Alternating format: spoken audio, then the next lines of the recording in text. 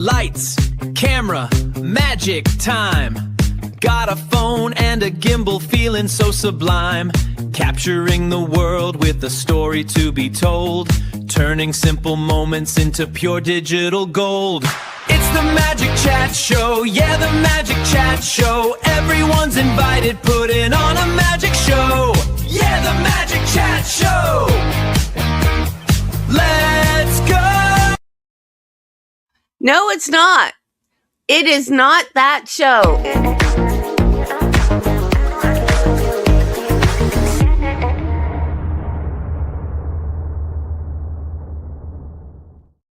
Sorry, guys.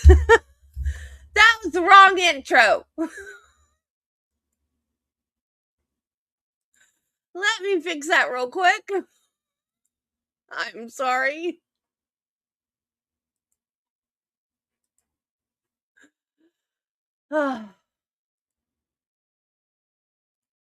Okay, all fixed. I'm sorry. No, that was last night. Haven't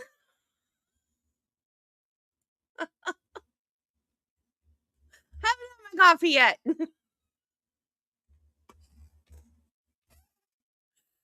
Oh my gosh. For those of you that don't know, a great honor was bestowed on me last night. I am so happy. There is something called the Disney Streamers Network. So if you go to www.dsn.com,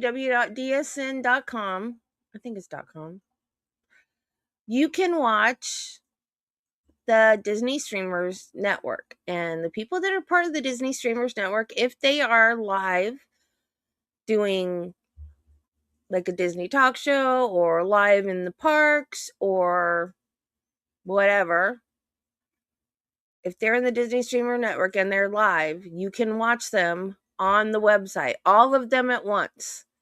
And there are 54 channels. And Debbie Loves Disney is the 54th and newest channel in the Disney Streamer Network. So if you ever want to see if my Disney channel, Debbie Loves Disney, is live, you can go to www.dsn.com. And if I'm live, I will be on that website. Yeah, I'm so happy.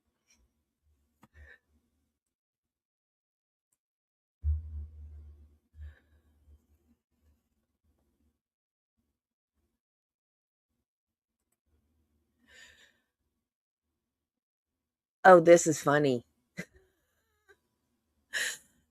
Is sushi kosher? Because her and the kids were going to eat sushi, remember? I don't think sushi's kosher, is it? Stauch filed a lawsuit against El Paso County alleging violations of her kosher diet and medical neglect in jail. Judge Warner had to order the use of all force reasonably necessary to get Stauch into the courtroom for trial because she previously refused to appear several times.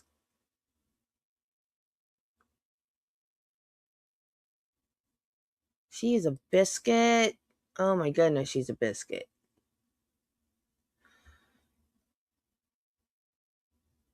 No, it's not fish that's not kosher. It's shellfish that's not kosher.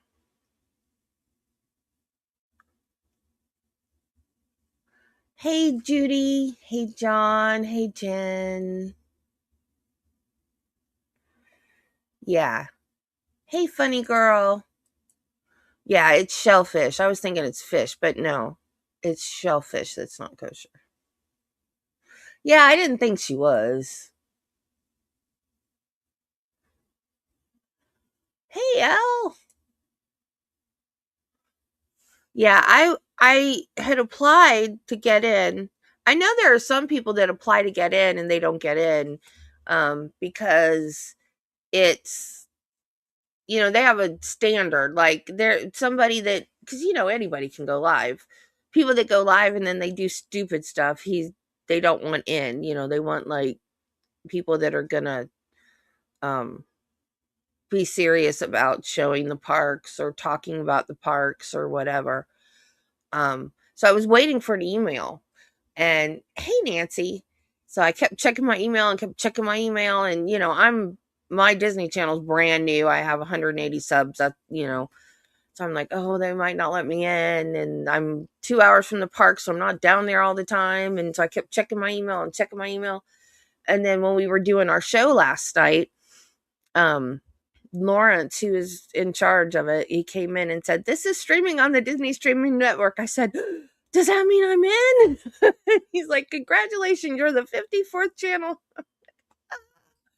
I was speechless for a few minutes. I was just like beaming. Hey, Nancy. Okay, so we were in the middle of Dr. Wackadoodle. Forgot her name. Anyway, we were in the middle of her cross-examination, and I had to cut it short because I was late. I'm so sorry, y'all. I'll back it up a little bit. Just because I cut it off in the middle.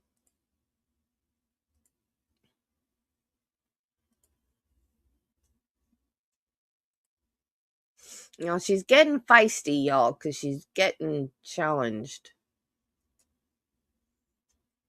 Never heard. In fact, I said I've never heard of this. It's not a complete report. I wrote, I wrote it, sent it, and had it typed. Yes. Typed it. I cannot tell you who typed it.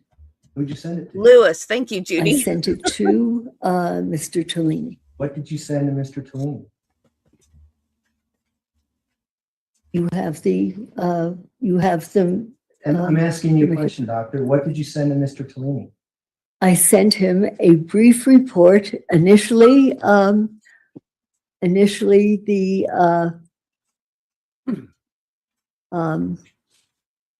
there was an early title that is a preliminary psychiatric impression, and then subsequently modified it to try to include anything that I had left out. If after he saw my initial report, if I had left anything out that I thought should be there. Well, what you left out in your initial report was your opinion with regards to insanity, correct? In my initial communication with him, absolutely. I gave him what I had up until then. And you requested in your initial evaluation that you wanted an MRI done, an EEG done, as well as a neuropsych exam with several tests that you listed in your report, correct? Right.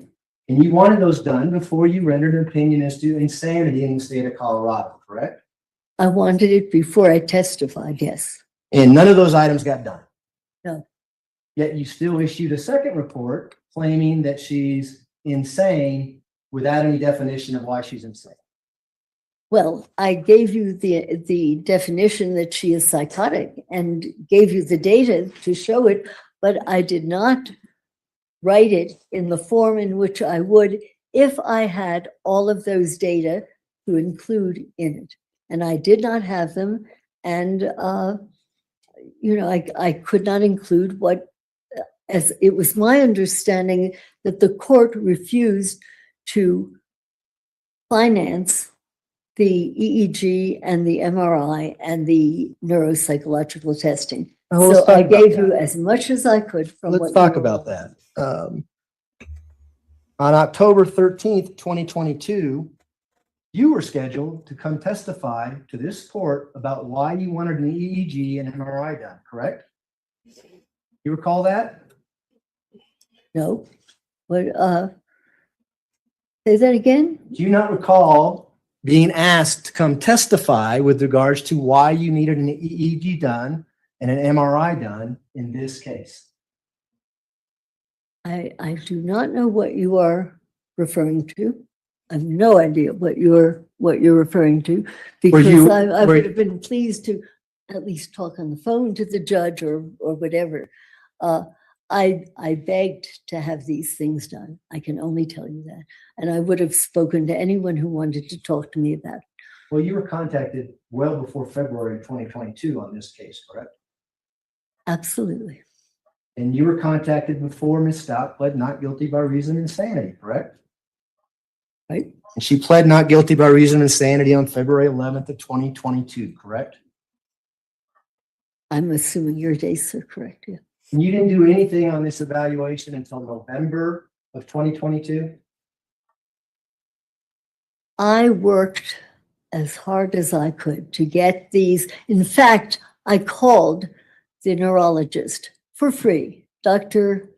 James Marikangas, to discuss the case because I could not get funding from this court to get these tests done. So I called and discussed it with him.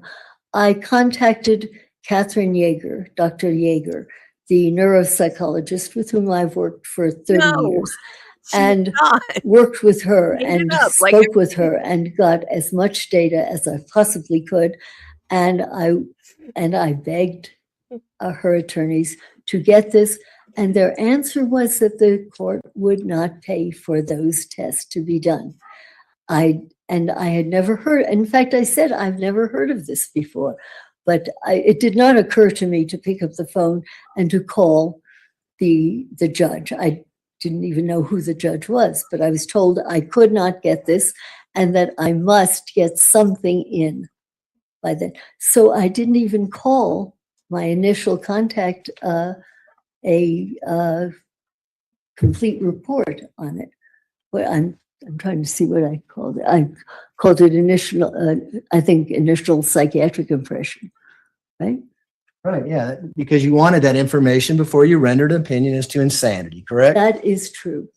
And, at this time, I'd like the court to take judicial notice that on October 13, 2022, He's a doctor. The request to have an EEG done, an MRI done by defense was withdrawn, and we did not go to hearing on that. Mr. Tellini, defense position? Court will take judicial notice that on October 13 of 2022, the defense withdrew its request for an EEG in this case. As well as MRI. Yeah, As well as basically the Were law you ever told that? for her, yeah. This is news to me right now. So She didn't even know that they'd withdrawn the order for the test. And of course, if this would have been done, it would have been 3 years after the crime happened. Right? it would have been later, yes. And so there'd be a gap between the time of the crime and the time the MRI and EEG I were done. really hate these cameras. Yes. A lot of things could have happened in the jail within that time period that may have caused damage to Ms. Stauch's head. This is just speculative. It would have been extremely helpful to get those data and then to see whether they looked like the kind of material that was something that would have been long lasting or something that was sudden, so that I can't really speculate on that. I did want it done then, and it mattered then. But it didn't get done, and yet you still rendered your opinion, didn't you? I rendered, and I've described what I know about the case, and I've given you my opinion of it, yes. Despite what you wrote in your book,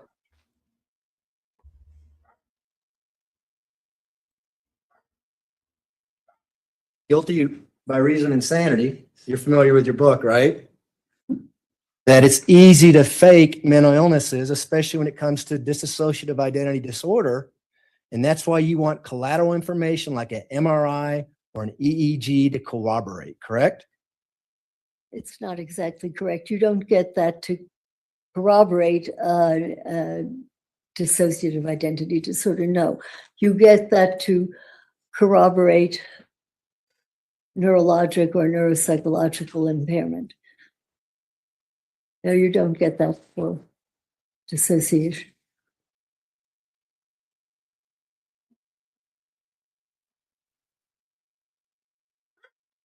Page 108. You probably heard this a million times when you testified, I would imagine, right?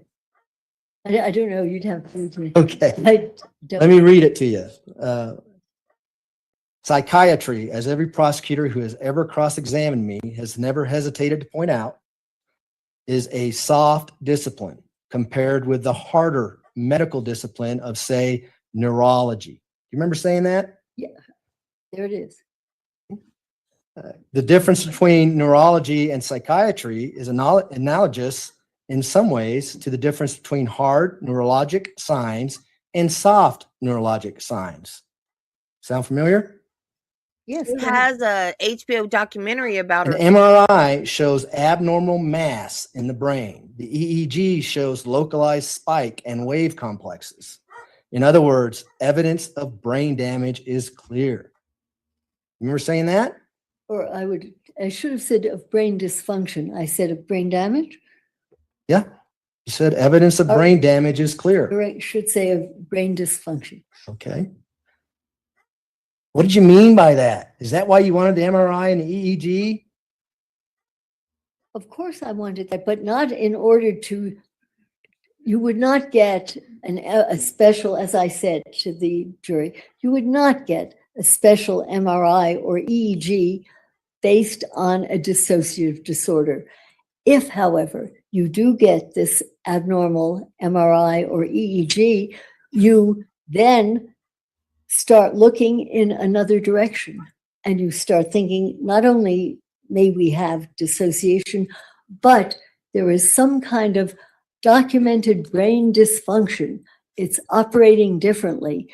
And so you would like that because you would have, Mr. Tellini would have a lot easier case if he were able to document that a lot of her signs, symptoms, and behaviors are the result of abnormal electrical activity.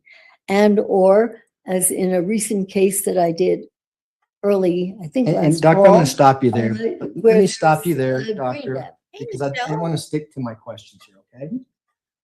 The EEG or MRI could have showed nothing as well, right? No Right. brain damage. That's right. And that would also help you in forming your opinion as well, wouldn't it? Well, it certainly would not have confirmed a documented neurologic dysfunction. And so all you had to go on is really Ms. Stauch's self-reporting to you in the forensic interview that you conducted. Well, that's simple. I can't go along with that. That's all we had. But we did not have the additional neuropsychological and neurological data that I would very much have liked and I would still like. And I had no idea that this was ever withdrawn. It was my idea, or it was my understanding, that the court had refused to grant the funding to have these things done, which in my experience is a first. Well, now you know what happened, though. So why do you keep saying, you know what happened? I The don't, court just took judicial notice that the defense withdrew their request. I know what you're telling me, but it would be presumptuous for me to say, I know now. You've put me in the middle of a debate that I can't enter into. $350 an hour. You now know you're being paid $300 an hour. 75 if I'm traveling or whatever. So in theory, How many hours have you billed on this case? I don't know yet. I have not even counted. I don't know. Why did Mr. Tellini contact you? Did he tell you? I assume because he thought that I was reputable and experienced in this field. I think he also became aware that I existed because of the documentary that was done on my work and my life. About dissociative identity disorder. No, about all of my work. When you advised him that you felt there was enough evidence for the defendant to plead not guilty by reason of insanity, what did you base that on? I based that on, probably in my own head, I based it on the McNaughton rule, which would be that she did not know the nature of what she had done and or that it was wrong. And also subsequently, after discussing it with Mr. Tellini, based on the Durham decision that she did not have control over what she was doing, that she could not conform her behavior to that which the which the law required. How did you know that back in February of 2022 when you hadn't interviewed her until November of 2022?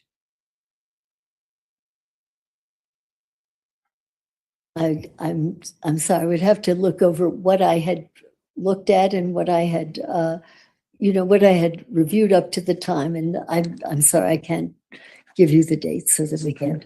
Well, did you review anything prior to talking to Mr. Cellini for the first time about the defendant changing her plea to not guilty by reason of insanity?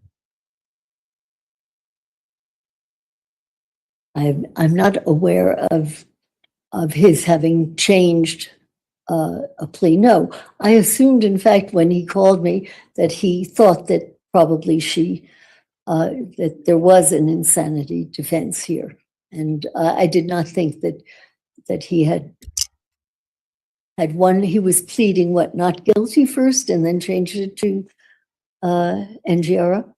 I don't know. You don't remember? No, it isn't that I don't remember. It's that I assumed when he called me that he suspected that there was that she was suffering from a severe mental disorder that conformed to the criteria for insanity. And when that happens, you had done hundreds of forensic evaluations with a lot of people who are on death row, some serious big-time murderers. Is that fair? There's a difference between a death penalty case and a homicide case, correct? Yes. Death penalty people are the worst of the worst.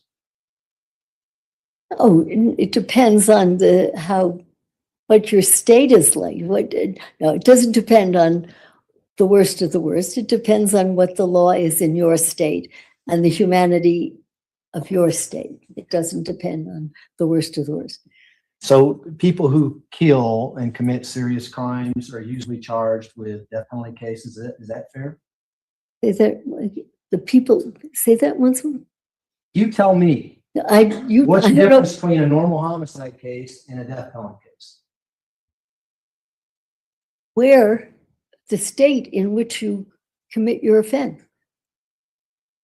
Well, tell us about the people you evaluated on death row. What kind of crimes did they commit? Murder. What kind of murders?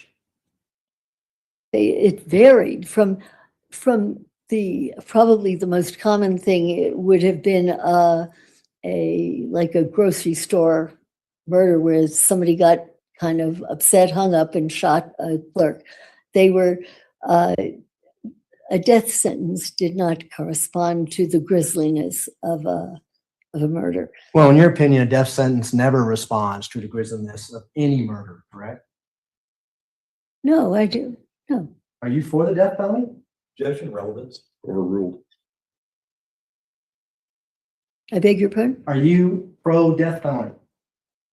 I really try not to take a position on it. I just kind of call the shots as I see them in terms of the of the offense and what the person did. But I do not take a political stance. I don't think I ever have. And as a matter of fact, you've always been contacted by defense attorneys to do these evaluations, correct? Not always, but usually. Have you ever been contacted by a prosecutor to come in and say, testify as an expert? Yeah, when I worked at the court clinic, and I testified for the court. When I was the head of the court clinic, I was testifying for the for the state. And when I worked at Bellevue, when I was asked to evaluate, I was testifying by and large for the city. Oh, the one on trial? Back You're in the both 60s a and nut. 70s?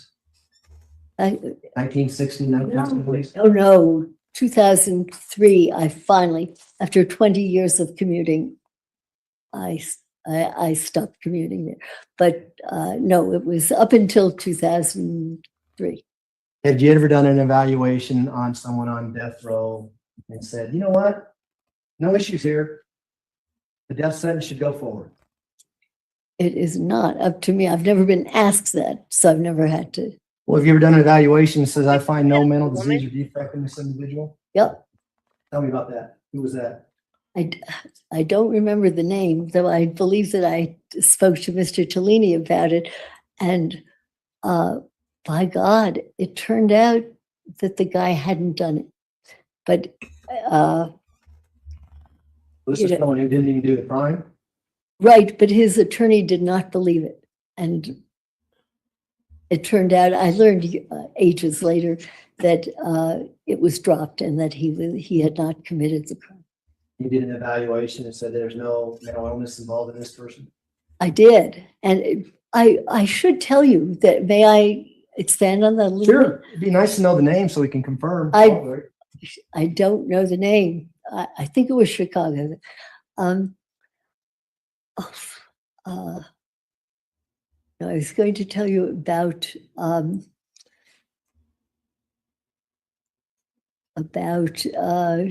finding this person who had simply not committed the murder. I'm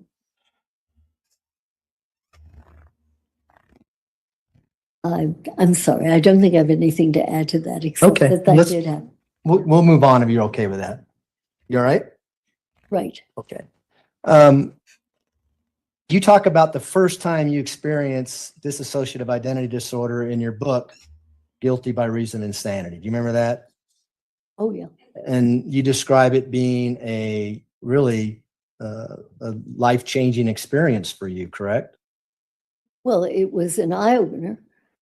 In fact, you even wrote that looking back on other evaluations, you probably missed it. You probably missed diagnosing several inmates with dissociative identity disorder based on what you did on this particular individual. Right, and I think I explained to the jury, I have no question I have made my mistakes. Do you remember that individual's name? Marie Moore? I'm sorry? Marie Moore? Marie Moore. And you talk about Marie Moore in your book. You remember that? Very well. Do you want to describe what you write in your book about how you discovered that she had another persona? Is that, I can, why don't I ask you if this is consistent? So you're interviewing her and she's committed a horrible crime and you're trying to get to whatever mental illnesses she might have. You suspect that she might have dissociative identity disorder based on what her attorney tells you. Is that correct? I don't suspect it. I am told it. I don't suspect it. And I made several phone calls to people who knew a lot more than I believe one was Cluft, who is, I think, the country's, well, one of the national, experts in this. And I called colleagues and discussed the case with them. And I thought, I just don't, I haven't seen this and I don't know if it exists, but okay, because the attorney asked me whether I would do this. And I did. If you want me to explain what happened, Let me, how I between two of discovered, us, yeah. okay? I beg your pardon? Between the two of us, I think we'll get out what happened. But going into it, you had quite a bit of skepticism, even though the attorney is telling you they got multi-personality disorders, because that's what it's called at that time. What they said was that they thought, some people thought that she may have this, and they said that people that she had spoken to, kids who were around where she lived, said that at times she sounded like a man and that she asked to be called Billy. That was what they knew. And that's what they told me. And so they said, Dr. Lewis, while you're seeing her, check up on multiple personality disorder. And I thought, right. I thought I had never seen it and I didn't think I would. And so I did go to see her and I could find nothing that quite went along with what I understood this So week. and you're asking, hey, I want to talk to Billy. And Billy, talk to me. Or words that No. I don't think I'll tell you what I remember. This is about 100 years ago. This is back in the 1980s, just so, is that fair? 84 or 86. Yeah. Well, that tells you how long it took me to even think maybe this could be it. But I asked her, based on all these very wise people I had consulted, I asked her whether, I said to her, there are people who say that sometimes you want to be called Billy or what have you. And she said, yes, people have told me this, but I don't know. And I said, many people who have been through the kinds of things that you've been through, many people have been bothered, like sexually by other people or whatever. Has anything like this ever happened to you, whatever? No, Dr. Lewis, never. Nothing like this ever happened to me. So finished, done with evaluation. Right? But no, it did not happen. And no one ever did this. And we talked, and I do need to see a patient more than once and for a while. So Nancy, she's talking about the first person she ever treated or talked to that had multiple personality disorder, and that was their alter personality, was Billy. I said, I really need to leave now. There was an investigator had driven me out and put his head in the door and said, we have to leave. And I said, Marie, I'm so sorry, but I have to leave now. And, but I will come back and I will talk to you again. And she said, don't leave. She said, there's something I have to tell you, very much as I'm telling you. And so I sat. I do have endless patience when time has, does not just stop at the end of an hour. So I waited and I said, I just can't stay. I have a lift. I have to go. Marie, I will come back. And I promised you we'll talk some more. And she said, don't go. There's something I have to tell you. And so I waited. And then, as is my wont, I picked up my little yellow pad. And because the guy was waiting outside. And I said, I'll be back, Maria. We'll talk again, but I have to leave. I got up and stood up, walked toward the door, put my hand on the doorknob and opened the door. And behind me, a voice said, don't go. And it was chilling. And, I turned around and, by the way, I thought she and I looked a bit alike. They were in the days of the big glasses and, you kind of looked pretty simple with big full glasses. And I turned around and instead of this kind of wimpy looking girl with the glasses looking at me, she had changed and she was sitting with her legs towards the door, her hands on her knees, and in a masculine kind of look. And she said, don't go. There's something I have to tell you. And she put out her hand and I put out mine and I took hers and I said, Billy? Oh, yeah, I And she remember said, that now. yes. And I said, wait a minute.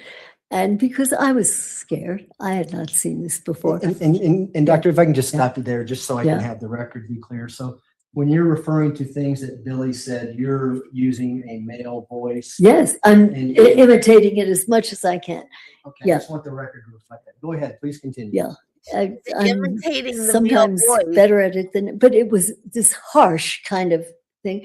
And I She's imitating the male voice that the person with DID used when she switched into her male alter, Billy. I kept the door open and I don't remember the man's name. I said, Mr. So-and-so, don't go. There's someone that needs to meet you. I really meant there's someone I need in here to kind of protect me.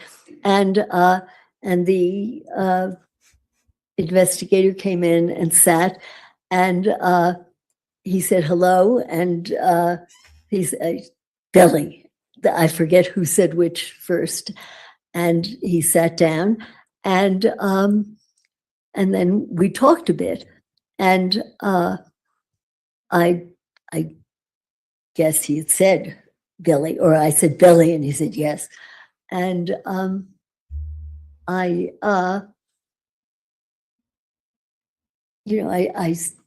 then asked some of the same questions that I had asked before. And I said to, if memory serves, I said, Billy, when I was talking with Marie, and she said that so-and-so had never bothered her sexually. I said, did anything ever happen to Marie or whatever? And the only way I can talk about it is saying Billy. And Billy said, I said, did the father ever do anything? And she said, or he, sure he did. And she said, when she was, I don't remember if it was 2 or 4, he put pencils in her rectum. When she was, I believe he said 12. When she was 12, he had sex with her. And it had been denied. Marie had absolutely denied this. I could have left there, decided that the attorneys were crazy, and I was not, and left, but this happened. And so after talking a bit with her, I said, we do have to go now, and but I will come back, and I will see you again. And I did come back, and I did see her again. And you eventually diagnosed her with dissociative identity disorder, or multi-personality disorder, as it was called then. Well, multiple personality disorder was what the term was then. But it was pretty convincing. So how many diagnoses? There was one other thing that went on there. I want to move on from that. I think the jury gets the picture of what that evaluation was. But needless to say, that was the first diagnosis that you made, multi-personality disorder, which is now dissociative identity disorder. Correct. How many diagnoses have you made since then? Oh, I don't know. Because we subsequently ran a clinic at Bellevue. And I remember it must have lasted for about 5 years. And my recollection was because it made no money. Somehow the fields I go into are not the most lucrative. Well, no, $300 an hour sounds pretty good to me. It depends how long, whatever. And anyway, what I can tell you is that Bellevue closed the clinic because it was not supporting itself. And that's a very big deal now. And by that time, I was surprised they would do this, because we had 100 cases at that point. That month at Bellevue, in that particular clinic, there were 100 cases. Now, this may be piddling for an ordinary clinic, but for a particular specialty kind of clinic on an offbeat disorder, I thought that it would at least support itself, and it didn't. Hey, And Bernie. so I can say that we had, at the time, there were 100 visits. I should say there were 100 visits to Bellevue to that clinic. So that gives you some idea of the number of cases that came through. And the clinic lasted for only about 4 or 5 years. And of course, at first there were very few. And then as we became better known around Connecticut, New York, New Jersey, more Of the patients were population. referred. One But we didn't always make that diagnosis. Obviously, you could see patients and they didn't have it. But you made that diagnosis more often since the Marie case. Of course. Would you say 100 times? I really don't know. It would be a guess, but certainly I know how to interview better now. You know, I know how to interpret things better now than I did then. And, you know, if you Have all asked how those, many I missed, I probably missed more than I ever made. have all those Speaking of Billy Joel, I have a subtle brag. My brother built the cabinets in his house in Long Island. diagnoses has been in criminal cases where someone's facing criminal charges? No. In fact, our first case when the clinic opened it at Bellevue was a 4-year-old child from our kindergarten or preschool there, a child who was referred to the clinic and who indeed. In criminal cases, do you have any skepticism going in that the person may be faking dissociative identity disorder? Always. Tell us about that. Just that you always have to be skeptical about it. Well, just even about your own skills, not just whether somebody's faking or not. You have to you have to be appropriately modest about your skills and your ability to recognize it. Sure. And in your book, you write alternate personalities leave evidence of their existence all over the place.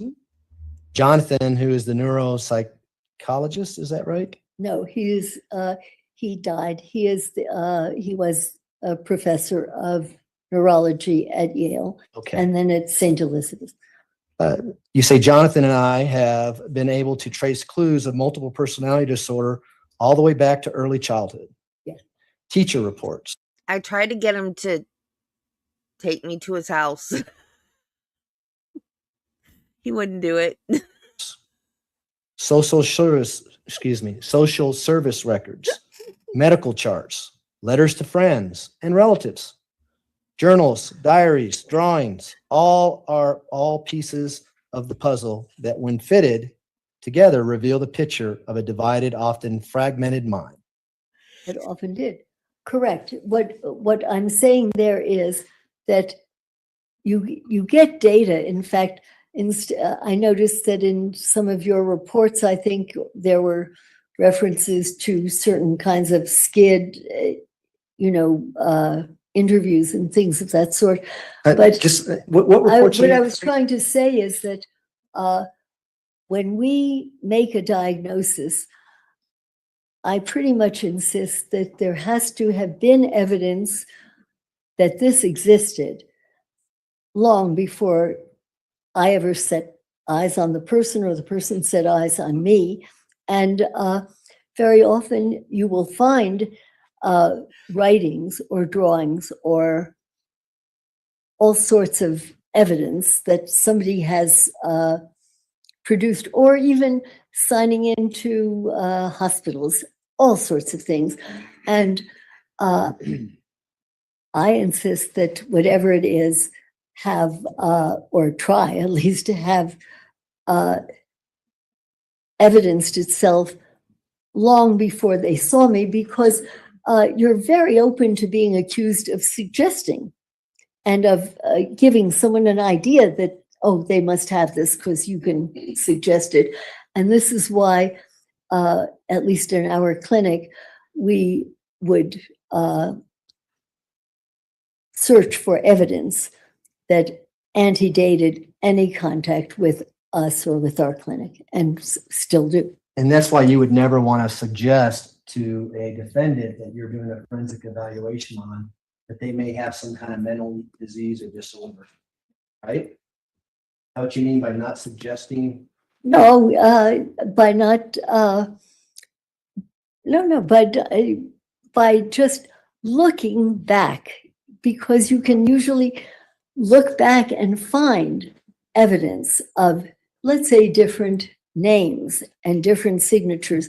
You can very often, you can find different artistic styles and different signatures at the bottom of them. So that you look back so that nothing you did influenced what what you used to make your diagnosis. And it's how we try to at least be certain that we have not created anything that wasn't there. It seems to me then family members might be very relevant to interview with regards to not their loved one. If they would. Dissociative identity disorder, correct? Well, there's one fallacy there, which is very often the abuser has been a family member. And with Marie Moore, the father would not allow the mother to come in or be seen alone. They came in together, would say next to nothing. Well, And, I'm gonna talk about this case. Okay? Well, but family members are not necessarily the best in the world. Far better is looking back at what the person himself or herself has created prior to your The person who created that may have a reason not to tell you the truth, right? wrong.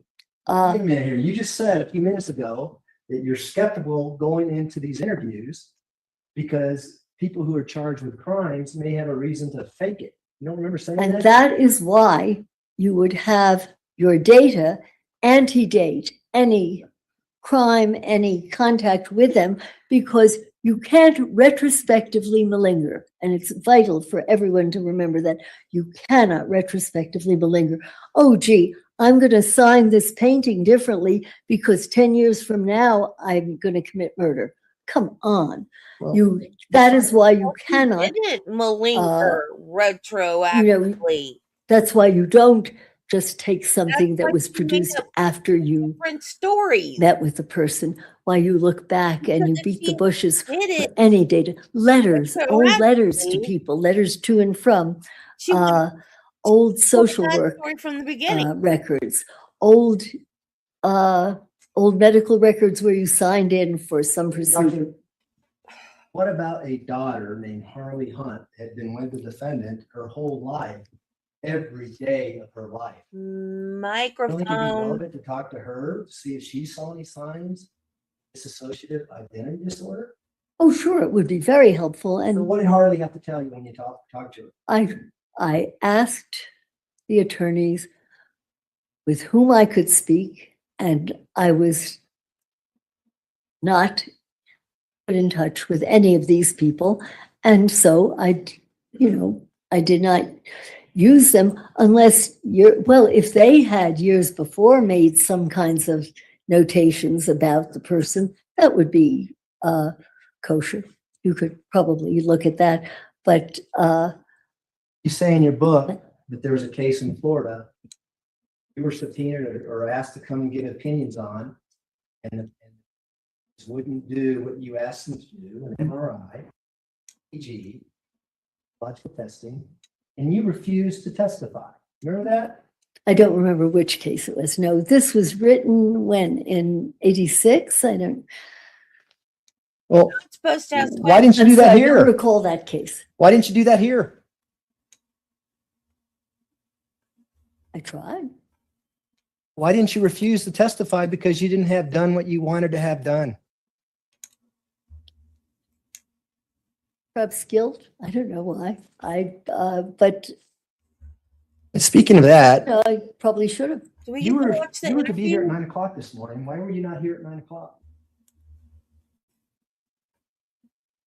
I don't know. I was supposed to be here 2 weeks ago, and I was told that at the last minute that I was not to come until last Friday. I do not know. The timing is someone else's. And your report was due on February 13th of 2023 No, I with forgot regards what to I said. insanity. You know that too, don't you? I, You know there's discovery requirements for your report when you enter a criminal case of this nature, that you need to give us your report 35 days before trial, correct? No, this is new to me. However, I did the best that I could. I could not provide you with what you wanted until I got data. And even when I did not get the data, I did the best that I could with what I was given. And you provided, or at least somebody typed up a report that was given to us 4 days before we started jury selection. Do you have a disregard with the rules here? What's going on here? I don't think I have a disregard for the rules. Do you have an unconscious bias with regards to dissociative identity disorder? An unconscious bias of what? What are you talking about? Based on your evaluation, Marie, and all the other diagnoses you made, you go into evaluations thinking, I'm going to look for dissociative identity disorder. No more than I'm going to look to see whether there is bipolar disorder, whether there is brain damage, whether there is a seizure disorder. No, no more. What does crazy, not insane mean? Crazy, not insane means that there are individuals who have very severe mental illness. Call it crazy, but they are not considered insane because they may not meet the criteria of that particular state or whatever it is, so that they may be crazy as a bedbug, but it does Like not you? fit an insanity defense, and the insanity varies, as you know, from state to state, so that you can be quite crazy in one place, but not insane. So you can commit a murder where there may not be any motive or any reason why that person committed the murder, but yet you could still be legally sane. Is that what you're saying? I don't think that's what I said, no. And you commit a murder that may not have a motive to it and still be legally sane. For instance, a mother shakes a baby. What's that baby? No reason other than the baby crying. Person still be legally sane. Oh, Can the my person be God. sane? Yes. Depending on where this occurs, yeah. Is that what you mean by crazy, not insane? That is only one. That's only one small. There's Oh, millions. I can't unsee Right. it There's now. probably hundreds of crimes that fit that category. I think they're probably more crazy than insane disorders. How's that? Okay. Uh, Legal insanity is a pretty high calling. Depends where. Well, I talked to you about Colorado, but I'm not sure you can. Now I'm going to have to go look up the exact rule. I take it McNaughton does not fly in Colorado? Well, let me ask you a question about these reports that you alluded to in one of your answers. You said, based on what your expert reports said. You remember saying that in one of your answers? No, I don't, but go ahead. Well, what reports are you referring to? I don't know what report you're referring to. Well, there's only one report with regards to insanity in this case other than yours, correct? As far as I know, And that's the report by Dr. Gray and Dr. Torres. Correct? Did you say one of my reports? Aren't they people that are from your side of the? Well, that's what I'm asking you. Why do you think they're on our side? Because they work for the state. Okay. Well, you work for the state. You're getting paid by the state. I don't know whom I'm getting paid by, but I assume that they're working on your side because you have asked them. Had you asked me to evaluate Letecia, I probably would have said yes. I'd be glad to evaluate Letecia. Would it surprise you that the court is the one that actually asked the state hospital to do a neutral evaluation? No, it would not. However, when you ask the state to do this, the state is the one that is, the people there are being paid by the state. And it is usually with that slant, just as when a public defender gets a case, it is usually slanted in that This direction. woman. Are you basing that just because they found her legally sane at the time? That somehow we brought them into this case? No, I'm not basing it on anything. I don't know them. I don't. She cannot answer a yes or no question. You're quite familiar and you've testified in other murder cases where the prosecution actually goes out and hires an expert. That person comes in and testifies on behalf of the prosecution, correct? Like Park Dietz and Associates. That's the only thing the only person I can think of. So That didn't happen in this case, did it? I don't get it. I mean, Park Dietz is She Park talks Dietz. in Why- circles like a politician, that's for sure. So you have no idea how Dr. Gray and Dr. Torres became involved in this evaluation? I'm assuming that they were requested by you or by the court to do this evaluation. You said that you read 100 pages of police reports? I didn't recall giving a number. I said hundreds of pages of different reports, How long did it take you to get through all that information? hours. Thousands and thousands of pages, right? I don't know, hundreds certainly. Reports from the FBI, correct? I would have to go over it. I know I carried a suitcase here that weighed probably over 100 pounds, but I don't know how many pages. You can't Reports from the El Paso County Sheriff's Office, know. correct? You review those? Dozens and dozens of reports, yes. What about reports from Myrtle Beach, South Carolina? Did you review those? I would have to look over this again, because again, I looked at these a while back, but I did bring them with me. So if you wanted me to look over what I have with me, I can tell you. Well, tell me what you recall reviewing. I would have to look at them. I don't recall the name of each place and each organization. Mr. Tellini asked you questions about him being in an interview room while you're conducting the evaluation. You remember him asking you that? Yes, Do you remember giving 3 answers? 1, want them to see what I see. That was your first answer, correct? right, And you knew this was being videotaped, correct? right. Why couldn't they just watch the video? In my experience, it is helpful for me to have the person who is responsible for the case to see what I see. Another reason would be, I've said to them, try not to interrupt me if you can avoid it, but if there is something toward the end or something that you feel I need to know that I have just failed to ask about, please feel free to ask it or ask me, can you ask it?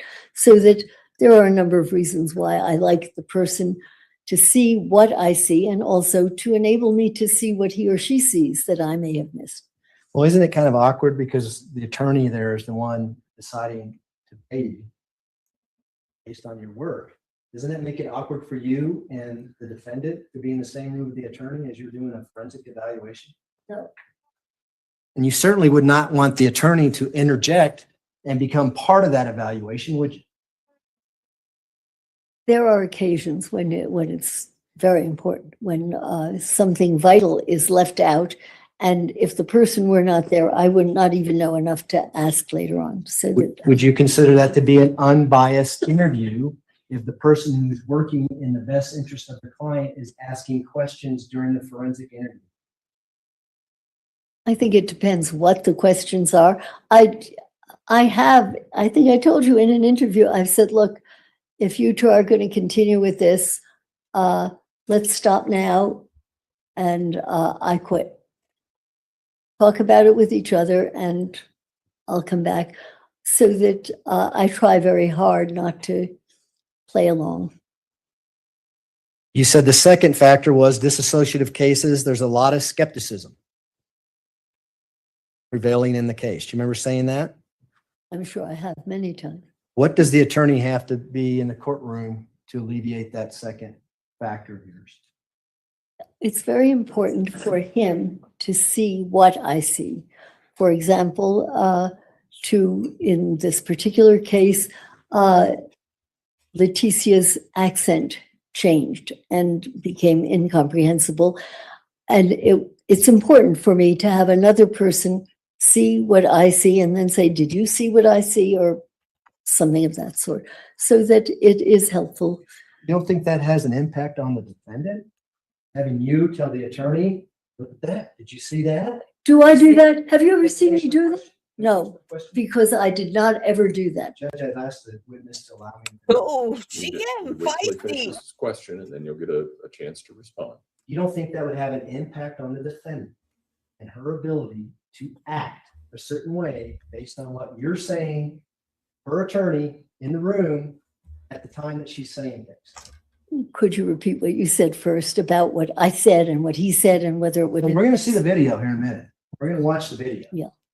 My question is, do you think it would have an impact on the defendant's ability to act a certain way based on what you're telling her attorney in the same room? I do not believe that what I do or the way in which I do it on occasion, if I want the attorney to be there or someone else from the attorney's side, I feel that I am more likely to find out the truth than if I'm on my own and I have failed to pick up something. I will often say, wait until the end. If you can wait until the end. And then please raise any questions you have that I may have misunderstood or may have been wrong. But I do this in the interest of trying to learn as much as I can. Do you think the attorney might have an interest, in your opinion, in the outcome of that interview? Of course. Did you have any safety concerns when you're interviewing Ms. Stauch on those 3 days?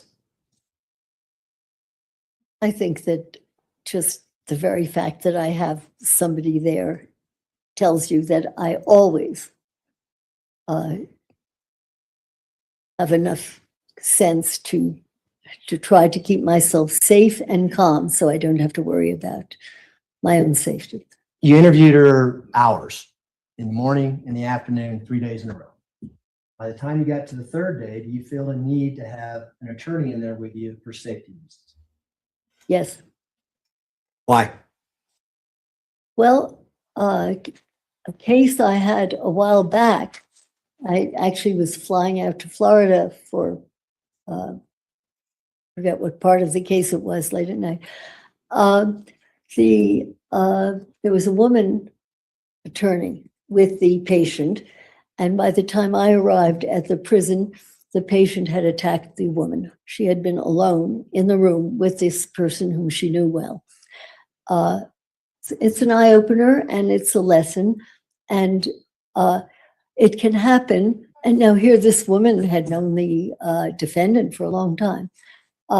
No, I don't think that I'm that good that after a few hours with somebody, I am perfectly safe. The other thing is with dissociation, a person can switch on a dime. And if you look at the tapes, you'll see that a person, just as they can switch an accent, and it just happens and you barely notice and then you see it, a person can switch on a dime in terms of how they perceive you.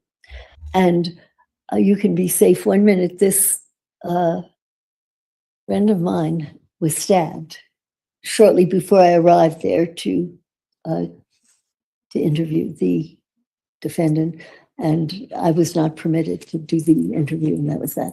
But no, I do not think that the third day I'm necessarily safe on my own. I would be a fool. But you talked about someone switching on a dime. You didn't diagnose Ms. Stauch with dissociative identity. 2023. Why were you concerned about her switching on a dime if you hadn't made a diagnosis yet? Because I don't know when I come and see a patient what the disorder is.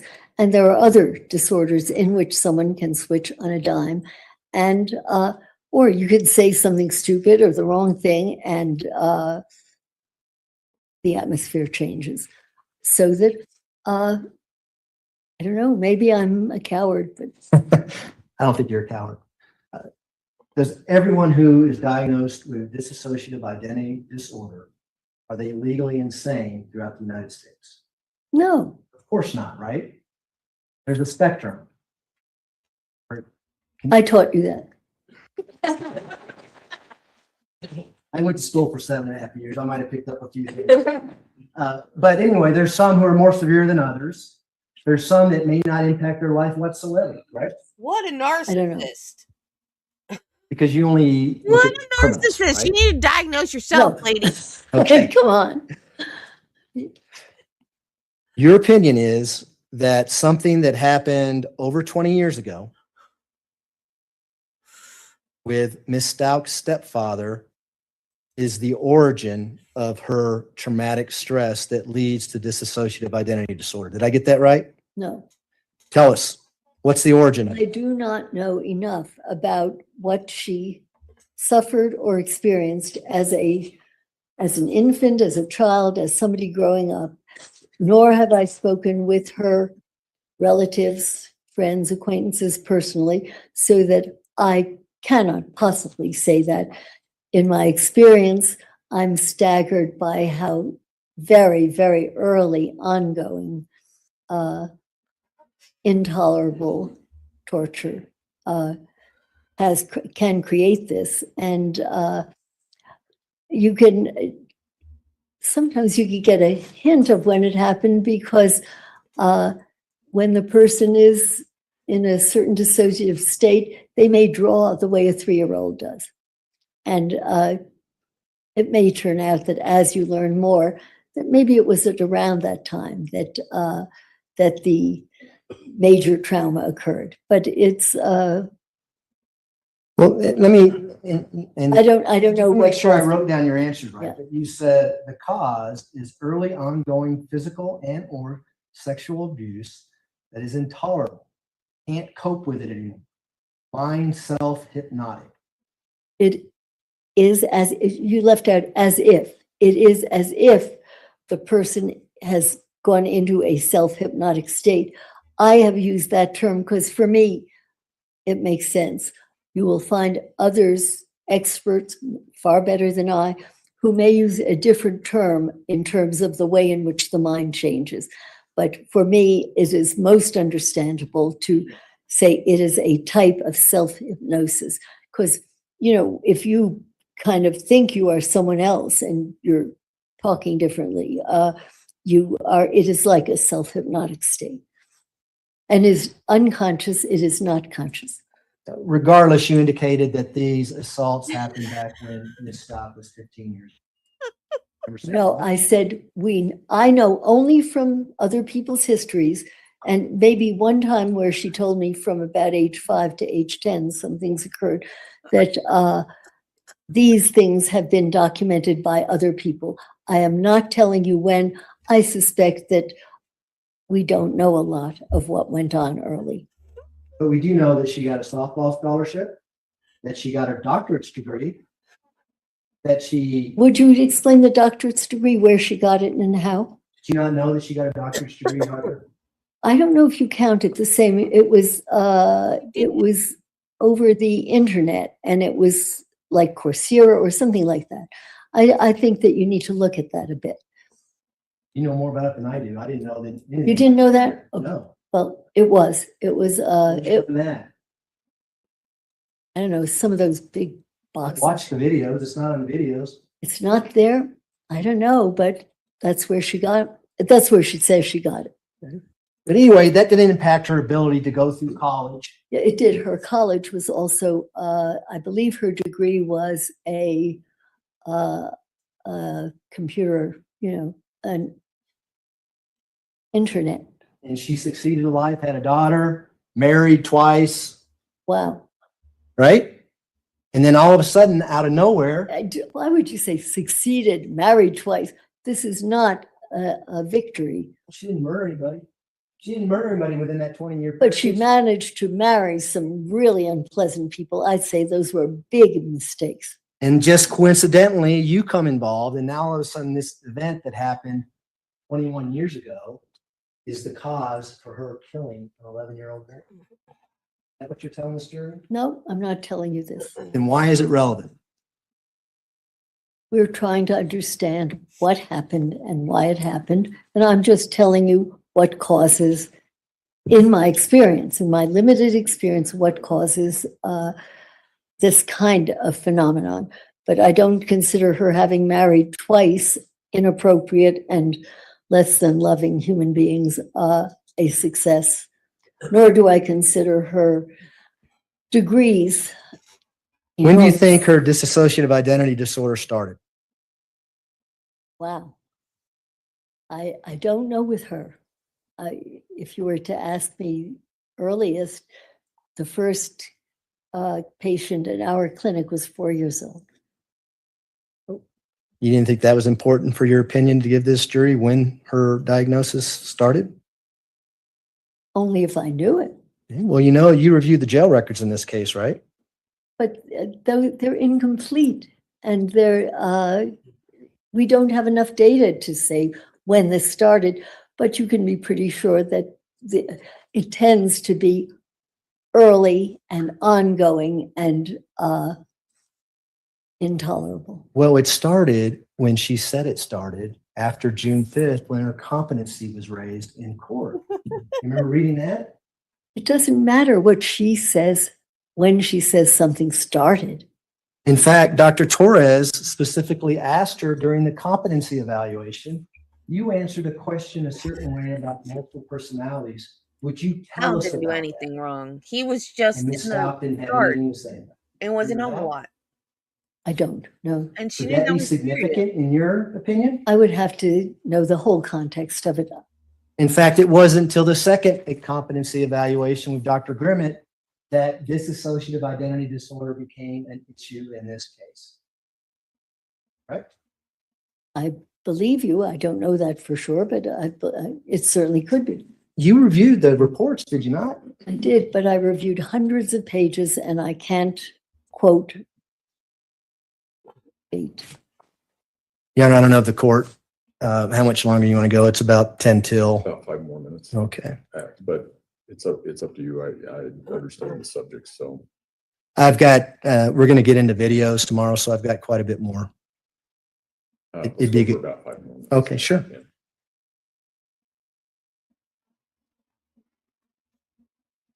You indicated on direct examination that it's very common for an individual to split off to take the characteristics of their abuser when they have dissociative identity disorder. Yes, I've seen it often. Did you see it, Ms. Stauch? I can't say for sure I saw that with her. I don't know. No. I Rita Sanchez has nothing to do with her stepfather. Would you call him Crazy Ass James or something like that? What about him? Jackass James. That's what it was. Yeah, but did she turn into Jackass James? That's what I'm asking you. I didn't hear that or see it or what did you? I don't know where you're coming from. Well, you said on direct that it's common, very common, I think you said, that individuals take on a persona of their abuser. I said it is common, right? And it is common, but that doesn't mean that in this case it happened. I'm just informing the jury it is common, and I'm saying this to you so that you don't say, "Oh, we're going to get rid of so and so sometime because he's terrible," because he's listening when you're there, and it's not a good idea to do that. That's all. Did you have any indication whatsoever that Jackass James was one of her personas? I don't think that I got to know her well enough or see her often enough to say that. You didn't ask her for Jackass James to come out and talk to you, did you? No, I tend not to ask for alternative people to come and talk to me. Well, you asked Maria Sanchez to talk to you. Only because she told me Maria existed. I had not heard of Maria. And, so I would say, is it possible to talk to her, particularly because she did give us a clue that Maria Sanchez is a very violent character, and there are guns and there are all sorts of things. So that, of course, I would want to say, is it possible to talk to this person? I'm not saying I want you to talk to me, but is it possible for me to talk to so-and-so? And the DSM-5 talks about a triggering event that causes someone who suffers with dissociative identity disorder to trigger that event. Say that again. The DSM-5 talks about a triggering event, something traumatic that triggers that individual to change personality when they're diagnosed with dissociative identity disorder. There can be any number of triggers. What trigger did you use to have her change to Maria Sanchez? I do not consciously use a trigger. It could be I have brown hair that's a trigger. It could be no trigger that I have done. It could be looking at the light there, and there's a green light there, and a trigger don't have is brown not, hair. it isn't you press a button and that does it. But there are different things that have an association to a person and that may Why? then elicit a memory and a flashback, and it could create a switch. But you know what, I don't invite a trigger. But what you did here is, hey, can I talk to Maria Sanchez? And all of a sudden, fake accent comes out and she starts talking.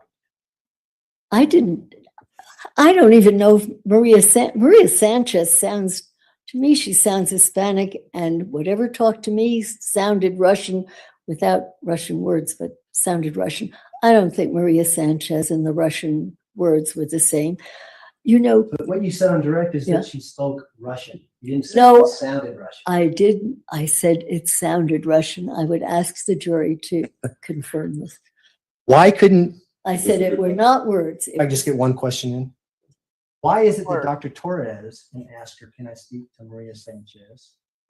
Can't change. She says, I'm She not. knows able they to weren't change that words. persona. But when you ask, she's able to change. Magic. Okay, those are my questions for today. We'll start tomorrow morning. All right, ladies and gentlemen, we will take our evening break. If I can have everyone back where they need to be so that we can start at 9 o'clock in the morning, we should be able to start right on time. Again, do not discuss the case among yourselves. Do not discuss the case with anyone else. Do not do your own independent research about any aspect of this case. I know that some of you may go home. You may want to watch HBO, and that's fine. Don't watch Any documentaries. Don't watch anything about this case, any witnesses having to do with this case. So with that, we'll see everybody at 9 o'clock in the morning. All rise for the jury, please. She admits they're not words. They sound Russian, but they're not words. Look at his face. Look at his face. He's like, oh, this was a mistake.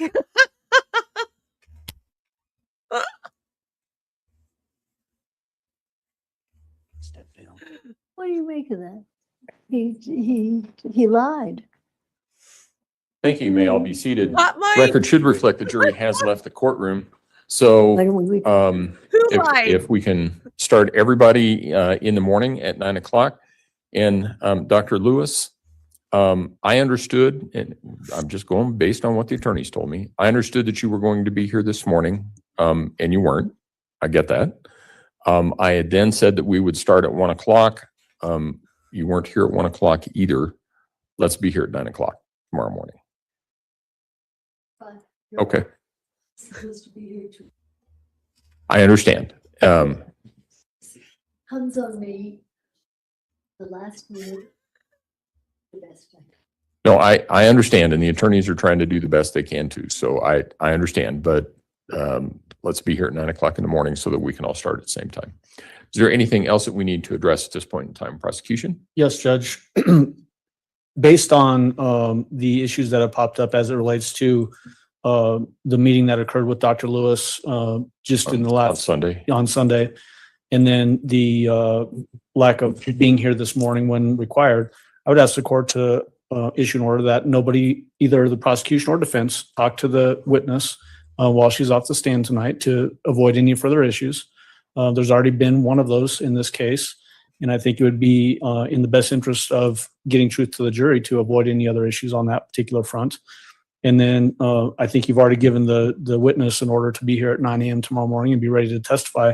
But I do think it's important, as we're trying to get to the truth of the matter here, that we don't have any impairments with this particular witness. Mr. Tellini, since this is your witness, do you have a response?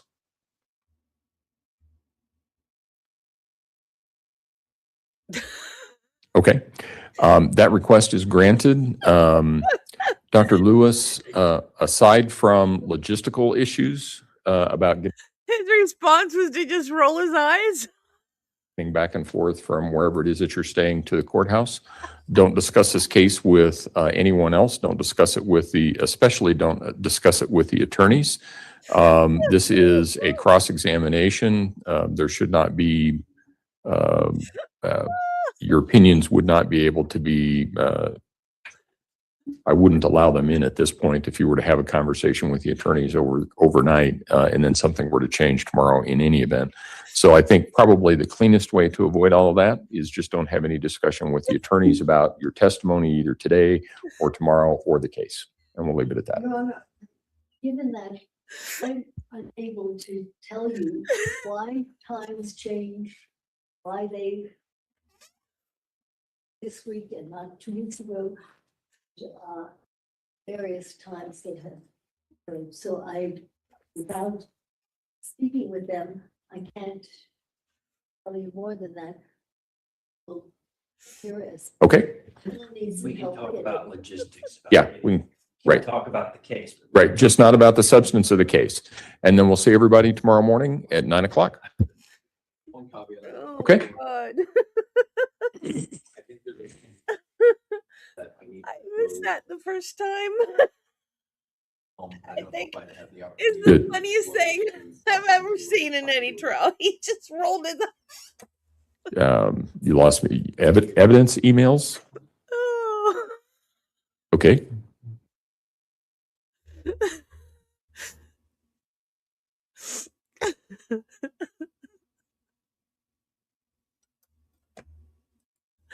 Oh my God.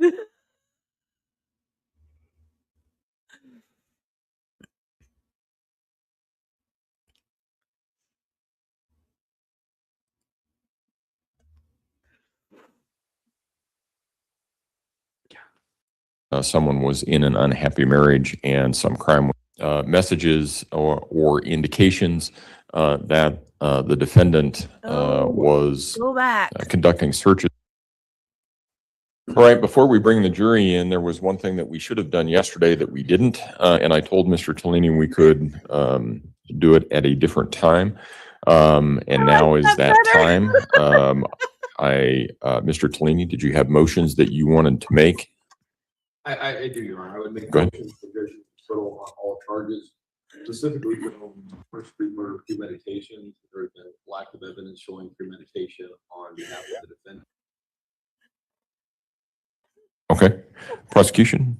Your Honor, there's been more than enough evidence presented on premeditation as it relates to count one, specifically and most glaringly in the form of those searches that were discovered on the defendant's phone, You are exactly right. evidencing a desire to you are leave all the state of horribly Colorado correct. to seek employment and housing out of state for a 1-bedroom, 1-bathroom apartment in Orlando, Florida. And then obviously all of the efforts that were put forth by the defendant to then cover up the crime, showing consciousness of guilt. And so we would ask the court to deny the motion for judgment of acquittal. All right. The standard that the court must apply at this point or at this stage in the proceedings is that the court must take the evidence in the light most favorable to the prosecution and determine whether or not there is sufficient evidence upon which a jury could conclude beyond a reasonable doubt that the defendant is guilty of the charges that have been brought against her.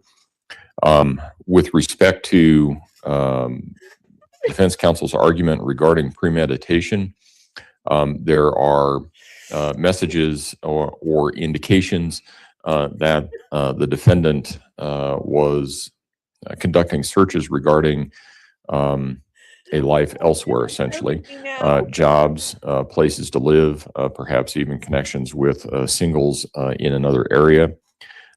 There's also indications that the defendant may have been unhappy in her marriage, that there was a discussion about that, but nothing was necessarily reached. There was a statement by the defendant at some point in time in which she said, "I should have just left last week." All of this occurred before the death of Gannon. It's not surprising, or this would not be the first case in which someone was in an unhappy marriage and some crime was committed as a result of that.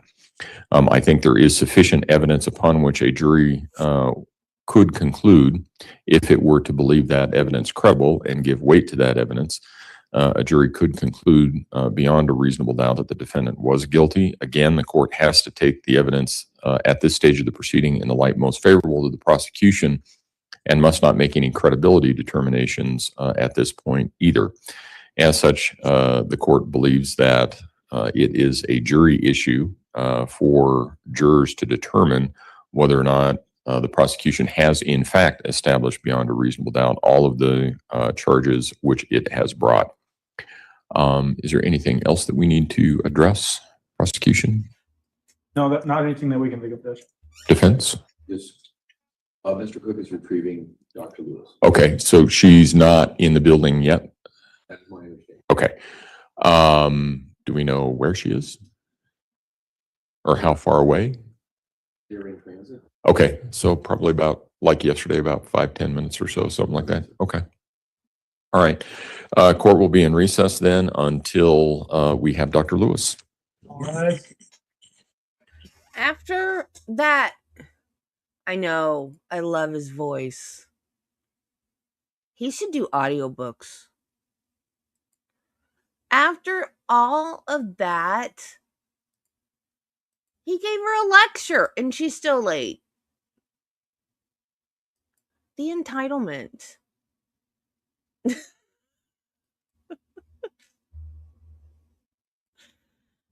entitlement.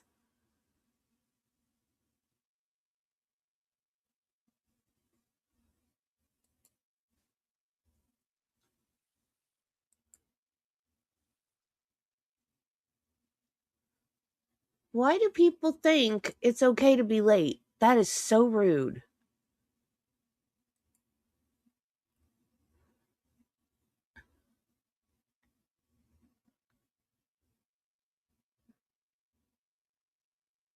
That is one thing that, All rise for the jury, please. and it's because I have ADHD. I will show up early, like over early. Oh, Nancy, thank you.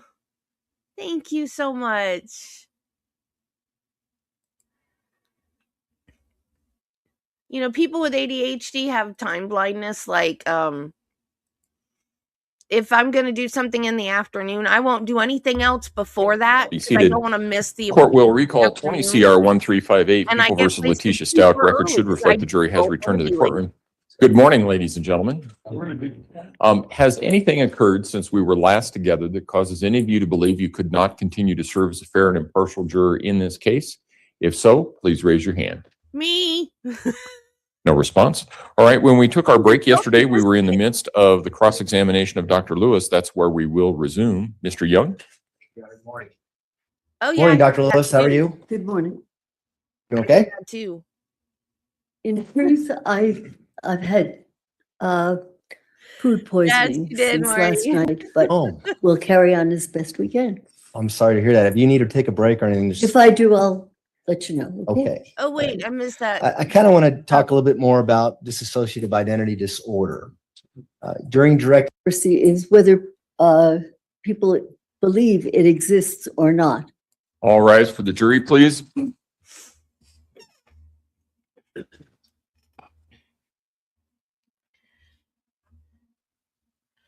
Oh, I know what I'm doing wrong.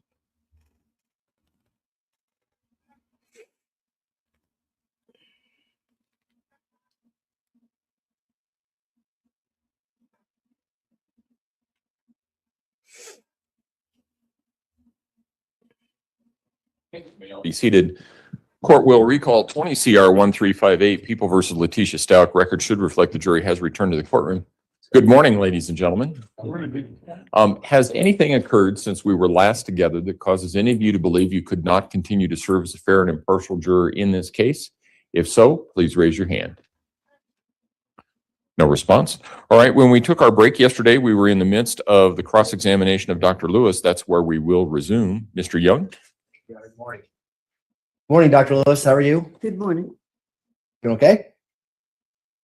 In truth, I've had food poisoning since last night, but Oh, we'll carry on as best we can. I'm sorry to hear that. If you need to take a break or anything, just, If I do, I'll let you know. okay. All right. She's I really kind of want nice. to talk a little bit more about She was late. dissociative identity disorder. During direct examination yesterday, you mentioned that there was some controversy with regards to that diagnosis. Could you expand on that? What is the controversy surrounding that diagnosis? Well, the essential controversy is whether people believe it exists or not. I could give you an example of that. Like When I fibromyalgia. inquired of the chair of our department many years ago, did he believe that this existed? He said, I don't know, I have never seen it. And this is the kind of resistance there is to it. It's becoming more recognized, and it's in the Diagnostic and Statistical Manual now, so that it's gaining acceptance, understanding. Okay, as a disabled person, yeah, she's in a wheelchair. And as a disabled person, there are jerks in wheelchairs. Just because they're in a wheelchair, that doesn't make them a better person. I firmly believe that they don't need special treatment. They need access because they're in a wheelchair. But that person can be just as much of a jerk as the next person. So all this like catering to people with disabilities, like, don't pull your punches is what I'm saying. Like, I'm so glad I didn't use my normal reference. Use your normal reference. She's cuckoo. Just because she's in a wheelchair, she's still cuckoo. If she was walking, she'd still be as much as a cuckoo. Yeah. Yeah. And let me tell you, there are plenty. I know plenty. There are plenty of people on scooters and wheelchairs that I know that are just, oh, I'm in a wheelchair. People need to treat me better. Or, I'm better than everybody else. I'm in a wheelchair. No, you're not. You just can't walk as well as other people. That doesn't make you any better than anybody else. You can be just as much of a jerk. Cuckoo on wheels. Yes. That's the only difference. She's cuckoo on wheels instead of cuckoo on feet. Also, I think with the ability to photograph things and to show things, it's becoming a more well-recognized disorder. Dissociation has been long recognized. It was Don't follow really me. described very well by Freud. Got it. In your book, you mentioned that oftentimes people can act out multi-personality disorder or dissociative identity disorder. And there's been several movies that kind of portray that. Do you recall talking about that? No, but I'm aware that there are movies such as, I think, Sybil and others like that, where this has been done, and more recently in movies. And the movie Sybil was based on a true life story, right? That's correct. But I think Cornelia, very, very well respected psychiatrist, wrote about it, and it has been also made into a movie.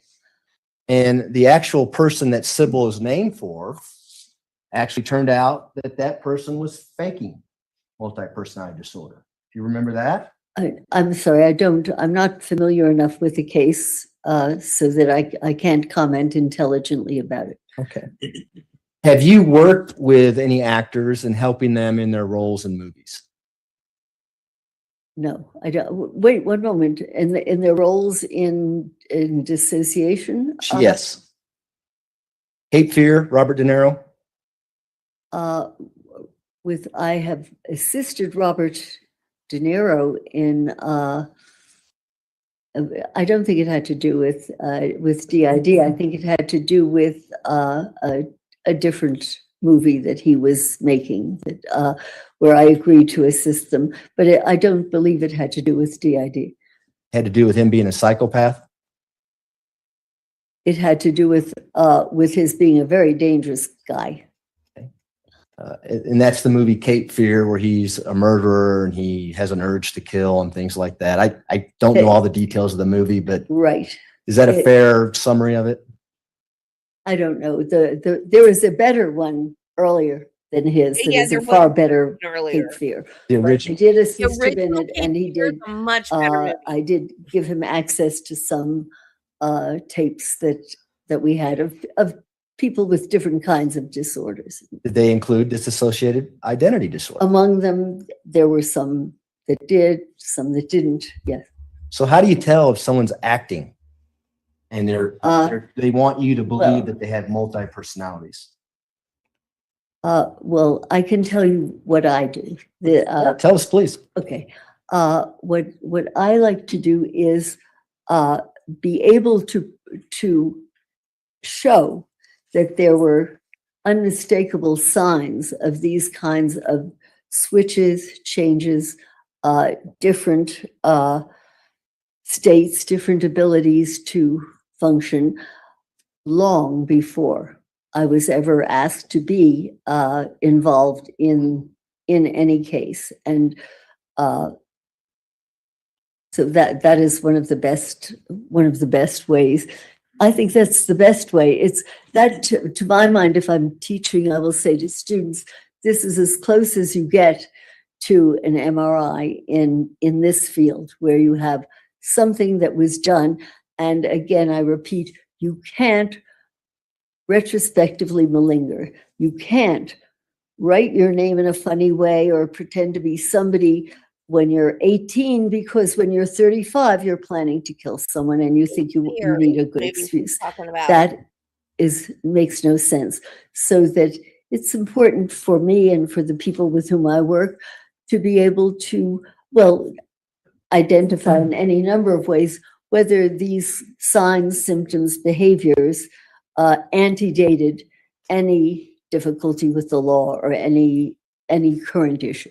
Sure. Things like family members coming in and saying, God, she didn't remember my name for long periods of time, or she blacked out and couldn't remember where she was at. What are you referring to now? For signs of dissociative identity disorder, retroactive. No, that Wouldn't mean anything to you? well, that alone, no, that's very little bit. However, if you let's say you're looking through somebody's work and you're looking through their high school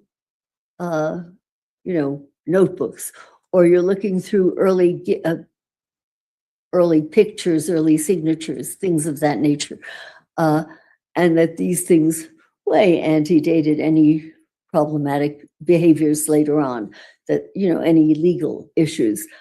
That is the kind of thing where well, we found, for example, in the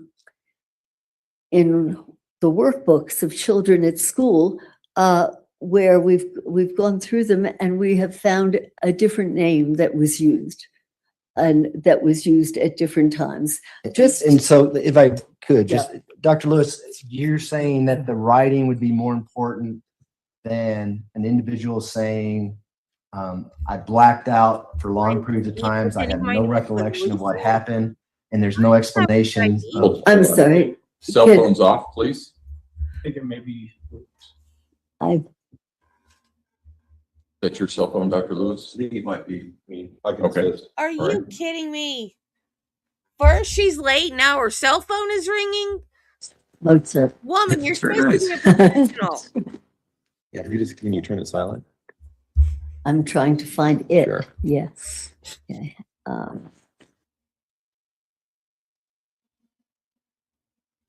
Well, okay, this should do it. Okay. Let's, Let me give it to Eric. why don't you give it to Eric? Okay. Yeah. Thank you. Sure. Let me know when you're ready, Dr. Lewis. And I'm sorry, I don't recall your last. I'll question. re-ask it.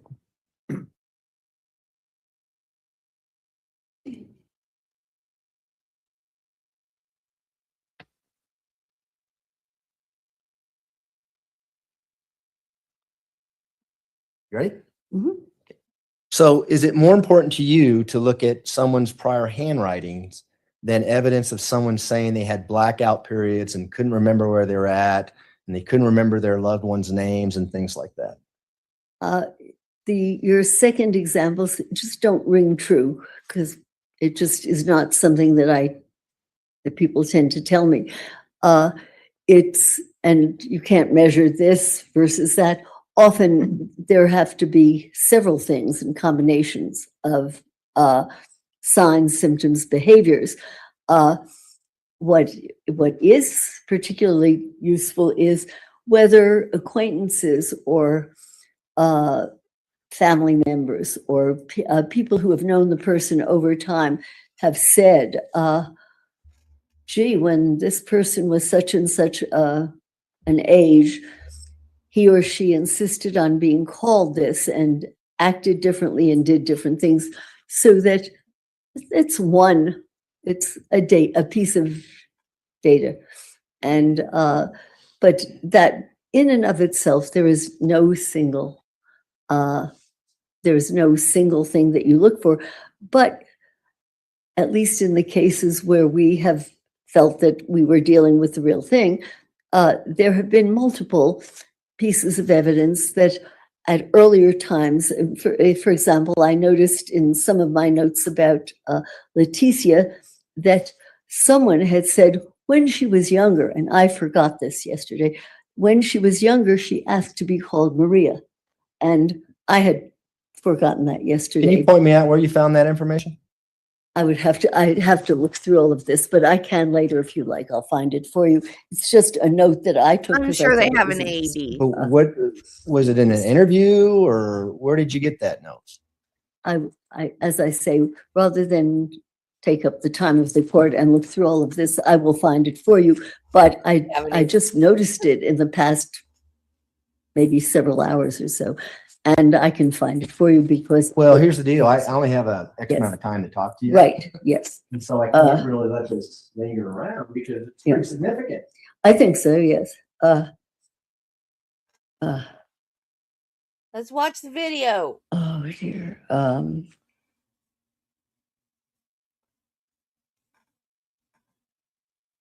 Mr. Young, don't let her ramble and ramble. Just go. I want to watch the video.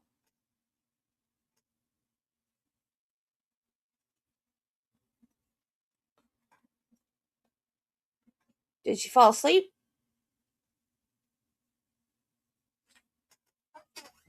I agree, Nichelle.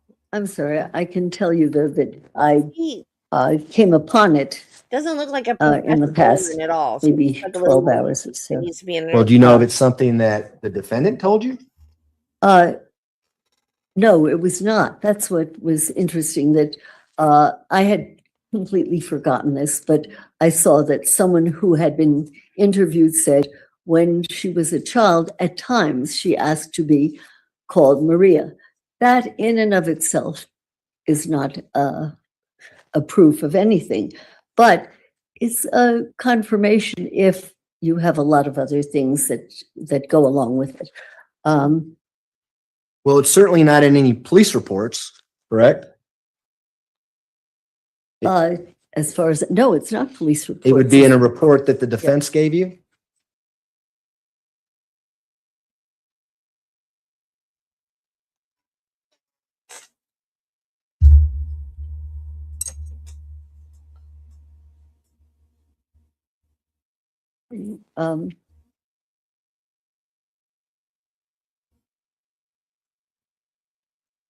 Here, again, I will be taking notes as I'm going through stuff and whatever. And here I have Letecia Yes, notes. Dr. Lewis, relatives. Dr. Lewis, Yes, the way we have to do this is you need to read that to yourself and see if that refreshes your memory. And then once you've done that, I can ask you some questions, okay? Because I don't have that you have in front of you. no.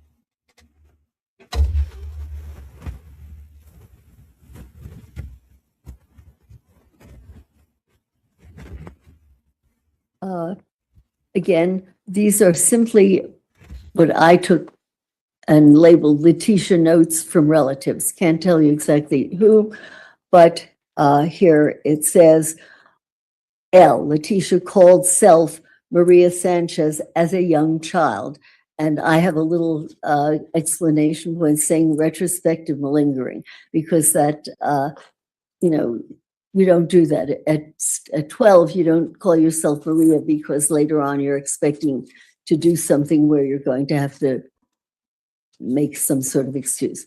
So this is what one of her relatives had told us, that that she called herself Maria Sanchez as a young child. This came as a surprise to me. I had not recalled it, but I was skimming it, and there it was. And Dr. Lewis, you've testified hundreds of times, and you know that you need to turn over your notes and everything you rely on as an expert to the prosecution, don't you?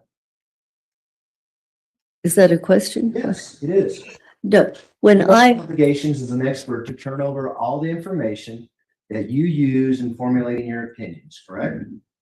well, when I am sitting taking notes over different things, I do not necessarily even keep everything. I jot down something that I think may be important later, and I noticed that I jotted this down. And it's so important that you found out about it last night. You came in and decided to tell the jury about it today. Is that correct?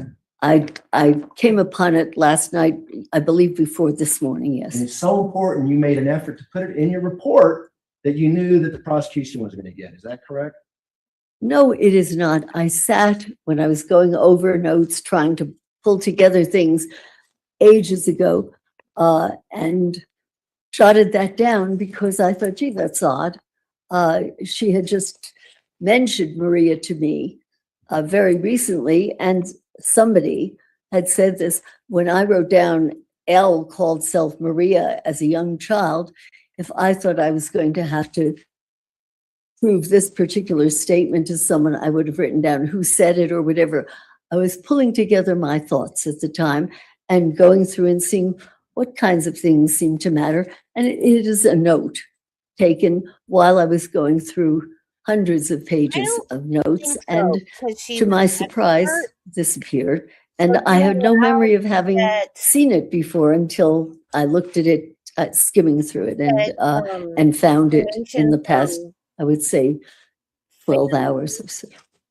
It was until you realized you had nothing to corroborate your diagnosis that she was Maria Sanchez and you needed to come up with something. Is that right? No, it was Why written. wasn't that in your report, doctor? If it was that significant, that's the only corroboration you have.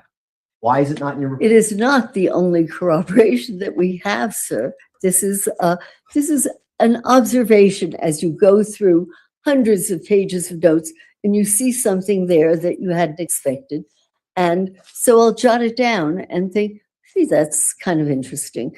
But there are many other pieces of evidence that there were other times that that she apparently used other names and that she signed differently. But for example, there are notes where there are different names, but if you really study them, it turns out they were her names. They were before she was married, they were when she was married to one person, then to another.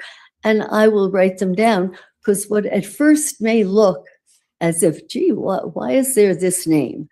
You know, did she use that?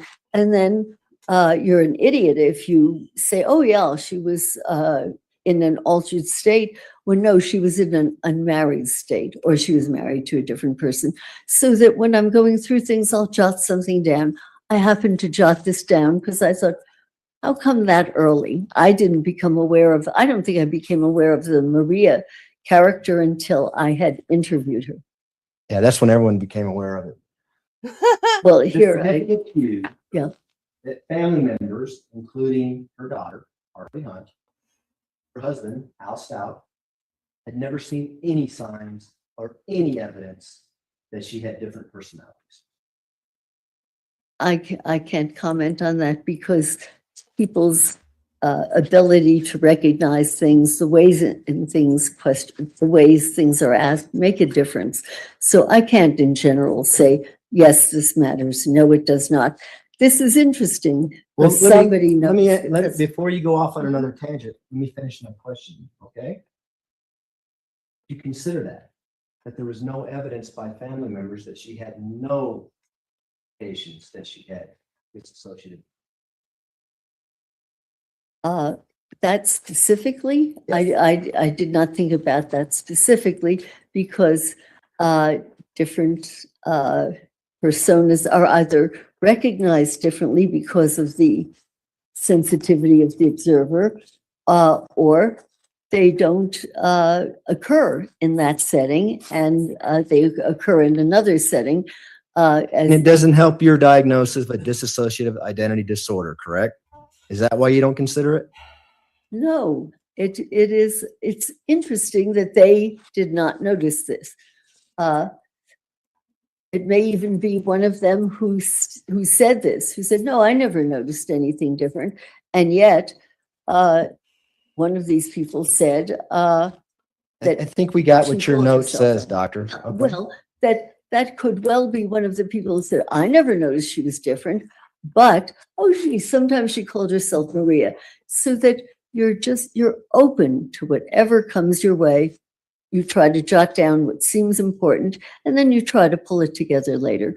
But there is no one thing that will say, oh, yes, this person suffers from DID or does not. There's, there's a whole constellation of different things that you look at, that you consider, and no one thing that matters. Okay, let's talk about something that matters to you that you put in your report, okay? You had Miss Stauch drew, I forget the name of the test, where they draw the clock and they have to put the hands of the clock. What's the name of that test? I don't know, I call it clock. The clock test. We'll call it the clock test. Is that all right with you? Yeah. So you had her perform the clock test and she did horrible on it.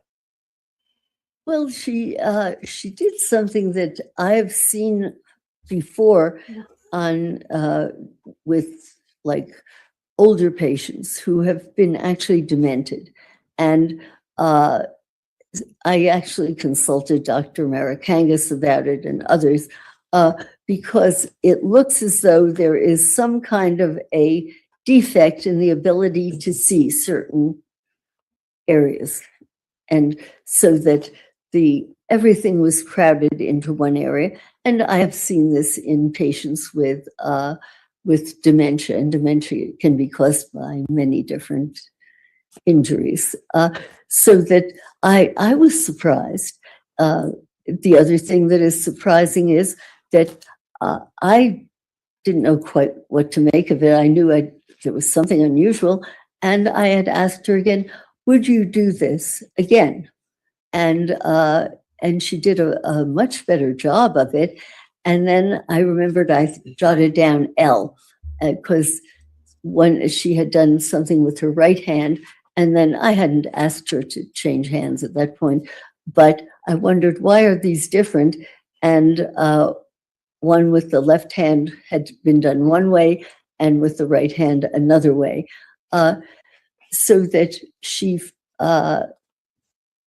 functioned differently, and also she functioned differently at different times, which puzzles me.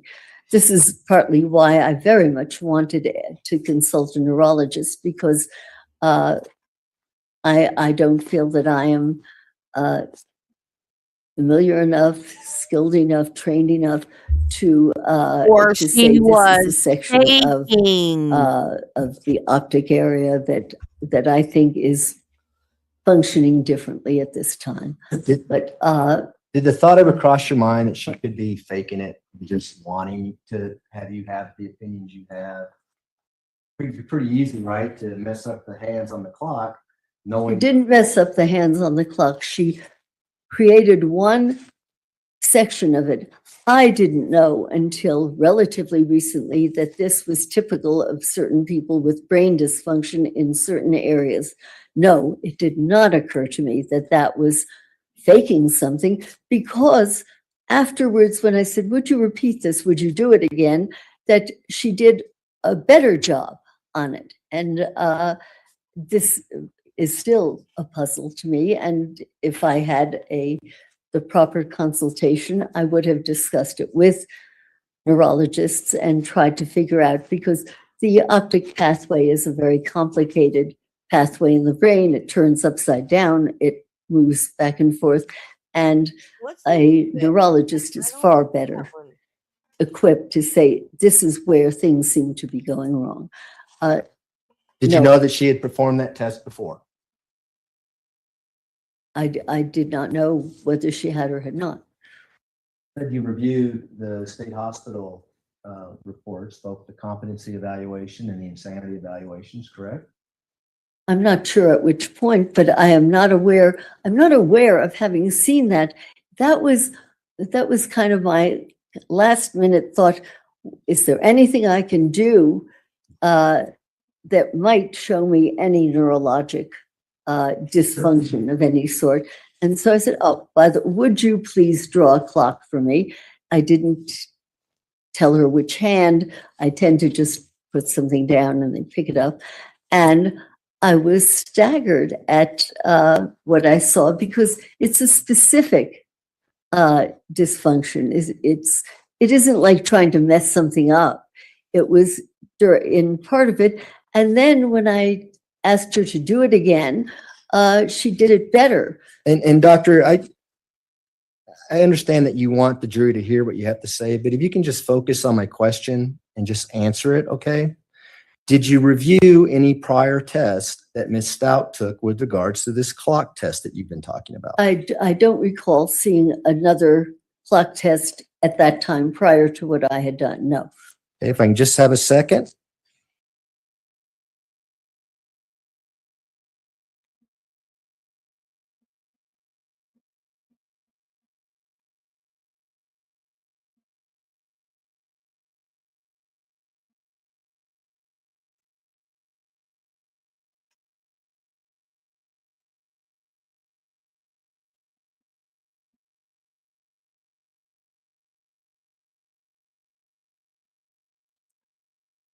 For the clock test that Dr. Torres did.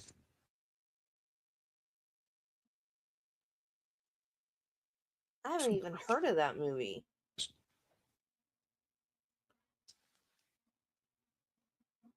Yeah, okay. Here, may I retrieve an exhibit? It's People's 736. You may. Recall it. It's in a- Where it's at. it's in a single sleeve, if I remember right.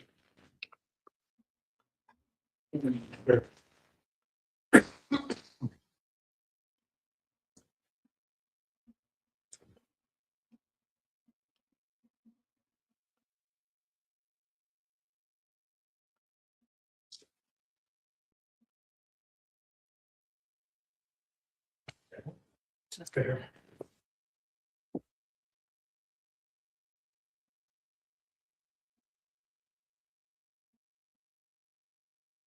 She did. How about that, Dr. Lewis? We've got a couple exhibits in this case. I also have other clocks here that I had asked her to do. Here are some. And I think these were done the same day. So it is a puzzle to me, and I don't pretend to, I don't pretend to be an expert on interpreting this, but Well, let me show you. There, this yeah. exhibit, Yeah. 736, okay? You see there in the top right-hand corner, yes, picture of a clock? yeah. Are you Yeah. familiar with that? I'm not, I don't recognize this as having seen this actual page before, Okay. but it is a clock, and draw a clock 10 past, what is it? 10 past 11. No, it's She did pretty good on that one, didn't she? well, yeah, it's not 10 past 11 really, but it's, I have others where she did better with me. And it puzzled me that, at the time I said, You would do it gotta again, look for and do it everything. again. And it did improve. I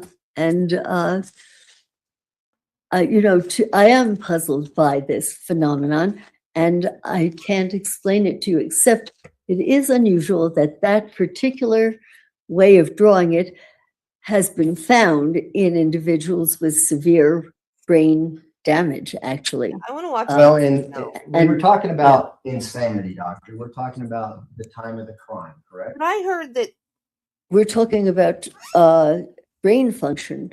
at the time of the crime. And I heard that Sybil, at the time that it came out, was said to be true, but years later they came back and said that it was not true.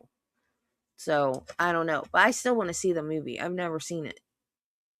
A test that was taken closer to the time of the crime would be more accurate as to what the brain function was happening at the time of the crime. Is that correct?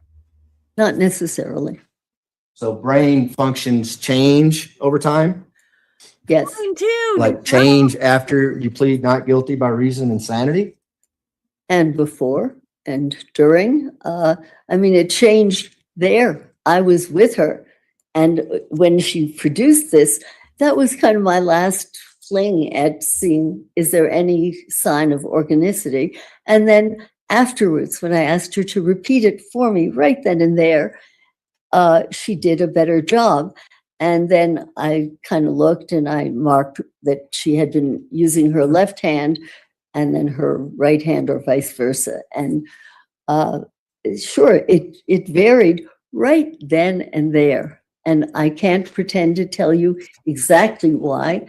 I think that with the assistance of a neurologist, we could at least have an idea of what was blocked Yeah, I off thought that too, Jen. during part of this. And Okay, I'm going to stop you again, Yeah. doctor, because we're getting away from what the question was, okay? When I was a young nurse in nursing school, I had to be 22, 23. One of my patients at the VA, a very old guy at the VA, asked me if I'd ever had an organism. On direct examination, you indicated that a bookcase fell on her and she had to go to the hospital and she had a head injury as a result of that. Do you remember saying that yesterday? I remember reading it, yes. And Yes, saying we it. are. And that happened close in time to the crime, before the crime. I don't remember if it was close in time. It was a while back when she was teaching. I Colorado, correct? don't remember where or the date, but you would have to tell me. It's misrepresenting the evidence. I just said, I don't feel comfortable answering that. And walked out of the room.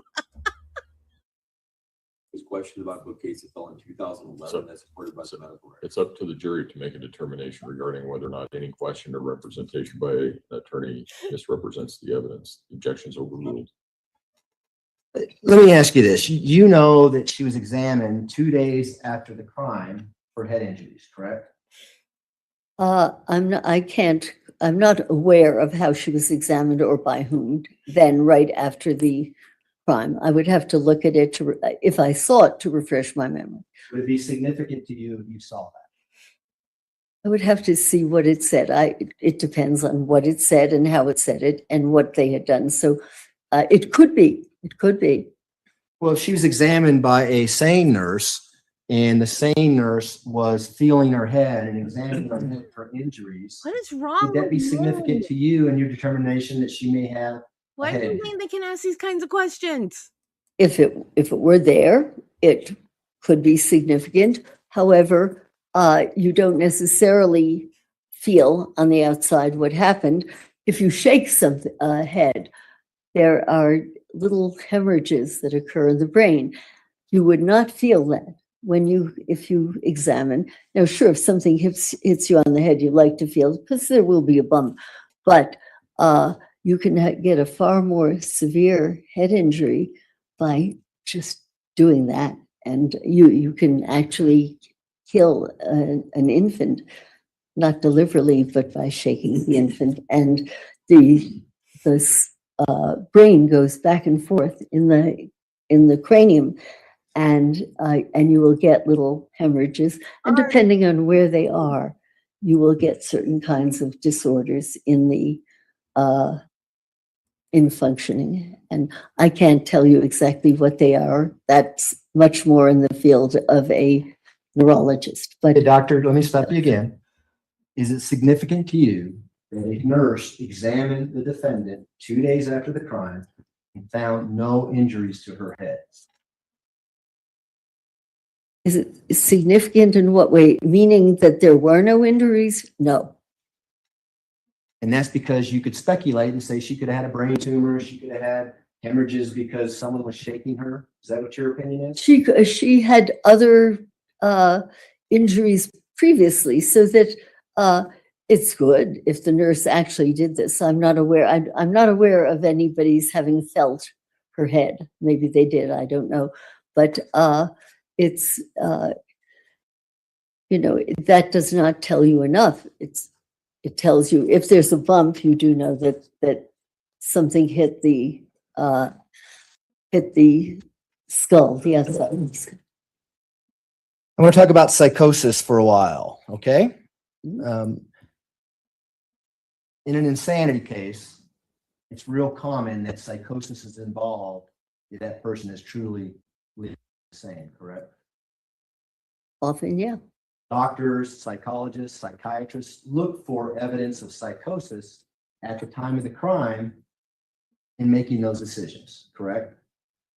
They look at it over a spectrum, but they do certainly look at it then, and they look at a lot of other things besides psychosis. But yes, one of the things that people look at are the signs, symptoms, behaviors of psychosis. Psychosis is not one little phenomenon.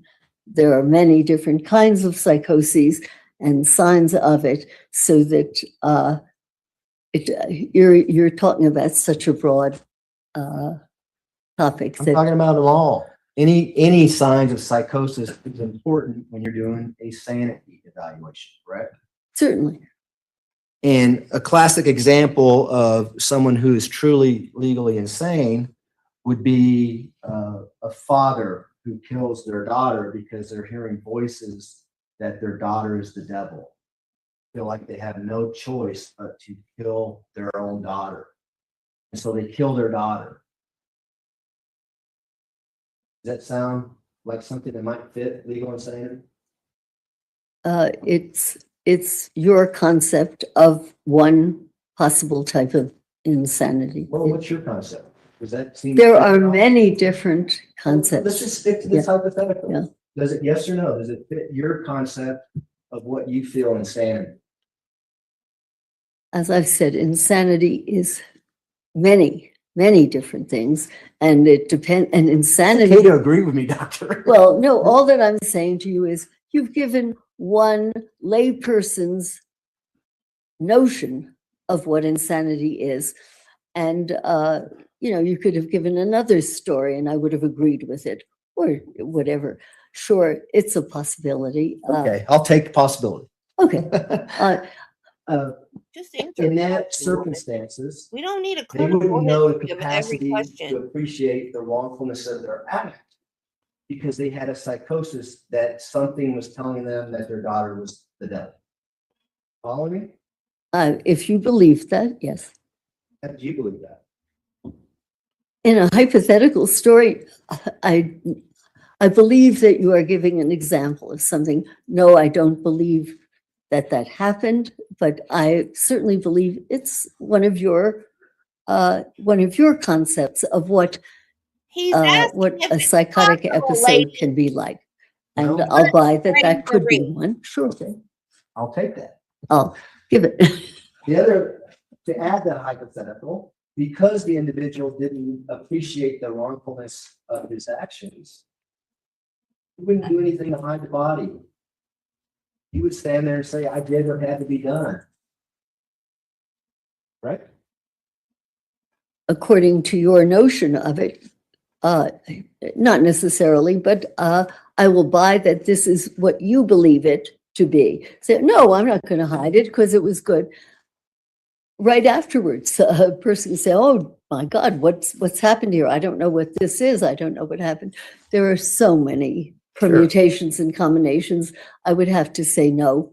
It's a story. So you would find that person legally sane? Is that what you're saying? No, that is not what I'm saying. I'm saying it takes a whole lot more to assess sanity and its definition. But no, that's a story that you made up. Actually, I didn't make it up, unfortunately.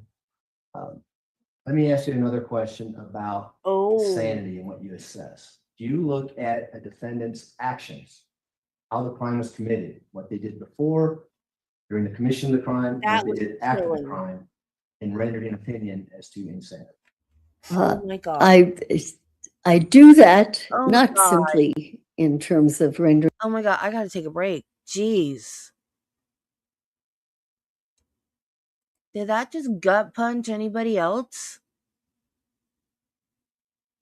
I want to cry. Oh my God. He said the hypothetical. Wow. The hypothetical he used was that somebody killed their kids or their kid because they said she was the devil. And then Dr. Lewis said, "You made that up." And he said, "Unfortunately, I didn't."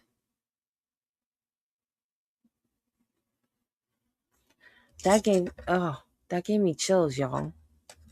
And he just like slipped it in there really quick and then went on to his next. Wow. an opinion of insanity, but it's a very important part of rendering an opinion of neurologic impairment.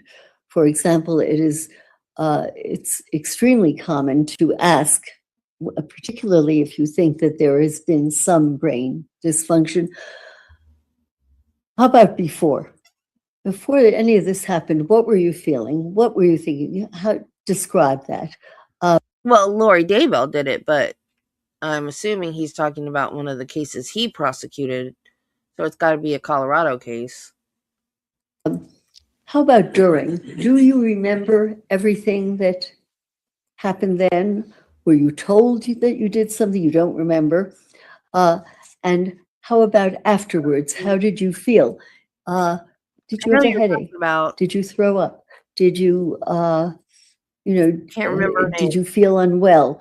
So that before, during, and after is a very, very important sequence. And you would ask it not just in terms of He had postpartum quote, sanity, but in terms of neurologic impairment and how that affects brain function.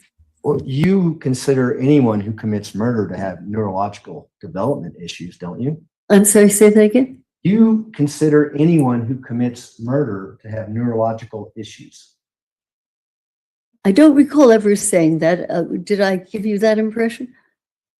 Said it on the HBO documentary. Yeah. You're saying it Yeah, there? Andrea What Yates. what would you quote this? I'm not aware of. Well, let me rephrase.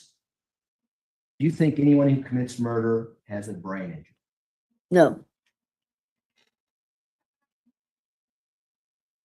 Do you think when you're evaluating someone for insanity and you're asking them these questions that you just talked about, what they thought before, during, and after the crime, that would be important to go back and look at the evidence to see if it's consistent with what they're saying? Any data that you can get that that elaborates on what happened is valuable. I can't say how or what, but of course, anything. Even something where weeks before something could have happened. So that, sure, anything that that you can learn about the act before, during, after, and at any time before, during, after is important. The night before this crime, this murder, on January 26, 2020, the defendant had a video recording of her and Gannon talking about the fire. You recall seeing that? No. Think that would be important to look at? What she's saying the night before the murder? I would have to see it, sir. I can't. I need to look at it and then I'll say, yes, I think it is important or whatever. But Okay, I don't recall it. Not a problem. We don't have, we can't play it. Did you not remember looking at that as part of your evaluation? I'm sorry, I do not recall exactly that. Also, some of what I saw was unclear and the sound was not good, so that I can't be certain of that. Well, let me describe it to you and see what your thoughts She's are. not Okay? certain of anything, is she? So she's, first of all, video recording a conversation she's having with her stepson, who's 11 years old. Saying things like, it's okay, we can sell the couch, not a problem. We can sell the couch and fix it. And Gannon says, I'm just worried about my burns, and he's crying. Then she says, it's okay tomorrow, and then she shuts the video off. Okay? Remember seeing anything like that? I'm sorry, I don't recall it, but again, much of what I saw was not clear, the sound was not good, and I am not aware of having seen that exactly. I am aware of having read that that Gannon, that she said he had little bubbles on his arm. That so that's the part of that I'm assuming it's the same issue. That is the part that stayed with me. Well, what about the part of her having the ability to stop the video after Gannon says, I had burns? I think she has selective memory. I'm not sure what that would mean. What would you have me agree to? Well, do you think that would be evidence that she didn't want anyone to know that Gannon had burns? I can't say. I'm not aware of that because she did say that he had little bubbles on his arm. If she didn't want anyone to know that, I don't know why she would have said that. Okay. 4:36 in the morning, on the morning of January 27th, 2020, she sends a text to her employer saying, I can't come in. My stepfather was just killed in an auto accident. You remember that? We talked about it on Yeah. a little bit. Pretty significant to you and your opinions. Yes, We'll get there in a second. Do you remember the rest of the text string? the rest of the text, if you remind me, I can tell you if I remember it. I don't know what you're referring to. Paraphrase, how's Yeah. that? So the boss returns, later in the morning because she's not up Oh, at that's 4:30. cool. She says, just let us know what we can do for you. Let me know when you can come in. Words to This that. woman is nuts. And then the defendant texts back and says, I can't believe you can be so inconsiderate. I had a family member just die. Objection, misstating the text. I'm paraphrasing. Overruled. Remember seeing anything like that? I remember reading about what to me seemed lackey, if you want, you can call it psychotic, but that made no sense. This man was dead, I think, for 8 years. And to call in and say, she clearly was not thinking clearly or Clearly was buying time. cogently or accurately. And it was one of these ridiculous kinds of excuses that a person of her intellect would not be expected to volunteer. There's you'd almost say a stupidity about it, but she's isn't stupid. There's something let me wrong stop you, doctor. with how she's describing this. Could it be that she just didn't want to go to work that day? Could that just be out of the realm of possibility? Unlikely, but possible. And she had other things to do that day? She didn't want to go to work? I think it's unlikely. And you also know that her stepfather actually died in 2004, correct? I know he died for 8 years, I believe, prior to this. Well, let's do the math. I'll go by your math. Okay. Okay. She was also able to call in to Gannon's school and say Gannon's not going to be coming into school that day either. You seen that? Absolutely. Nothing psychotic about that. At the time that I read that, became aware of it, I was puzzled because I thought, gee, then he must have been dead then. Why is she calling in?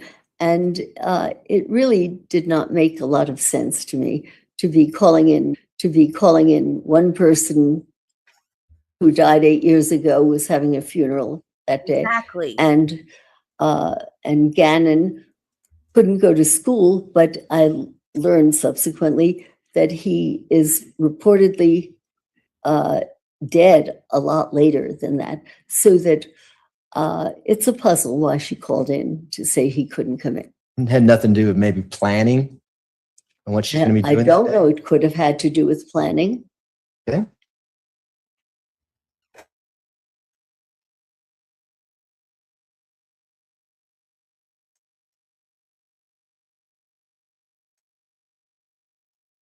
And then you know that she also sent a text to her husband, Al Stout, saying, hey, I'll let school know that Gannon's not coming in today.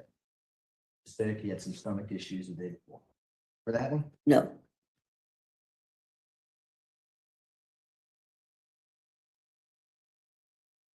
The stepfather, you said that was psychotic or evidence of psychosis. I don't know what what you're referring to, sir. The Could fact you? that she calls into school and saying my stepfather just died. I think it's peculiar. It's bizarre. I'm not sure what that was all about, what she was thinking, why she did that. It doesn't make sense. It's a bit of a leap to call it psychosis right now, but it doesn't make sense. It doesn't make logical sense.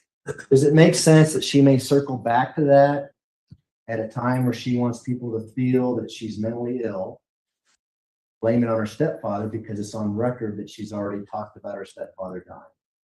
Does that make sense at all to you? Doesn't make sense to me, no.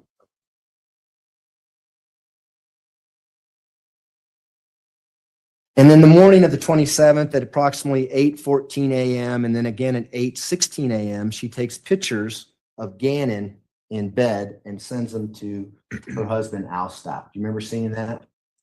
I don't recall seeing. No. Not unusual behavior. I beg your pardon? Is that unusual behavior? Taking a picture of a child sleeping in his bed? It's behavior. I don't know what kind of behavior. Do you think she might have been taking pictures to show that Gannon was still alive that morning? She might have been. And then you talk about it with her in the interview, and you know from reading the police reports that her and Gannon leave the house about 10:20 in the morning. They go to Petco. Remember that part? Yeah, in parts. Yeah. And they take Al Stout's red Nissan truck. Remember that? I don't recall it was a red Nissan truck, but I recall it was a truck that actually I thought it was her truck. Could have been his. And you can actually see Gannon walking to the back left passenger side, rear left door of the truck and get in.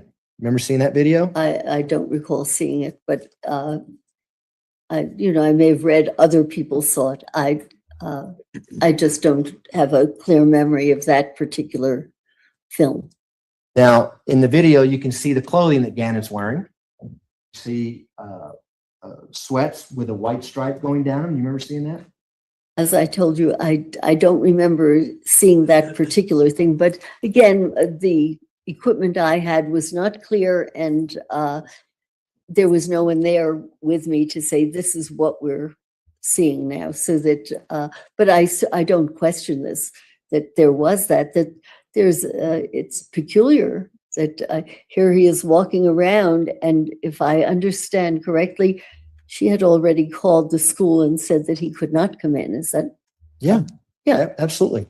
He's Yeah. homesick. She's home because she's telling people that her stepfather died, and they decide to go shopping. Playing hooky. Oh, was that Maybe.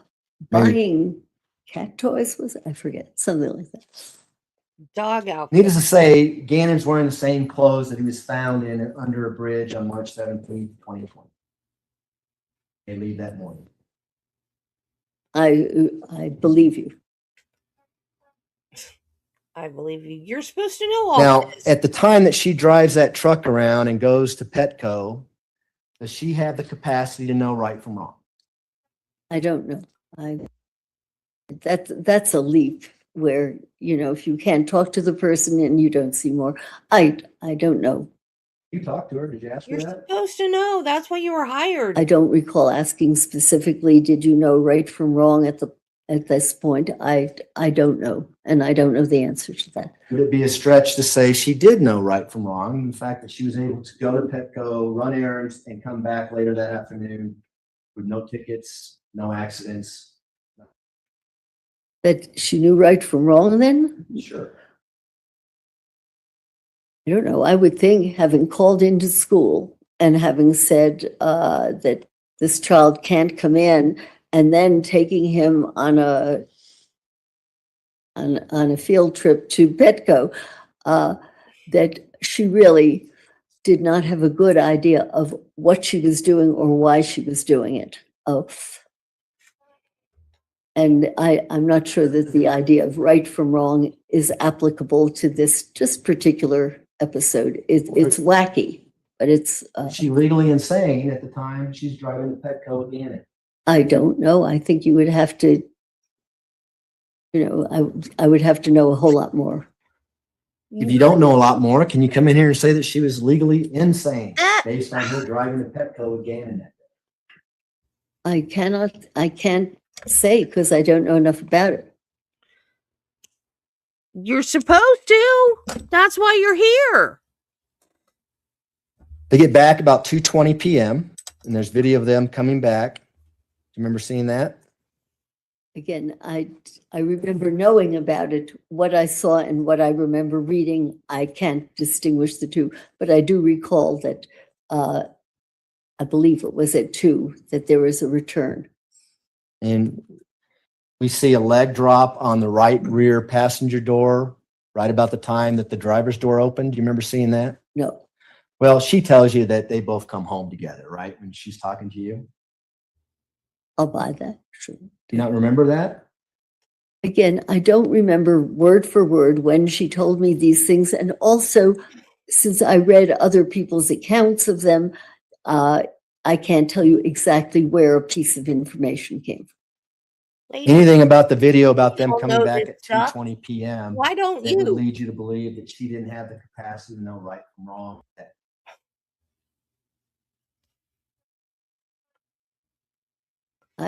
It's a tough one to say right from wrong versus that she didn't know Crediting what on earth she was herself. doing. And And why I'm just she asking if should. she had the capacity, if she was able to know right from wrong.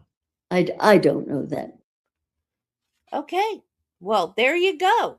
Case You know closed. from the video that they sit in the truck for approximately 30 seconds as the truck is there before the doors open? No, Is it unconceivable that they might have been talking to each other no, or not, or arguing with each other? or not. The autopsy report. You've read that, right? Right. The autopsy report tells you a lot about how the killing took place, does it not? I think so. And the autopsy report tells you that there was at least 18 cut wounds and stab wounds. Right. And a lot of those were defensive wounds on Gannon. Some, yeah. Some on his hands. He was fighting back, right? As far as we know, yes. Is there indication that whoever did that had the capacity to form the intent to kill?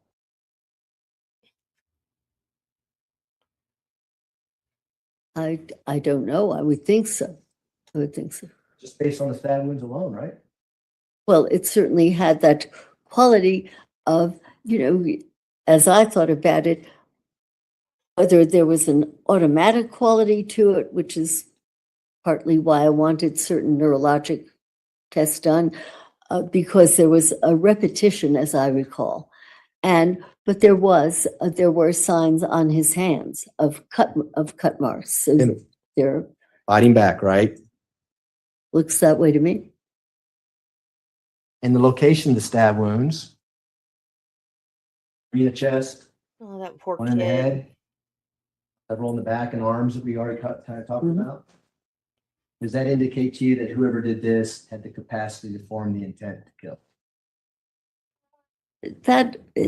That's a stretch for me because when individuals keep doing this kind of act over and over and over again, it can be an attempt to kill, but it can also be a repetitious kind of automatic act.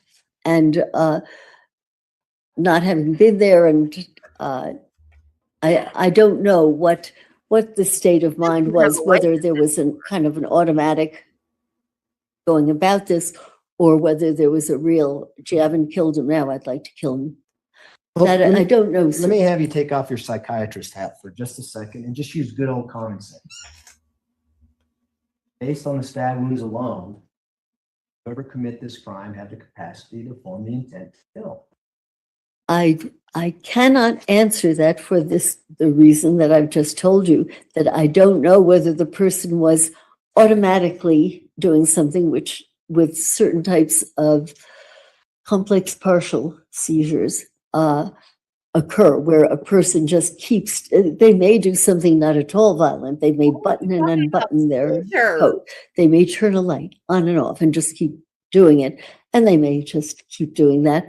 Or they may say, not dead yet, I want to kill them. So that I don't know for sure what was going on in the head of the person doing this. Yeah, every 2 years we call them CEUs, lawyers call them CLEs. Every 2 years we had to have, I think it was 24 hours of CEUs. And domestic violence, now it's called intimate partner violence. Hey Melissa, we had to get the domestic partner violence, HIV, and something else. And then the other hours could be just whatever we wanted, of continuing education. And if there was like a new machine or a new procedure or anything like that, especially if it was a new machine, the rep for the company would come in and demonstrate, and we'd have to learn that new procedure. So yeah, and a lot of the stuff that I learned was actually on the job. They teach you the basics in school, and then every facility has different machines and different procedures for stuff, and so a lot of stuff you learn in the job.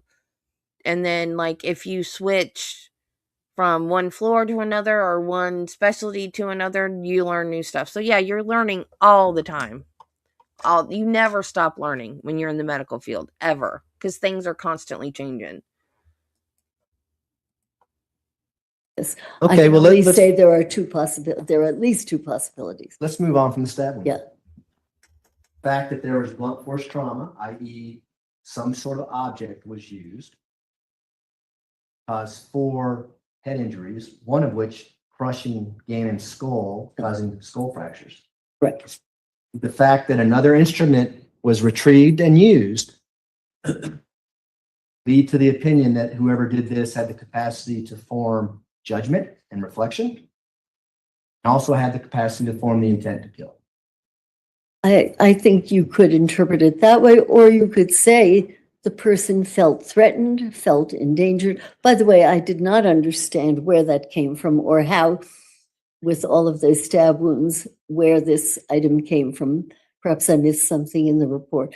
But, well, let me stop you right there, because in your report, you said you thought it may have been a baseball. Remember writing that in your report? I'm sorry, I don't recall that.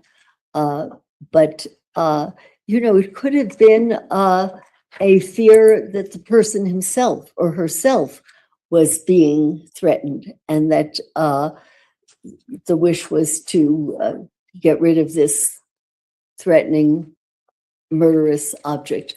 I don't know what was going through her head.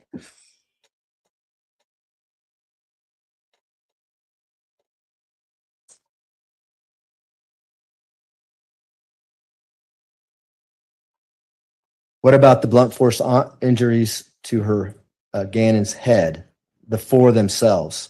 I'm sorry, I don't have a good understanding of the object or of that particular aspect of the injury. So Why does the object matter?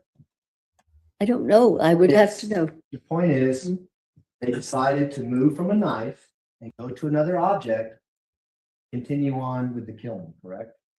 Yeah, so imagine me, 22 years old, all different ages, in all different states of undress. You think touching somebody's hair is weird?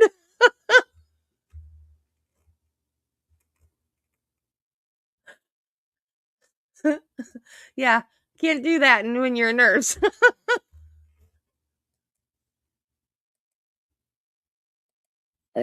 I'm not correct. I don't know Funny story. what Yes, came first. squirrel, but I have a funny story. My friend's cousin is a nurse. We went to oh, ugh. Yeah, that's gross. My friend's cousin is a nurse, and we went to visit her one time, and she was telling us a story when she was in nursing school. She was putting a catheter in a guy, the catheter that goes in your urethra, and it has the bag where it collects all the urine. And she said that, now I don't know why the door had a window in it, because usually hospital doors don't have windows. But if they do, it's really small and up high. Maybe that's what it was. Because she said she could see through the window that all her classmates were looking in the window at her. So her and her instructor was with a patient, and her instructor was teaching her how to put a catheter in. And when she grabbed the guy's penis to do the catheter, he had an erection, and she turned red. She got so embarrassed, and her instructor was like, no, it's okay. It's easier to put in that way. I don't know. That's never happened to me. She said all her classmates had their face pressed up against the window watching her and laughing at her. Or what came second. And I'm not sure how when you're stabbing someone, you get around to hit them on the back of the head. It puzzled me, and I still don't know what was going on at the time or in the person's head. For all you know, the person could have felt threatened and felt that something was of danger to her.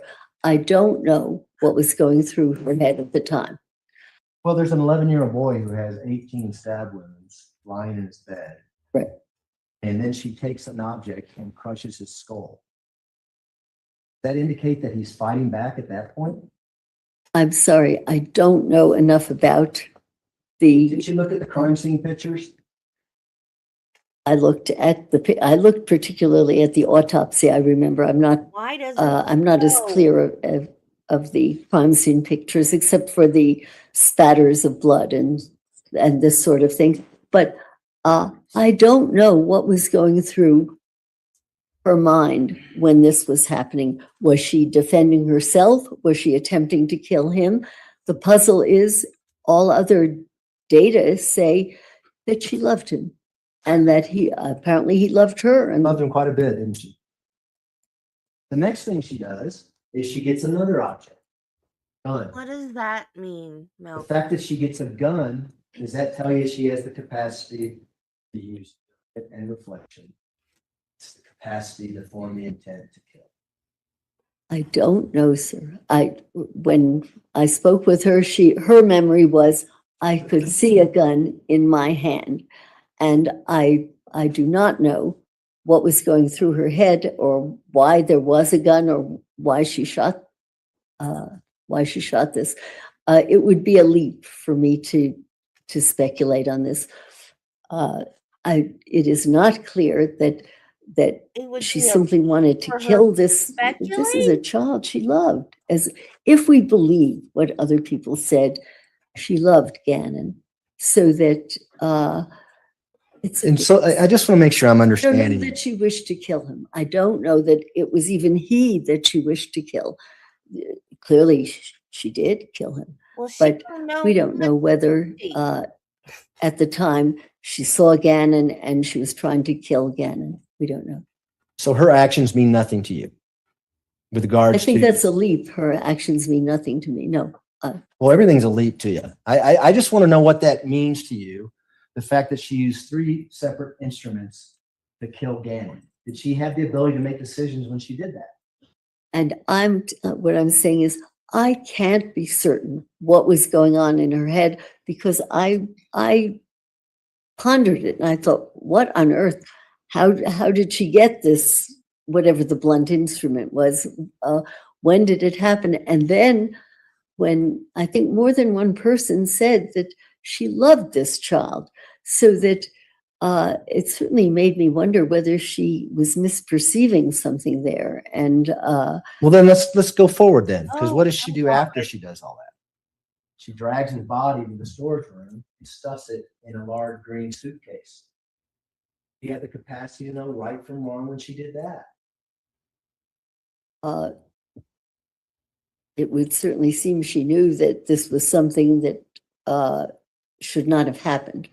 And does that corroborate the actual killing, that she had the capacity to form an intent to kill, the capacity to use judgment and reflection, the fact that she immediately stuffs his body in a suitcase after? I don't know for sure. What about cleaning up the crime scene? After she stuffs his body in a suitcase, she goes back to the room and cleans all the blood off the wall. Oh, Not all of I it. never heard that expression before. Does she have the capacity to know right from wrong when she's cleaning Ann's bedroom? She certainly believes that other people will believe that she had done something horrendous or something terrible had happened. That's, I guess, as far as I can go right now. Now, she then goes back to the storage room and throws a bunch of boxes on a green suitcase in the storage room. You seen pictures of that? Again, I've seen a lot, so that I don't recall those particular pictures. And then the police come about 10:09 that evening, January 27th, and they search the entire house. And her demeanor is calm, cool, and collected. And went to some friend's house, didn't come. Makes those statements with her demeanor like that. Is that evidence that she had the capacity to know right from wrong? I don't think that's evidence that she knew right from wrong. We don't even know whether she knew what she had done. I don't think that that's evidence she knew right from wrong. What about, is it evidence of psychosis?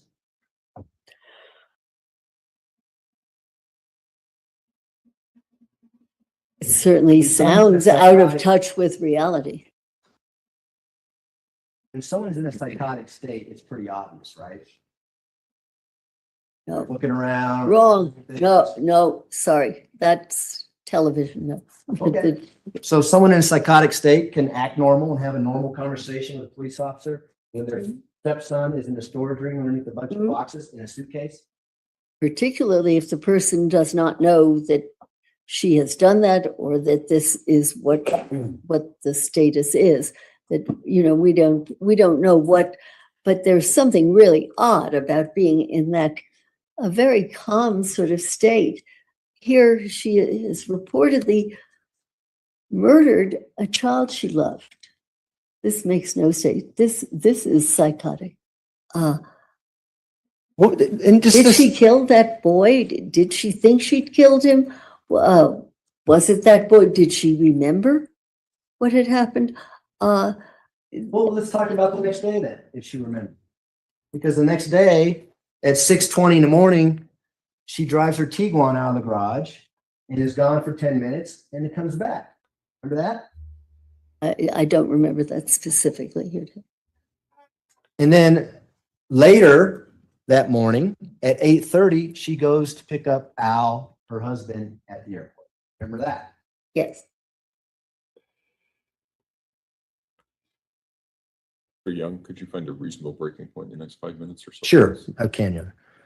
When she leaves at 6:22 a.m., I think she might be looking to see if anybody's watching. Hey, darling. That's a speculation. I don't know.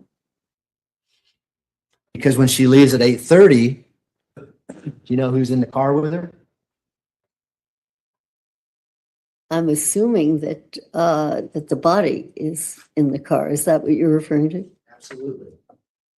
Body that you just said that she may have forgot about. She didn't remember killing and putting in the suitcase, hiding him in the storage room. That body. Yes. Gets the body out of the storage room, takes it upstairs, puts it in the back of the Tiguan, drives to the airport.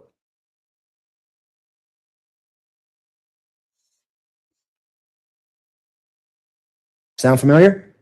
Is that a question? Yeah. At the time she does that, does she have the capacity to know right from wrong?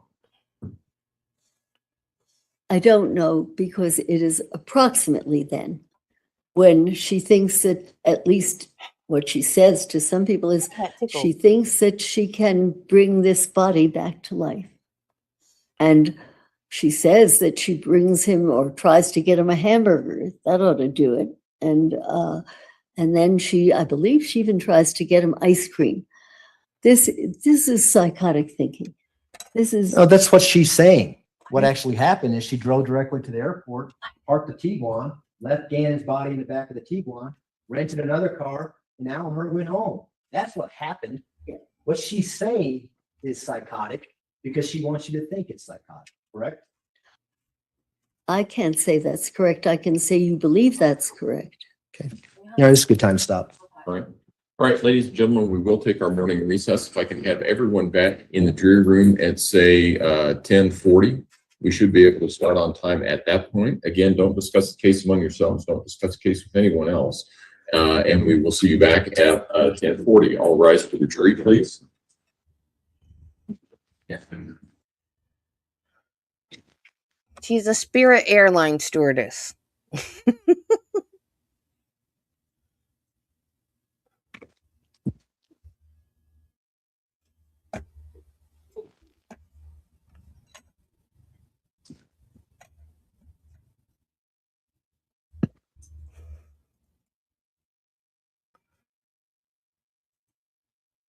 Thank you. May all be seated. Record should reflect the jury has left the courtroom.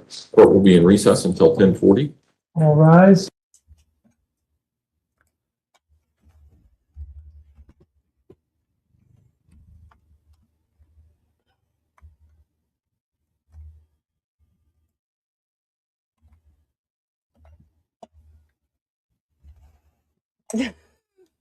Yep. And currently out of a job. You know what my first thought was when I heard they were going out of business? No more body cam footage of people getting arrested in Spirit Airlines.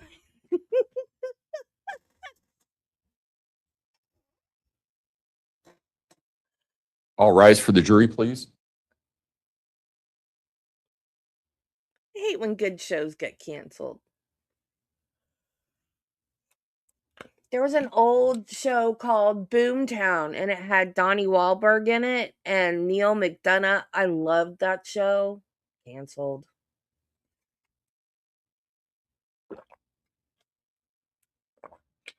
Yeah, there will be a different one. May all be seated. Court will recall 20 CR 1358, People versus Letecia Stauch. Record should reflect the jury has returned to the courtroom.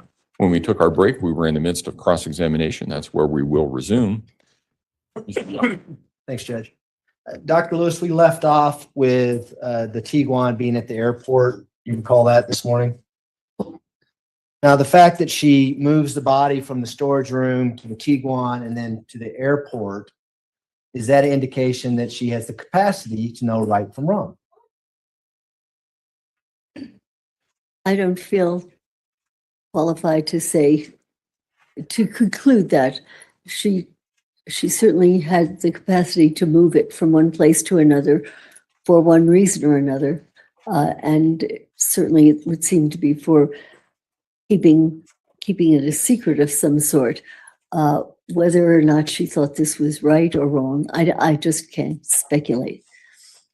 Well, she knew that Al was coming home because she was picking him up. Correct? As far as I know, yes. And she knew that she had to move the body before Al got home, correct?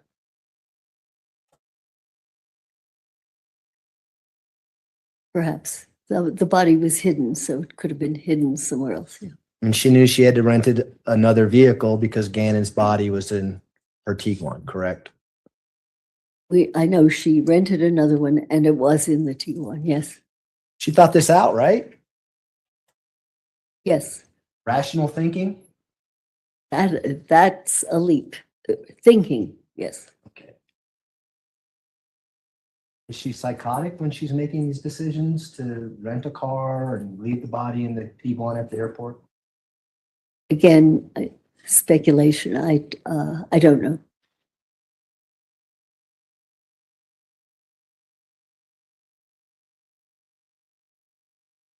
We're now into January 28th, 2020. Al and her go home in the rental car, the Kia. Do you remember reading about that? Yes. And then about 4 p.m. that day, she leaves in the rental car and goes back to the airport. Do you remember seeing that? Reading about it, perhaps, yeah. Is it inconceivable that she's going back to check on the Tiguan to make sure no one's disturbed it? Any speculation is possible. Is that rational thinking under the circumstances? Don't know. If the body's in your car, you want to make sure no one's messed with it? Body's in your car, you might want to avoid going anywhere near that car so that you're not involved with it. So that I think it would be speculating to say this is why or that's why. We don't know why. That's fair. But we do know that she goes back to the airport once again on the 28th at 7 p.m. Correct? You remember that? I believe you. I'm sorry, I don't remember the numbers or the times, but certainly seems likely. She leaves the white rental car, the Kia, in short-term parking, keeps the keys to that car, and leaves the airport in the Tiguan. Is that rational thought processes under the circumstances? I have no idea why she's doing that. I can't say it's rational, irrational. She did it. It would be speculation without finding out more. Well, is it evidence that she had the capacity to know right from wrong, collecting Gannon's body that way? No.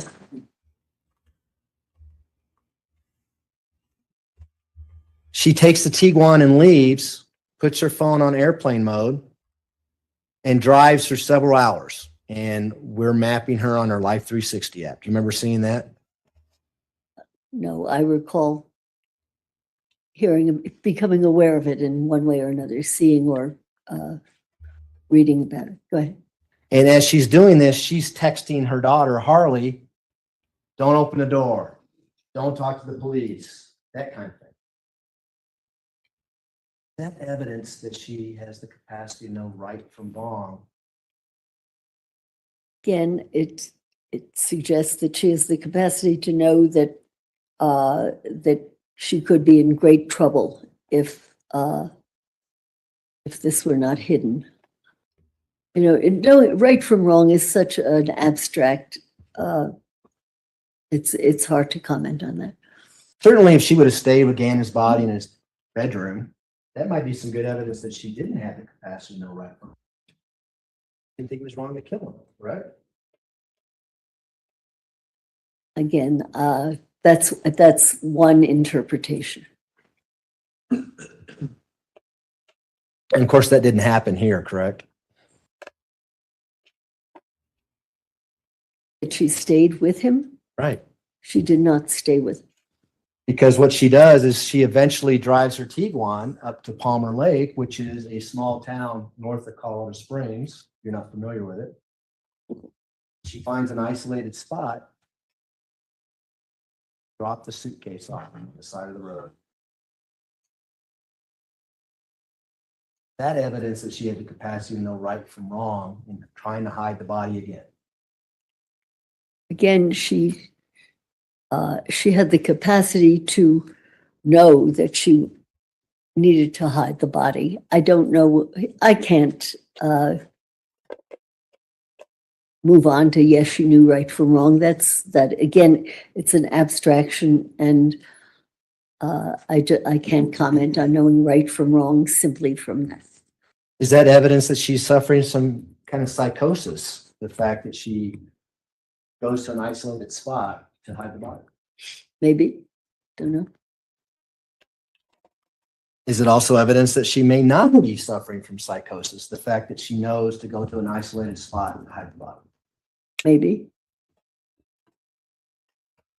During this whole time, she's texting with Harley and still controlling what Harley's actions are. Do you remember seeing that? You would have to remind me. She's multitasking. She's kind of controlling what's happening at her house as well as getting rid of the body. I'm sorry, I have not juxtaposed that, but if you clarify what she was saying to Harley, perhaps I can say something. But don't talk to the cops. Don't talk to the police, She that doesn't kind know of stuff. anything about the case. Don't let them in the house. You consider that to be a form of manipulation? Certainly a form of trying to control what happens. Around midnight, between the 28th and the 29th of January 2020, she meets Harley close to Harley's place of employment. Ever reading about that? Not specifically, but And she leaves her Tiguan there. Harley then takes her back home in her car. The fact that she's thinking about leaving the Tiguan somewhere other than her own home, is that evidence that she has the capacity to know right from wrong? again, it shows the capacity to know what will be regarded as incriminating or not in her best interest. Again, right from wrong is abstract, and I hesitate to comment on that specifically. Well, I'll ask you this then. Did she know the fact that if there was blood in that Tiguan, it might be incriminating to her? I would think so, yes.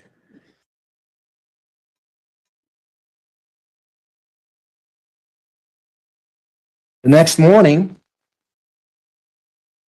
her daughter Harley gives her a ride back to the airport, where she takes the keys that she still has for the rental car, the Kia, that she left in the short-term parking the day before.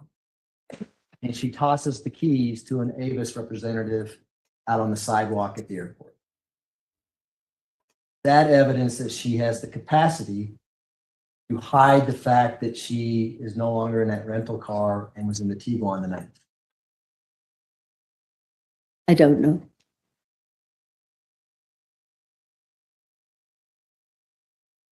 Her daughter Harley then gives her a ride back to where her Tiguan is, where it was at all night, by her place of employment. Massage Envy, you didn't know? Okay. She doesn't know. And she then is talking to detectives at the El Paso County Sheriff's Office saying, I'm on my way. I want to come down and interview with you. Remember that evidence?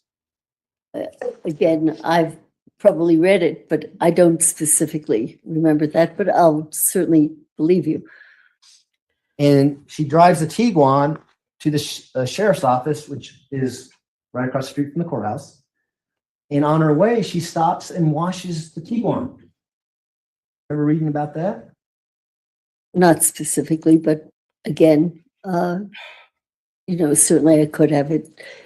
I just don't remember specific. At that point, does she have the capacity to destroy incriminating evidence by washing the Tiguan? Yes. When she gets to the sheriff's office, she's interviewed.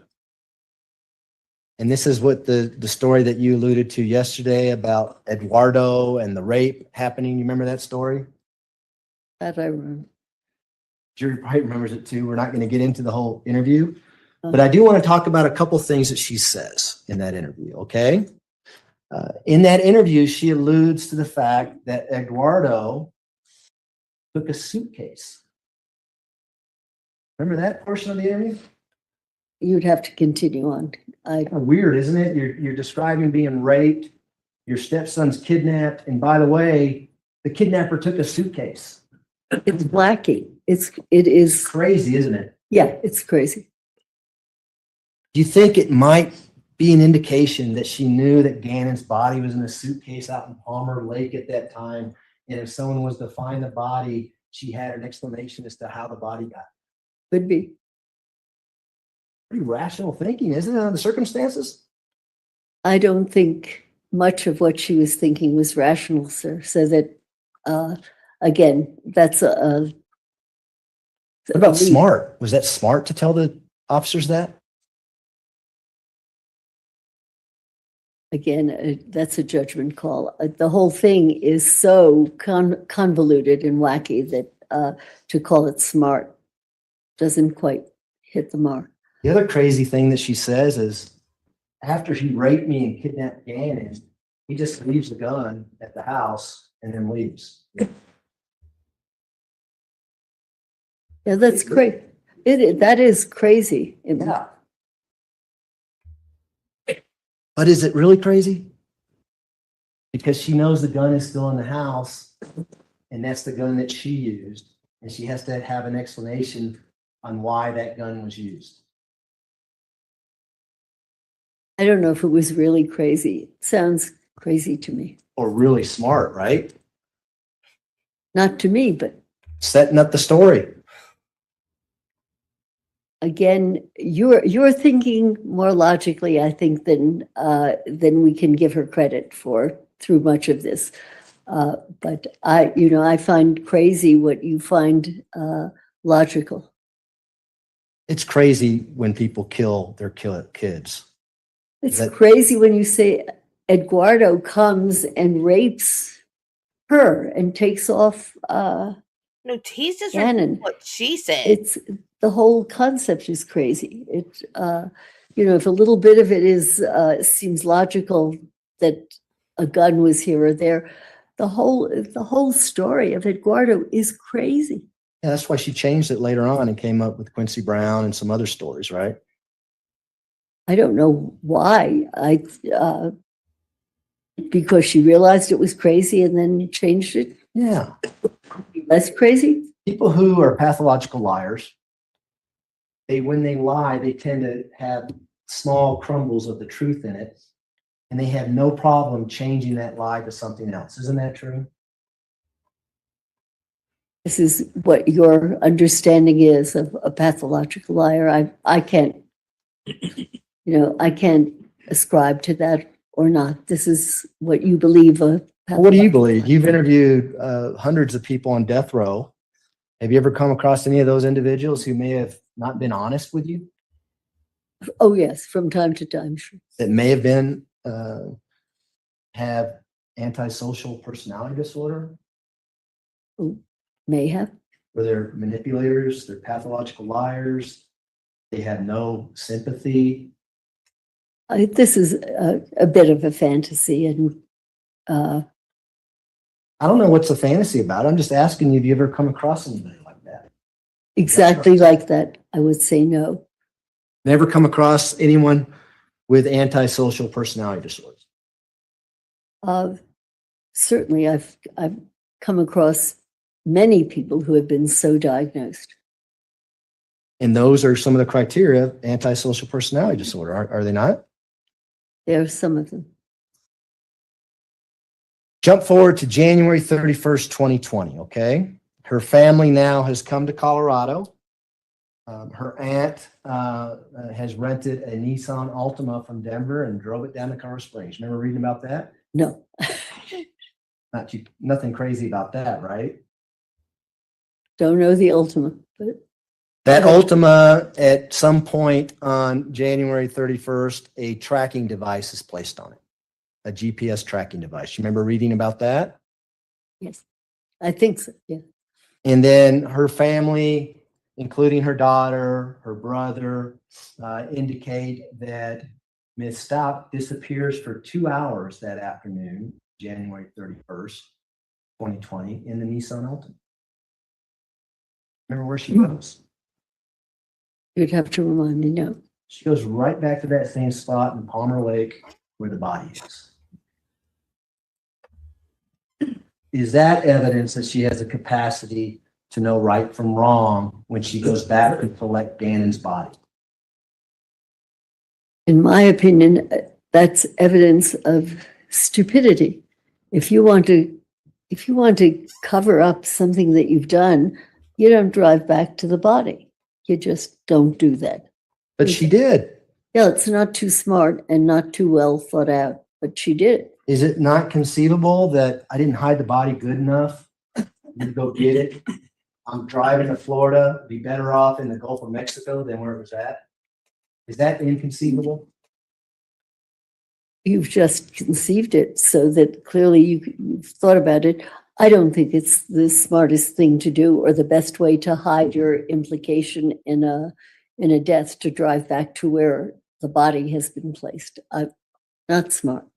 Probably a panicky thing to do, right? Criminals aren't the smartest people. Necessarily panicky, not smart. And we know what happens after that, right? She rents a van, and her and Harley take Gannon's body in the back of that van and drive to Pensacola, Florida. You know about that. This is when she drives with her Right. daughter. That's something you remember from reading in the police reports? From perhaps numerous sources. Along the way, Ms. Stauch is able to rent hotel rooms. She's able to deceive the people at the hotel. So she works for the Ford Motor Company. We only need one room, one person, no pets. What else? Remember reading about that? Not specifically. The whole trip to Florida, do you see any evidence of psychosis or any evidence that she didn't have the capacity to know right from wrong during that trip? I have to say, I see neither the capacity nor a lack of capacity there. It's to my mind, it's incredibly peculiar behavior to drive that distance with a body, and the body of a child that you allegedly loved, in the back of your car. There is. I'm glad you used the word allegedly there, because you're familiar with a search that she did on her phone that was later deleted by her that says, "I don't like my stepson." Remember that search? I'm aware of the statement, "I don't like my stepson." Kind of contradicts what you've I been think only saying though. once. I think I only became aware of that once, but it could have happened again. I don't know. So she takes Gannon's body and dumps it over a bridge in Pensacola. That evidence that she has the capacity to know right from wrong, and she once again is hiding Gannon's body. Again, I don't know if that shows she knows right from wrong. And then his body was discovered on March 17, 2020 by a Macon ponder. Do you remember reading about that? I remember reading that it was found. Bridge inspector who inspects that bridge every 2 years just happened to be there on March 17, 2020, and he finds the suitcase. During this trial? Okay. No. If that suitcase is never found, do you think we'd be here today on an insanity case? I can't answer that. I don't know. Well, it is legal in Colorado. I want to talk about the interview that you had with her, the forensic interview that took place over a period of 3 days in November. Okay. I'm going to play some clips of those interviews with you. But before I do that, going into this interview, do you have any concerns that Ms. Stauch may not be truthful with you during the interview? Of course. Skepticism, right? That we talked about yesterday. Of course. And so with that, Your Honor, and some of these clips are shorter than others. I know you may be more comfortable sitting there, but if you want to get in your wheelchair and go somewhere else, we can do that. Wherever I could see it more clearly, because I have not seen it as clearly or heard it as clearly as I would like. If there's a better spot, that would be There's a good. TV right behind you, and then the other TV's here, so you can work out whatever you want to do, Doctor. I mean, Let me figure it out. you tell me, and then Yeah. we'll start when you're ready.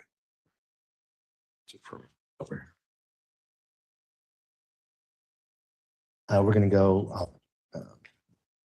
I wonder, can we move this back a little and can we see, can I hear this clearly? You're gonna be able to, you're gonna be able to hear it clearly. We could also get you in a wheelchair and put you right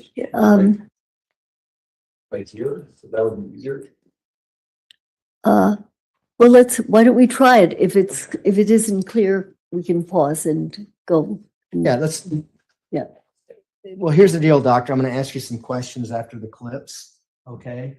And so this one's, I think, only about 5 minutes long. I'm gonna try from sitting there and see how it works out, and then we can go to plan B if we have to. Well, yeah, we certainly could. What I would like to do is grab a pad or something so that if something strikes me that I see, I can jot it down and recall it. No problem. And I can Do just we have a wait, pad or Mr. something? Flynn, Yeah. While you're, when you come back. It's okay. When you come back, if you hit both of the green buttons so the perimeter lights are out, it may help her see a little bit better. Okay.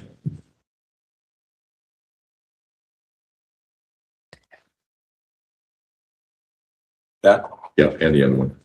Yep. There you go. And so for the record, we're gonna start with People's Exhibit 729, which is an interview that took place on November 15th, 2022 in the morning time. And before we hit play, Doctor, we have a freeze frame here of the video. Obviously, Of the what? it's just the video's paused so we Yeah. can see the image. Do you see Miss Stauch there in the center of the video? Yes. Who are the other two people behind her? I see Caitlin and I see the photo. I assume it is of Josh. Is that, I'm not sure. Is that? Mr. Tlaney? Yes. Now, are you seated where Miss Stauch is looking right now? I think that you can see, I'm not positive. I think those are probably my papers. And so I would have been seated across from her, looking at her and where they could have been in my peripheral vision. So we're going to start the video at 11 minutes and 5 seconds, and we're going to stop it at 15 minutes and 41 seconds. Can I try to fix this seat so that I can see what's going on? It doesn't move. You'd have to adjust your. I'm just trying to turn it. Oh, okay. It will turn all the way around. There you go. Okay, we're going to hit play then. What you call your attorney? Well, I don't necessarily recall the names, but like, I'll have to say when you talk to them, like, what do you call them? So I can call them the same. No, I mean, for example, the Mr. Lee or Chuck, I don't know, Josh, you go down, yeah. Do all of you? Yeah. Yeah. Yeah, we're sometimes, like Maria called me, and then, but then. No, like Maria sometimes calls them Band-Aid. She is called them B-A-N-D-J. Like that would be like, it's like Spanish for asshole, but that's all she gets mad at. But they always asshole. Yeah. Really? Well, he's not really an asshole, but. No, I see. Yeah, that's part of it. No, that's. Where are you, Crime Curious? I don't know Spanish, well, she does. Well, only, yeah, the basic, but if you probably remember, she knows Spanish. Maria. Guy right there behind the attorney That's in this. Any of them? is her son. I know that my friend said she's taught Russian to her. But, Brandon is sitting for. I don't. And you're not aware of any Russian kind of aspect of you. I know I've been to like a lot of countries and ended up there. Driver. I've had an actor then, and I know that I'm able to talk to people there. We're just sort of by what they're telling me. I'm been trying to. I've been to all the islands, all the Caribbean islands. Yeah.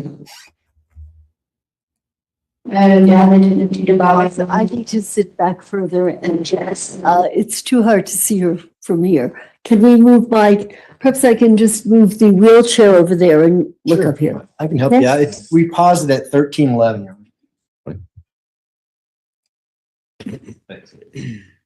Let's see what, See what we can do here. yeah.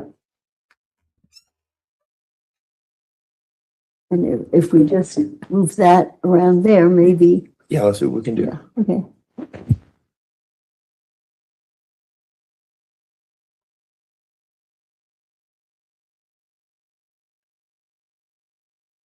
You want to sit back? Let me see if I can see and hear, this looks a whole lot better. That looks better. Yeah, let's see. Okay.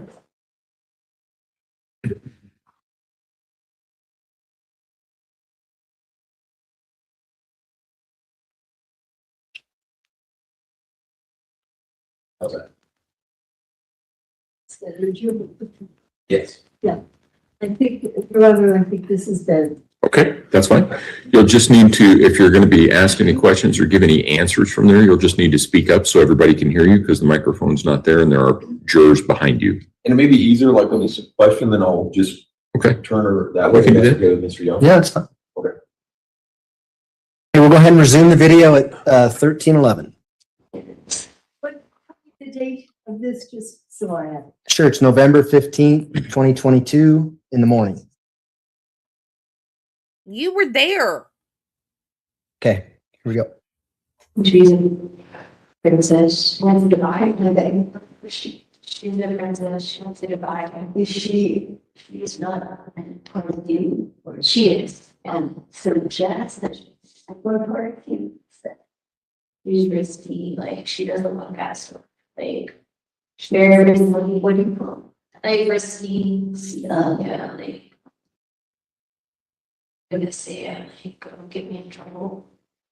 it? Yeah. So that, can't go out, pray about it. Yeah. I'm not a partner. You're not a part of it. So I was just getting the picture. So like what happened is something really happens where they're like really stressed out. I can be at like work and be okay and something stressful will happen and then I'll just end up right somewhere. End up on the plane. Do you know how you got to the plane? It's like my body goes through the motions. Like obviously I gotta get a passport, buy a ticket, but then I don't really remember doing all of it. You don't remember. I know it sounds crazy, but, No, it doesn't. but like, okay, so like, if you see my credit card's by me, and I'll go, oh, okay, obviously she did it, because obviously it's under my name, it's easy and my body's gotta know that's whose credit card he got loans to be able to pay for it, but then at the same time, like, I won't know I've done it until I'm on the plane, and I'm like, oh, okay, I'm going to this place, or I'm going to that place. Find yourself somewhere. Not in the plane.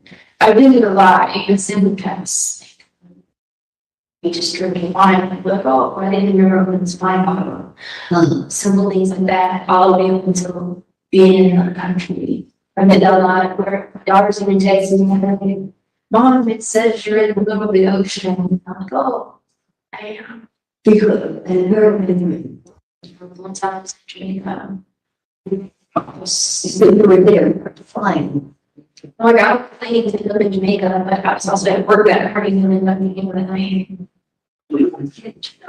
Well, so maybe Josh can look it up. Hey, we stopped it at 1544. Why is it so Um, hard to hear? Okay. So say I'm more than happy to help out. Oh, I'm sorry.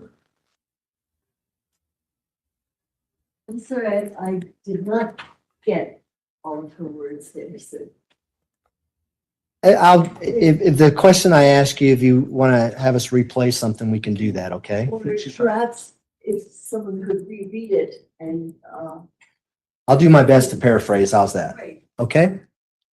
In the beginning, you asked a question about how she refers to her attorney, Josh. You remember asking that? The question you ask is, do all of you call him Josh? Do you remember asking that question? Why did you ask it that way?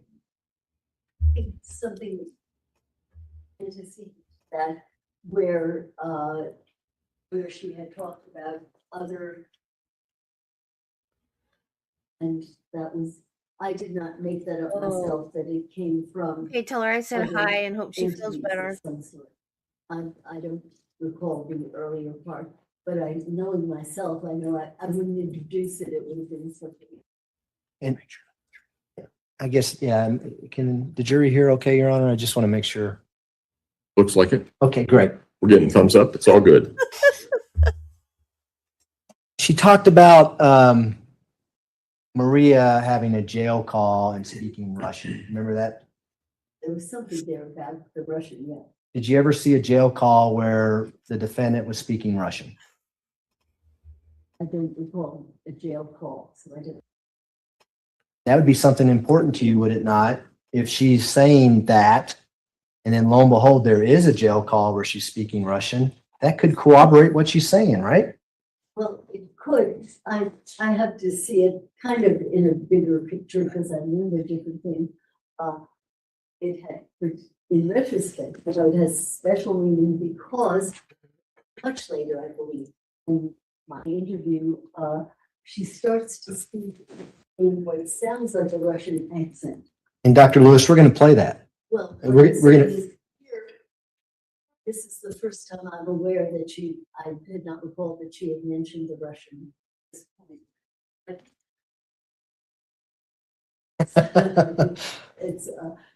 it's some kind of entity that sounds like.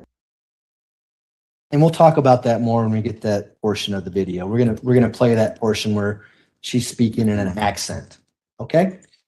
And one other issue here was, and that puzzled me, but I didn't pause there, was when she said, part of her, I thought it might have been Maria, spoke Spanish. And so I kind of cocked my ear from my. I too did anything speak Spanish. I don't know whether any speak it or whether this is part of something it is that sounds speaks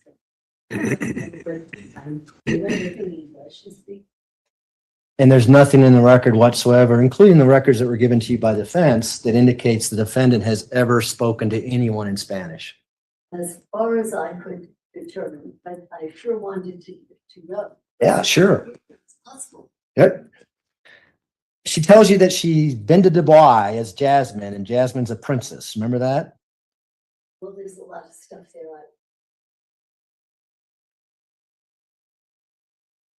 If she had in fact been to Dubai, that'd be something pretty easy to corroborate, right?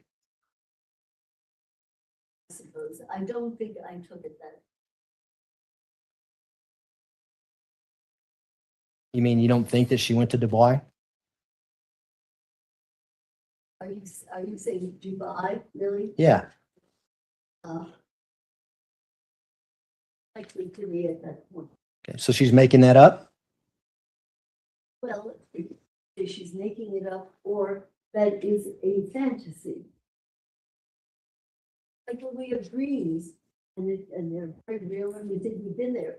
That at that time that she had been to Dubai, she has a whole history of going to all sorts of different.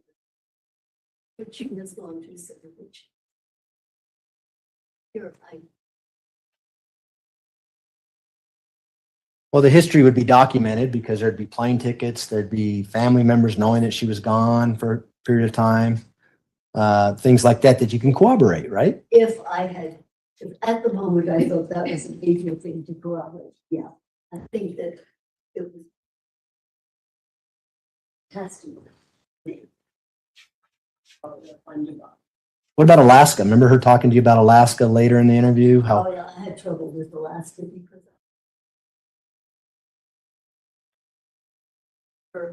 you know what? Went there, and I think she had gone there. I meant to say Australia. I'm sorry. I think You had the same thing I did. we're having the same problem.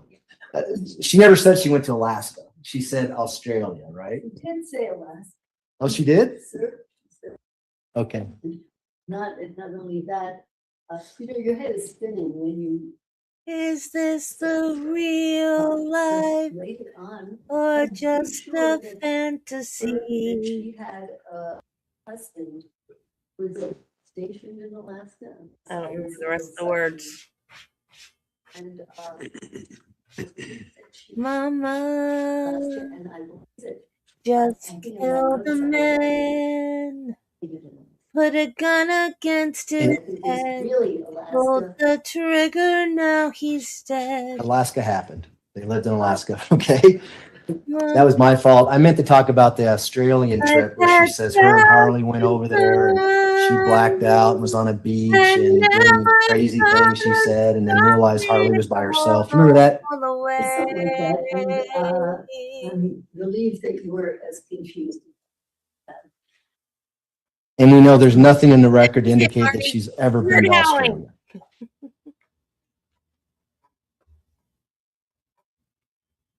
She also tells you in this clip that she changes personas when she's stressed out. Remember that? Yeah. Is that consistent with dissociative identity disorder? Yes, A triggering event? yes. Okay. We're going to play the next clip now, okay? We're going to go to, just have a second. We're now going to jump to People's Exhibit 731, which is your interview. What's the date of this? Would be on November 16th, 2022 Oh, thank you, Jen. in the morning. We're going to start this clip at 1 hour, 31 minutes and 50 seconds. And we're going to stop it at 1 hour, 47 and 22 seconds. Didn't mean to make you cry. No, that's for the record, doctor, just so the record indicates what we're playing. Okay? Go ahead and play. Being projected as some monster and like you don't know, like looking around and being like, this is not me. I do these things and I don't know. You know what I'm saying? This made it slow down. Is it possible that you did stay? Yeah. If I did, I didn't know I did or did not intentionally do it. You know what I'm saying? There was no intention to harm anyone. That would be a loved one of mine. You see what I'm saying? Because, you know, Yep.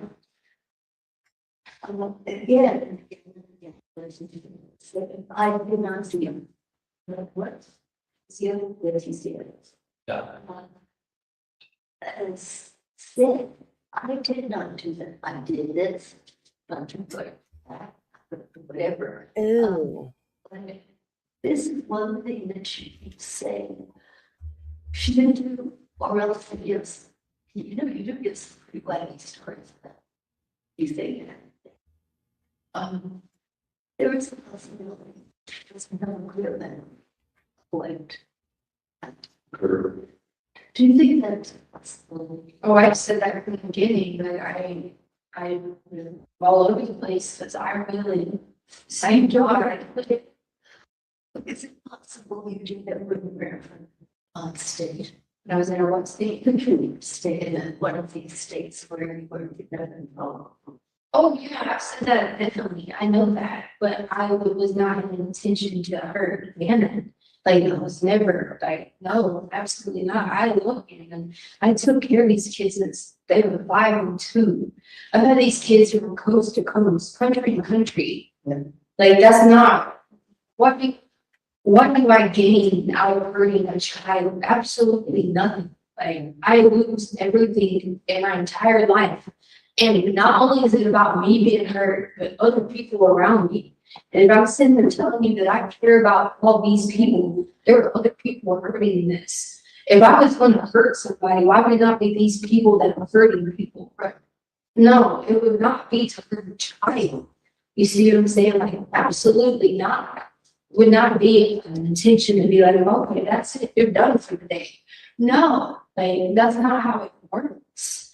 I don't feel actually life doing things right, you know, to do that. I don't work my whole life to do things right, to just be like, today's the day, I'm just gonna blame my entire life and everybody else's. That's not how it works. These people in here do this stuff. I don't. You don't know how anything works, Leticia.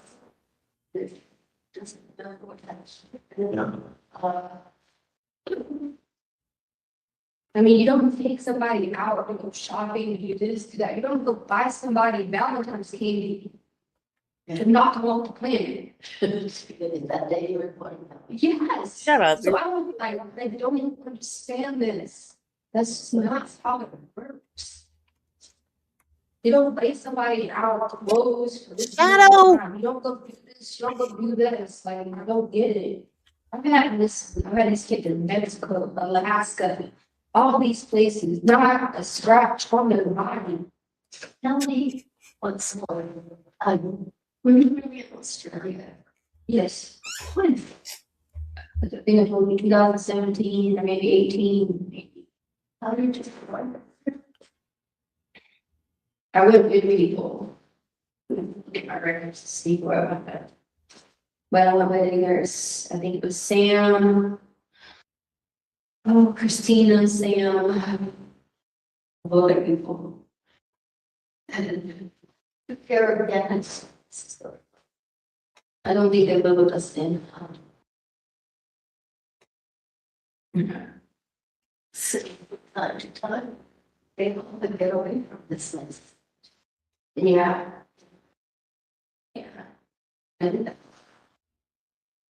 especially if like they're gone for the summer, I just be on.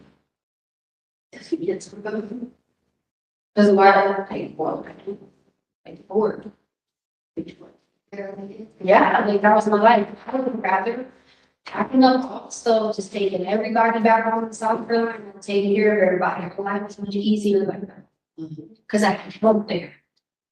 But no, their grandma. No, Landon's mom. Landon. Which was Gannon's mom's. Yeah. This is Gannon's Grandma. grandmother. Really helped with. She helped me when we lived there and I had the kids. She helped me. She's the only person helping.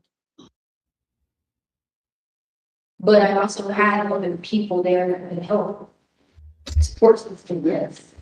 Everything. If I want to call ID, I could help. I had other people who programs that I could be like, great, I need to go do this. I could drop them up here for the day. I had support. My first call with John. Weird cat. I asked him what time. And, you know, he's, well, by the way, what you would say, someone else, and was there, right?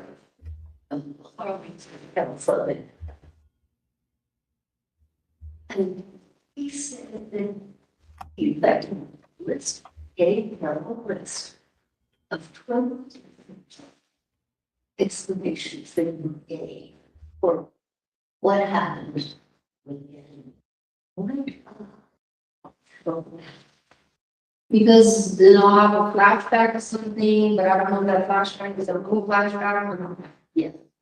And I'll have a nightmare about something, so I don't know if the nightmare was a nightmare, but the nightmare becomes real.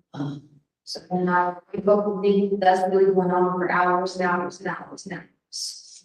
Then sometimes I'll have something and I'll try to put together something and it's like, it's really happening. Because then I told you earlier that I didn't know if something's really going on, or if this was real or not. And I said, I thought this was just one big nightmare. But so, any of it, it's all running together, because sometimes I don't know what's going on, and what's really not going on, you know what I mean? Then 1 minute it's something that happened, and now it's switch personality, and someone will say, and the other personality, no, this is what really happened.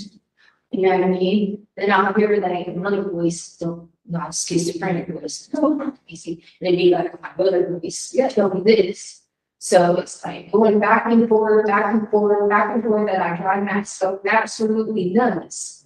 So when you ask me why people tell you 100% that I remember, sitting on the couch, hearing somebody knock, being in the garage, remember I being in the garage, I'm gonna look at the windows, look at someone outside, seeing someone downstairs. But that was the things I could 100% remember, but running around frantic, not knowing what was going on. So that's what I guess was like this dream or fantasy, or you know that you have that influences what you think you have. But you know, I don't think was just All applause. but I don't know. It could be. I don't know. There's people or something. But I'm saying though, but you don't know, because well, one person's telling me this. How do I know? Because this person could be trying to go with that person. You see what I'm saying? Because who knows what that person is really doing? You see what I'm saying? It doesn't matter. Told me. I know, I'm talking about them. I'm talking about what this person was doing. How do you know? Because 1 minute I was doing this, next minute I was doing this, but another person was doing this because I was doing two things at once. So how do we know? Whether we're in some confused state. It's not possible to remember what happened. It's not gonna work for me because I'm not like that. I have to know answers. Dude, I wouldn't care if it was just a random person on the street who was a bad person. Yeah, I wouldn't care. Because they would just be a bad person. Yeah. I don't care. But you're like that. See the news every day, bad people, bad things happen to bad people. But when bad things happen to good people, it's hard, especially when I'm sitting there lost. You know, you're there lost. Because there are probably little things that you should remember what happened to get rid of. And where he's tossed and this or that, it might have to do with it. But the sense she's a good memory for. Yeah. And there's probably a good reason for why you don't. And you know, you got that stuff. Says it's a lot of friends. But let's try to find out why. I absolutely believe that. Yeah. Yeah.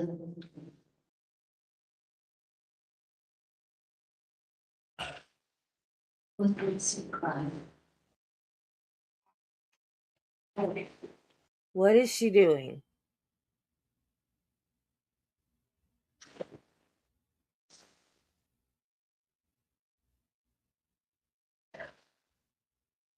Because I wish I would have just lived when he asked me just to get it. I don't know when your face, I don't know about your face came out of charges. But it was, you know, he hadn't wanted me to leave and not even tell how early. God, I should have just did it. Isn't that a really good idea? I know, but at least we've been safe. At least we've been on the East Coast safe. Everybody safe. He wanted to go with me. He knew I was leaving. He wanted to go with me. He did. He said, "You're going back. Mommy and Mom, I could stay with you and stay with Mommy and Mom." Who's falling? His mommy, his nana, his poppy, whatever. The East Coast, yeah, to the East Coast. Is that your mom? No, his mommy. Whatever. No. His family. Yeah, his family lived there, so we had. Yeah, his mom. They were away. Yeah, he knew I was leaving to go back home to the East Coast. He was like, just take me to junior. I said, son, it cannot. It's kidnapping. Your dad would have me hand over kidnapping because even though I'm your primary caregiver, I can't just take you. And if I would have just did that, everybody would just be fine. So I said, what? So what? No, you gotta add that to mix. Add that added on to me, trying to figure out. I was trying to leave, but yeah, I have to make sure that they were safe because I didn't want to leave them safe. You don't realize that the kids late night again, if I would have left them, they would not have been taken care of. Yes, money's not everything. They would have had what they needed financially. They would not have anybody to take care of their academics. They would not have had anybody to take care of their school stuff like, oh, it's just a day at school. Oh, it's this. They wouldn't have had that. Without me, they had none of that. So they would have lost all those things. They would have just been thrown in babysitters. Who would have babysitted them? Did you ever post one that maybe had instead of? No, absolutely not. This was my plan. I could not just take them to South Carolina and drop them off with my mother. Should forget. And if I did that, they were in just as worse hands of the guard I'm taking care of them. Right? So the plan had to be add more to my plate to figure out Yep. how am I going to get them safely to their mom so she could get custody back. But at the same time, she needs a house. And in order to get custody back, a woman can get custody back if I help her because I'm the one that See, reason we got custody. this is because the of me. truth. So I This is help her why. get custody back to her. You How want am I a going man to to do have this? Do it custody back. correctly. Make sure she He has doesn't a want home. to take care of these kids anymore. Kim doesn't need to die. What are you talking about? Kim dying has nothing to do with that. I didn't come up with any idea of him dying. My point is getting him safely to his mother. I would have been the plan. I could not get him that day. I told him Wednesday I would have worked out with him, but talking to her, getting her a home, I can't just go buy her a home. That's not simple. You see what I'm saying? She's a drug addict. Drug addicts come listen. They repeat the same cycle over and over and over. So I didn't lose the battle. Should have just took them with me, started the school cross country, and then just been like, oh well, one of y'all need to figure it out how to come better. That's what she did. Love that day. That's what she did. Okay, we started at 1:47:17. Thanks, Mr. Toomey. Absolutely.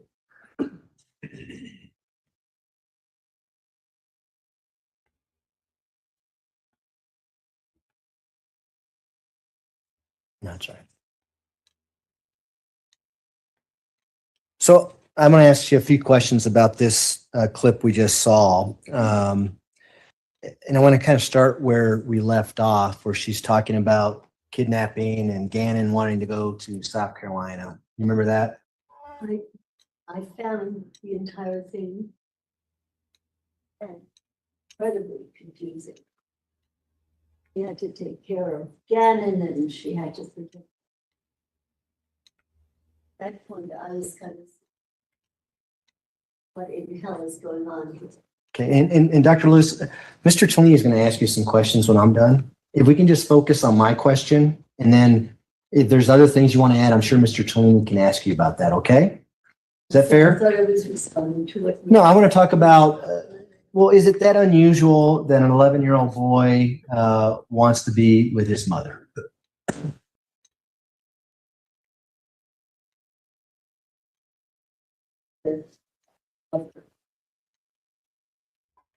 And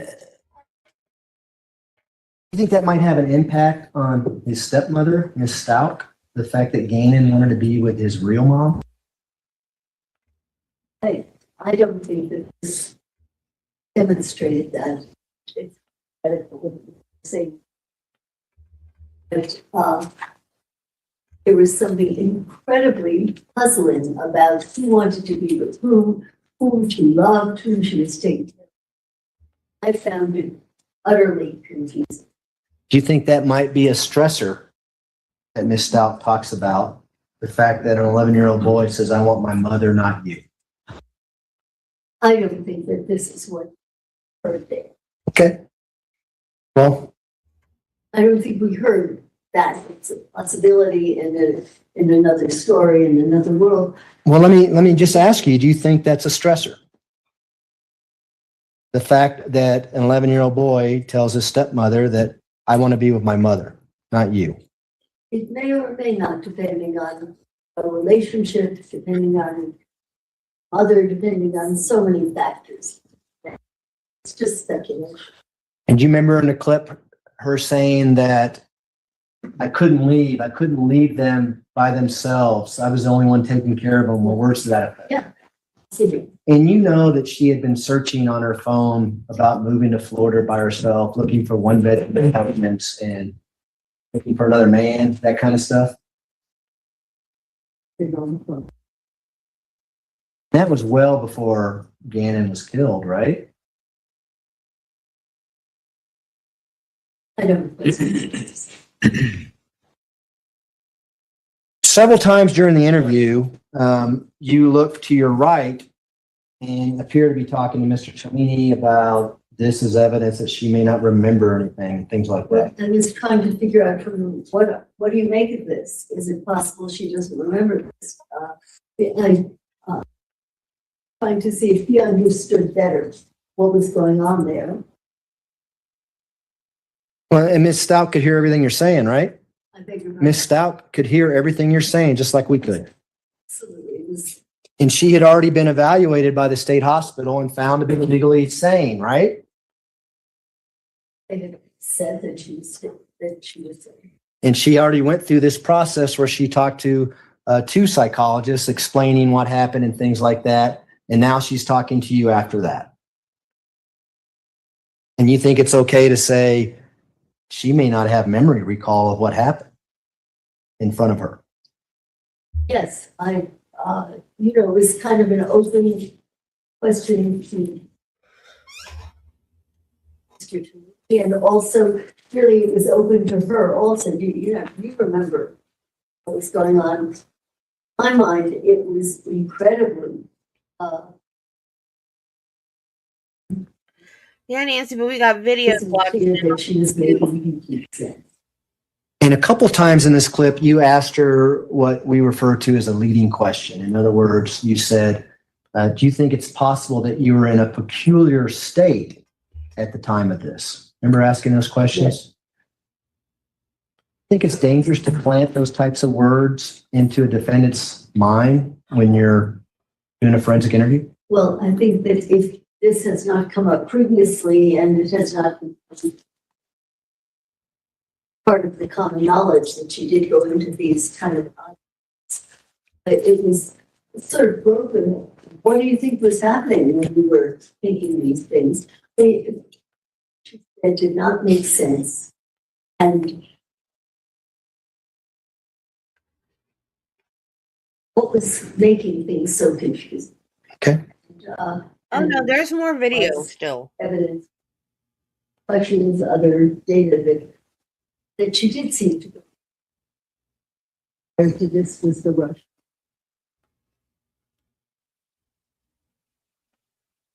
Knew already. It wasn't adding, oh gee, you go into these states.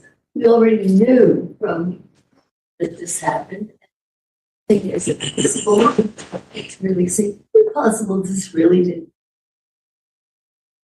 Well, but she's never heard it from a doctor who's doing an evaluation for her insanity, that the doctor thinks that she was in a peculiar state. That has an impact on someone, doesn't it? I believe that I was reflecting what we already knew from previous. Okay. discussions, and that I was not introducing a new idea, but that this was an established occurrence, and that, you know, possible that this, or you are in the fun. I didn't know what. Okay. Your Honor, the next clip is about 7 minutes long. We can play that or whatever the court wants to do as far as lunch goes. I assume you're going to have some follow-up. Probably. Clip. It's probably better to play the clip nearer in time to when the follow-up is as opposed to. I would appreciate that. Okay. All right. Ladies and gentlemen, we will take our lunch break. I have everyone back in the jury room at 1:20. We should be able to start on time at that point. Again, don't discuss the case among yourselves. Don't discuss the case with anyone else. And with that, I'll rise for the jury, please.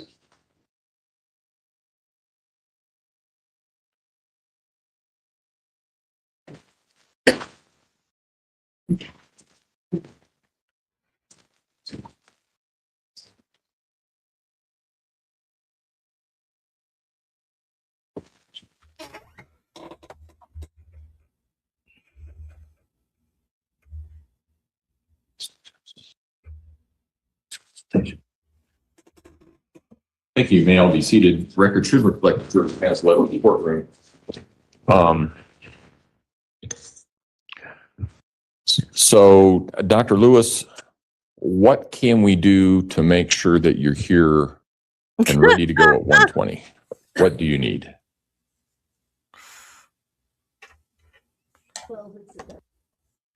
Right. Okay.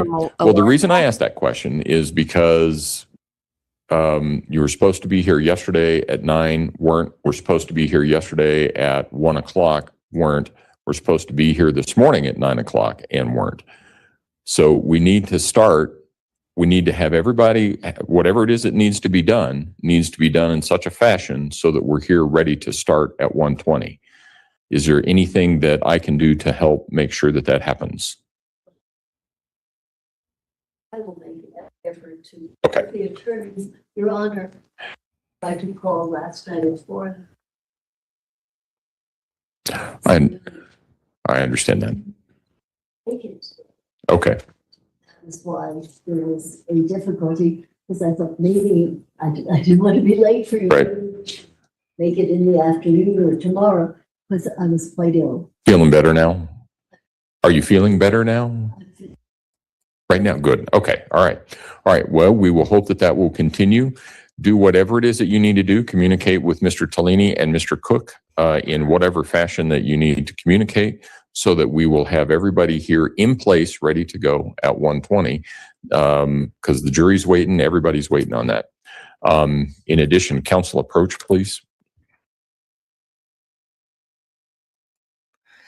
She got off of the witness stand because she couldn't turn around and look at the video. So she had to get off the witness stand and sit in her wheelchair. So she doesn't have a mic.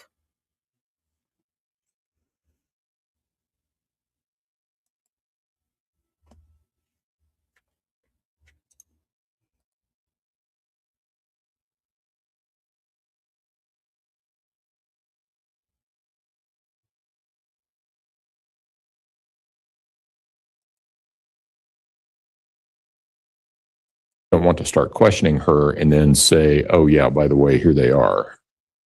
Do I have that right? I don't want her to pull out a Latin confession that somehow is relevant in this case because I've been told differently by. Well, it seems to me that the easiest way to deal with that is once Dr. Lewis gets here and is on the stand. FIRST Letecia Stauch record should reflect the jury is not present in the courtroom. Is there anything we need to take up outside the presence of the jury at this point in time? Prosecution? Yes, Your Honor. Okay. I don't think we put this on the record at the time, but I could be wrong. But if the court recalls, I was asking for notes and documents that were used during a portion of the interview that we're watching now this afternoon that the doctor had. Namely, there was a so-called confession that was written in Latin. Mr. Tellini informed me that those documents were lost, that they don't know where they're at, and that the Latin confession was gibberish.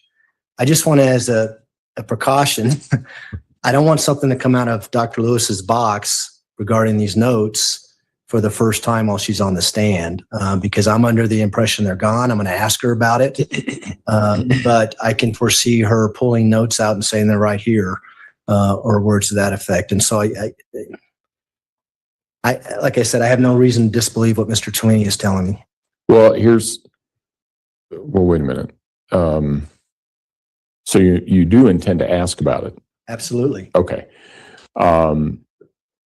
Then what I can do is confirm that, yes, the notes were lost, that she does not have them, which would alleviate the issue of her pulling them out during trial, I suppose. I thought it was more of, if you didn't get it, you were going There was one trial where this expert witness had written down her own notes that nobody knew about, and she kept talking about them. And so the attorney was like, "Do you have them with you?" And she said yes. And she pulled a napkin, literally a napkin, out of her purse that she had scribbled notes on. It was hilarious. Dang, I wish I could remember what trial that was. I think it was a Florida trial, but I don't remember which one. We was just, our jaws hit the floor. It was nuts. It was another one of these quacky witnesses, expert witnesses like this. to ask that she not be allowed to testify about it. But your issue is No, it wasn't the Amber Heard trial. you don't want to start questioning her and then say, "Oh yeah, by the way, here they are." Do I have that right? I don't want her to pull out a Latin confession that somehow is relevant in this case, because I've been told differently by. Well, it seems to me that the easiest way to deal with that is once Dr. Lewis gets here and is on the stand, I'll ask her if she has those. We can she can tell us what happened, or if she had it and where it went, or if she doesn't have it. If she does have it, I think you're entitled to it. Absolutely. And then it's a different issue about how to proceed forward then. But if she doesn't have it, then I think we can proceed in the fashion that you want. So Sounds good. okay. I hope I understand why I brought it up. Yeah, no, I do. All right, and I know Dr. Lewis is down the hallway, and I think we're just waiting on her. And once that may be her.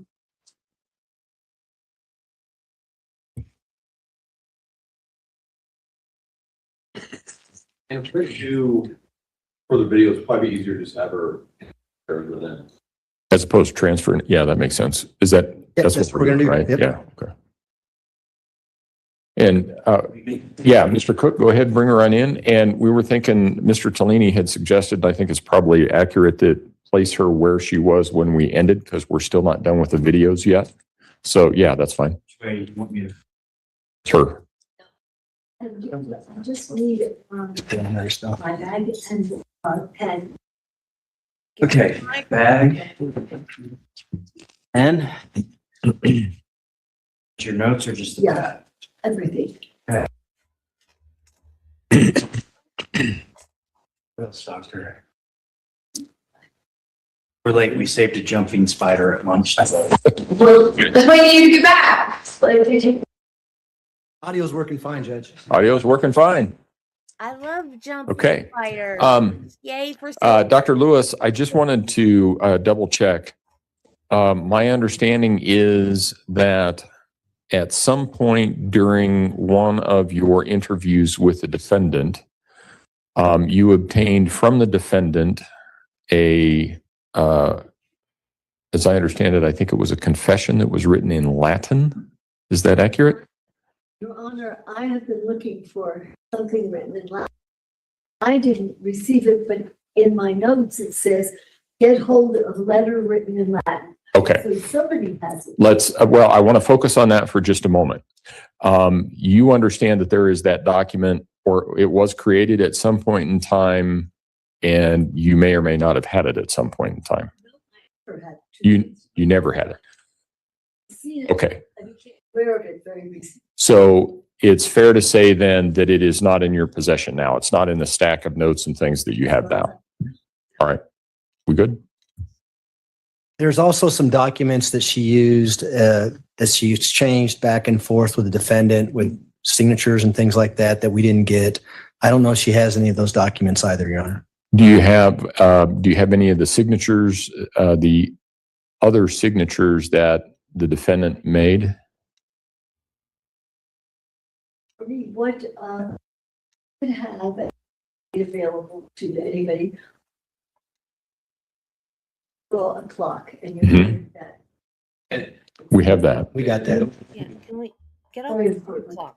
And also, I have here, and I made this available to others, something called Ray's complex figure. It is We have that. and it takes a bit of explaining in terms of what it is, the best I could do. Okay. But I do have it, and if you wish, you could copy it, perhaps you give it back to me or give me a copy. We actually have the raised complex figure, if I recall correctly. You should her copy of it and her memory, from memory, she did. And I have. Right. I think we have that. I think what Mr. Young was asking about was the signatures and the confession in Latin, right? And you do not have either one of those. Okay. Okay. All right. Thanks, Judge. All right. Appreciate it. Anything else? Nope. Anything from the defense? No, sir. Okay. Let's go ahead and bring the jury in then. Judge, would you rather be, you want to, with that word, you want to look at this? Well, so far, this was. Okay. All right. And Audio. the audio is the same. It is. It comes out of the speakers in the ceiling. If we had to have the ring lights off, Judge, I don't know. Yeah. And that'd be a good The idea. greens, right? Yeah. Just the green ones. Your Honor, I was given materials from tens of documents that had been signed by Letecia in the past. Okay. But you don't have any in your possession now That they gave me. that anybody gave you. Well, I may have them. You don't have them with you now. But they have. And I think there's a little bit of confusion. There were some signatures done by Ms. Stauch that were found like in and so forth Okay. that we provided to, Okay. Dr. Lewis, and those have been provided. One we provided to Dr. Lewis. Now we have been gotta provided do it to the again. district. It's the More ones that money. were at the jail that we can't locate at this point. Okay. And it'll become obvious when we play that portion of the That's video, fine. what we're talking about. Okay. Yeah, you got it. Yeah. Okay.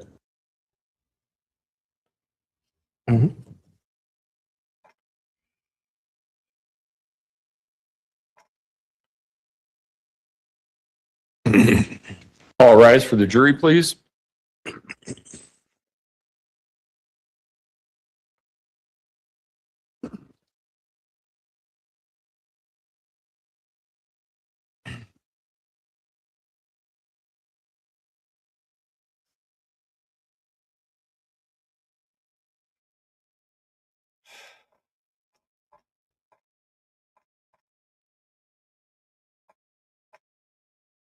Thank you. You may all be seated. Court will recall 20 CR 1358, People versus Letecia Stauch. Record should reflect the jury has returned to the courtroom. When we took our break, we were in the midst of the cross-examination of Dr. Lewis. That's where we will resume. Mr. Young? Thank you, Your Honor. At this time, we'll play People's Exhibit 732, which is the interview that took place on November 16th, 2022 with Dr. Lewis. We're going to start it at 55:30 and end it at 102:37. About 30 minutes. And it's about 7 minutes. 55:30. Oh, So I'm we're starting- sorry. yeah. I misheard you. Okay, go ahead.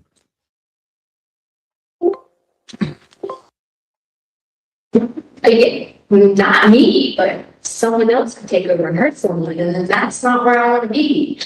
But that's, yeah, because I don't want to do that. Like, that's not. So why these are nothing much? You know, it's so intense. Yeah. What your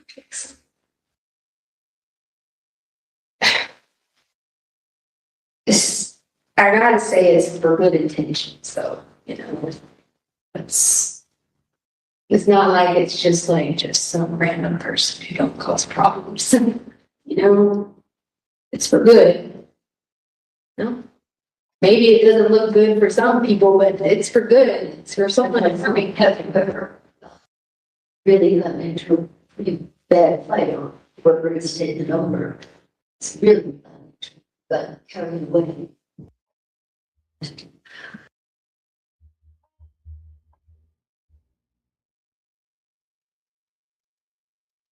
What's happening? See the video?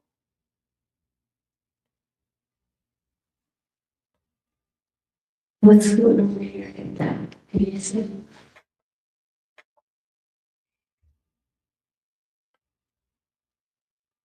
I am not violent. I am not violent. I am not a violent person. What? I am not violent at all. But I am not gonna let people be taken to bed. So I'm not gonna let people be hurt because I don't do this to me. Okay? If someone is trying to hurt people, I'm going to make sure they're okay. Because that is what I do each and every time. I'm going to always make sure that people are going to be okay. So I don't look. Could you just let me understand why I'm always being asked what is going on in here? Because this is my job to do things for people and to protect them. Yeah. Because it's what I have to do. That is people are the protector. I'm going to always do that because if people are molesting kids and people are hurting kids, this is what I do for them. And if people are hurting elderly people and people are always doing this to people, this is what I'm going to do. And if people are inside your home or inside my home, I'm going to protect them. Do you understand that? I'm just saying, yes. But you will make everything.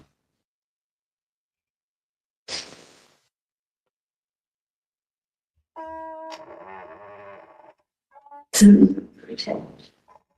Where did this go when you protect?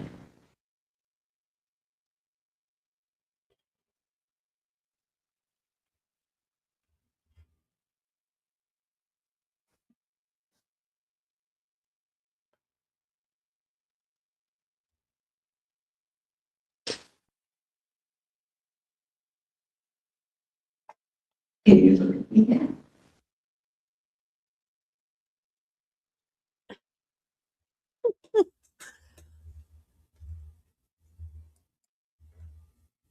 That is Linus, the hair mole. Spelled L-I-E-N-U-S. Linus.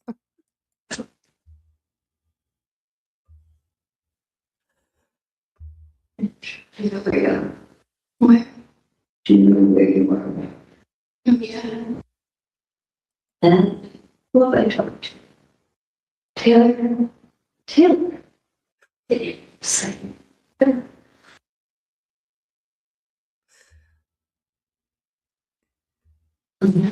And I'm question. Taylor, do you know what just happened? Yes, ma'am. What? Yes, ma'am. What just happened? You're asking about my grandpa? I asked you to do that.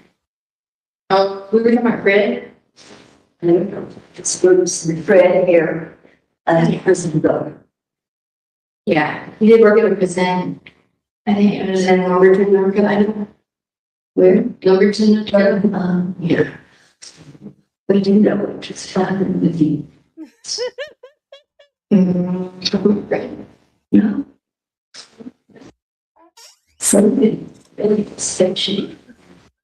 Then I spoke with someone who said, I protect them, I always protect them, I don't pay anything. Oh, sorry. Sorry. What is sorry? Oh, I don't know. I just think who is the protection? Oh, sorry. I don't get it. I was saying sorry, I don't know what we were talking about. We were talking about prisons, so I remember. You told me that it was a kind of space. things. Who would be the protector? Oh, my protector is Maria. Maria, I would like very much to talk with you.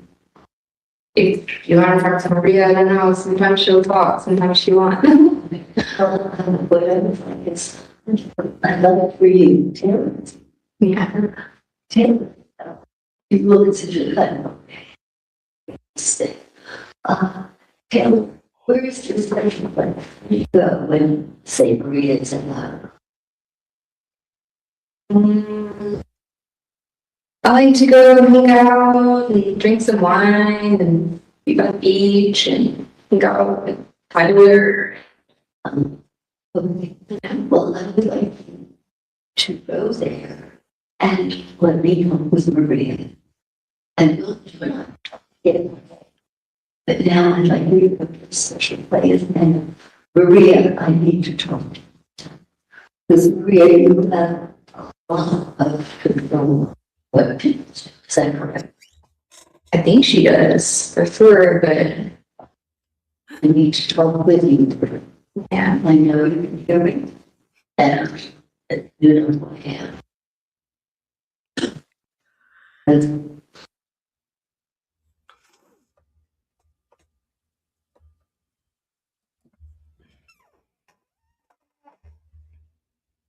Okay, we paused it at 1 hour and 2 minutes and 37 seconds. Do you mind if I turned you around, Dr. Lewis? Okay, here we go.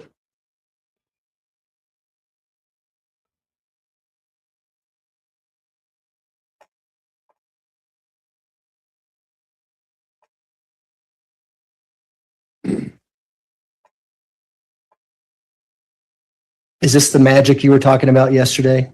Well, that was a joke. Technique in which we learned how to get to talk.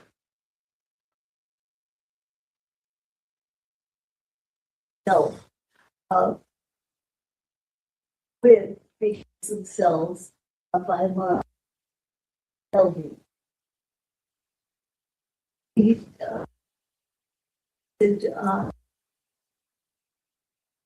Get to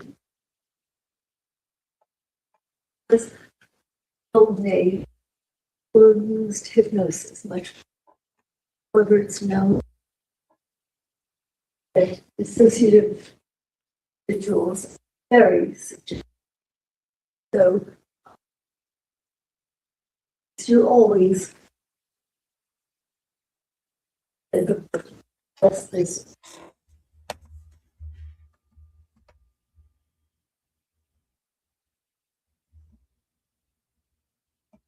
So if you're talking with a kid or with somebody who has a problem, let's say, what do you suggest that we trust or that we are find out more? You know, we try not to say separate aspect of your work. And we learned, and this is not only from patients, but from a product. That is, that by and large, they have a special place because it is known that, say, there are 3 or 4 individual entities. Sometimes they can hear what's going on if you're. Sometimes they don't. And what we learn from our patients is to simply, what happens to you when you go? Where do you go? When I'm talking to so-and-so, Maria, where do you go? What about a special place? When you have a special?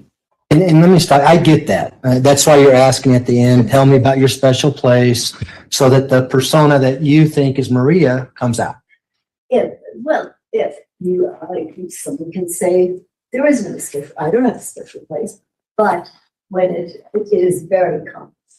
But when we started the video, Maria came out, right? The protector. That's the first time in the entirety of your interviews with Miss Stauch that you think Maria comes out. I don't hear an recall accent, this. We've watched it more than I don't know if that was the first time, but Well, and let I me, know that she existed, and I did want the opportunity to learn more because I suspected that if indeed that perhaps it was in the guise of, or in the wanted to talk to the. but you didn't do anything to have Maria come out. She just came out and started talking to you, right? Sometimes Well, that's what happened in the video, right? I watched kind of carefully, and I think I said, you know, I really would like to talk to Maria. Very calmly, but at the beginning,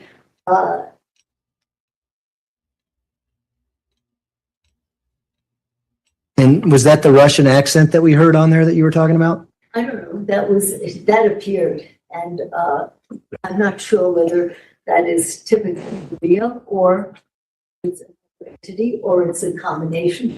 These are not well-defined, well-distinct. Well, she said she's the protector, and you followed up and said, hey, we just talked to the protector. And then Well, she said. she said, can I finish my question, please? And then she says, well, yeah, Maria's my protector. Yeah. And then I'm Taylor. That's what she just said, right? Right, yes, And there was no accent when the protector was on there, right? right. She was speaking just like she speaks all the time. Okay. No, I didn't hear an I'm accent. not sure what the point was. The point is she didn't have an accent when she came out as Maria. That's the point, right? You're not dealing with logic. Doesn't have, this is not a total different unit. Not a consistent person who remembers it or who you would always be a certain way. How do you know she's not fooling you? How do you know that? Well, watch, listen, see what is consistent, see what isn't. Is there any benefit? Yes. So far, speaking with a Russian kind of accent, not really Russian words. Advantage, disadvantage. The advantage is she gets out of murder. Well, here's the benefit. Let me explain it to you, okay? You want consistency in your persona. If you want to say Maria comes out and speaks in a Russian accent, she should come out and speak in a Russian accent. You should Is that logical? Your logic. I It is get them not logical. confused. Okay. They are as Maybe this is logical why I as get them dreams. confused. So you handed her a piece of paper and asked her to sign her name. Yeah. What happened to that piece of paper? Thought that I had anything that Yep. I will Awful. certainly find it for you. Oh, wait a minute here. You just told the court But- that you don't have these documents, that you lost them. That's what you just, There's a problem. This is No probably. way. Your Honor, Ladies and gentlemen, I'm going to have you step out in the hallway, back to the jury room, please. Oh. Guys, for the jury, my please. God. Her hot mic moment is now very ironic. Who lied?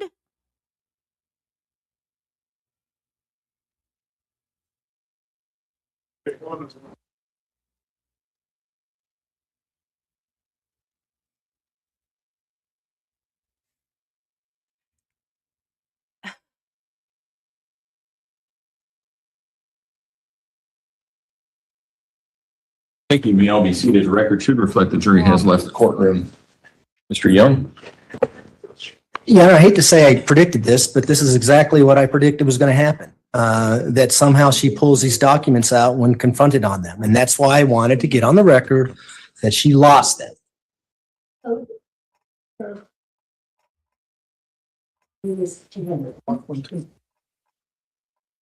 Thank you all for this to come.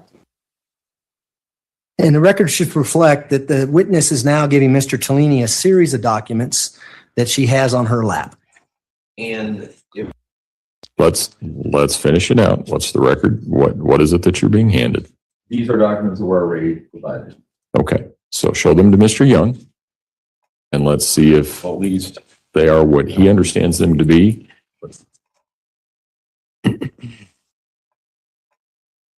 I've seen those. I haven't seen that.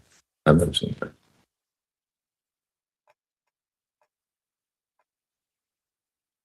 I don't know what this is.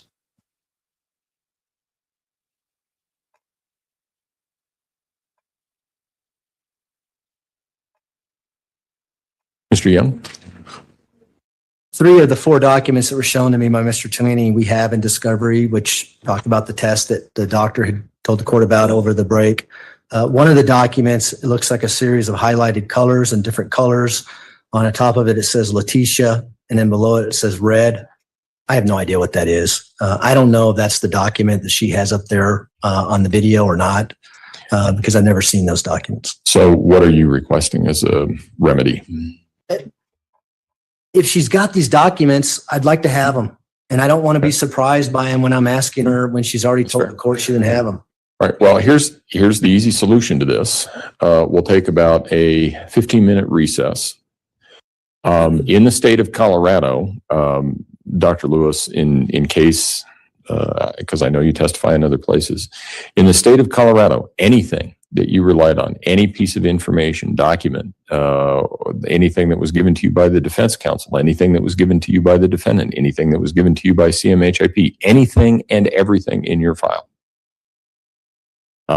without exception, must be provided to the prosecution. In addition, in the state of Colorado, anytime somebody takes the witness stand and is starting to testify, and all of a sudden is looking at some documents in their hands or something like that, counsel is entitled to see what they are. So here's what we're going to do. We're going to take about 15 minutes. You look through everything she has in her lap, then we'll see where we are. And we can go from there. There's a number of remedies from there. And we can deal with all of those remedies once I have a better idea of what it is that you think she has that has not been provided.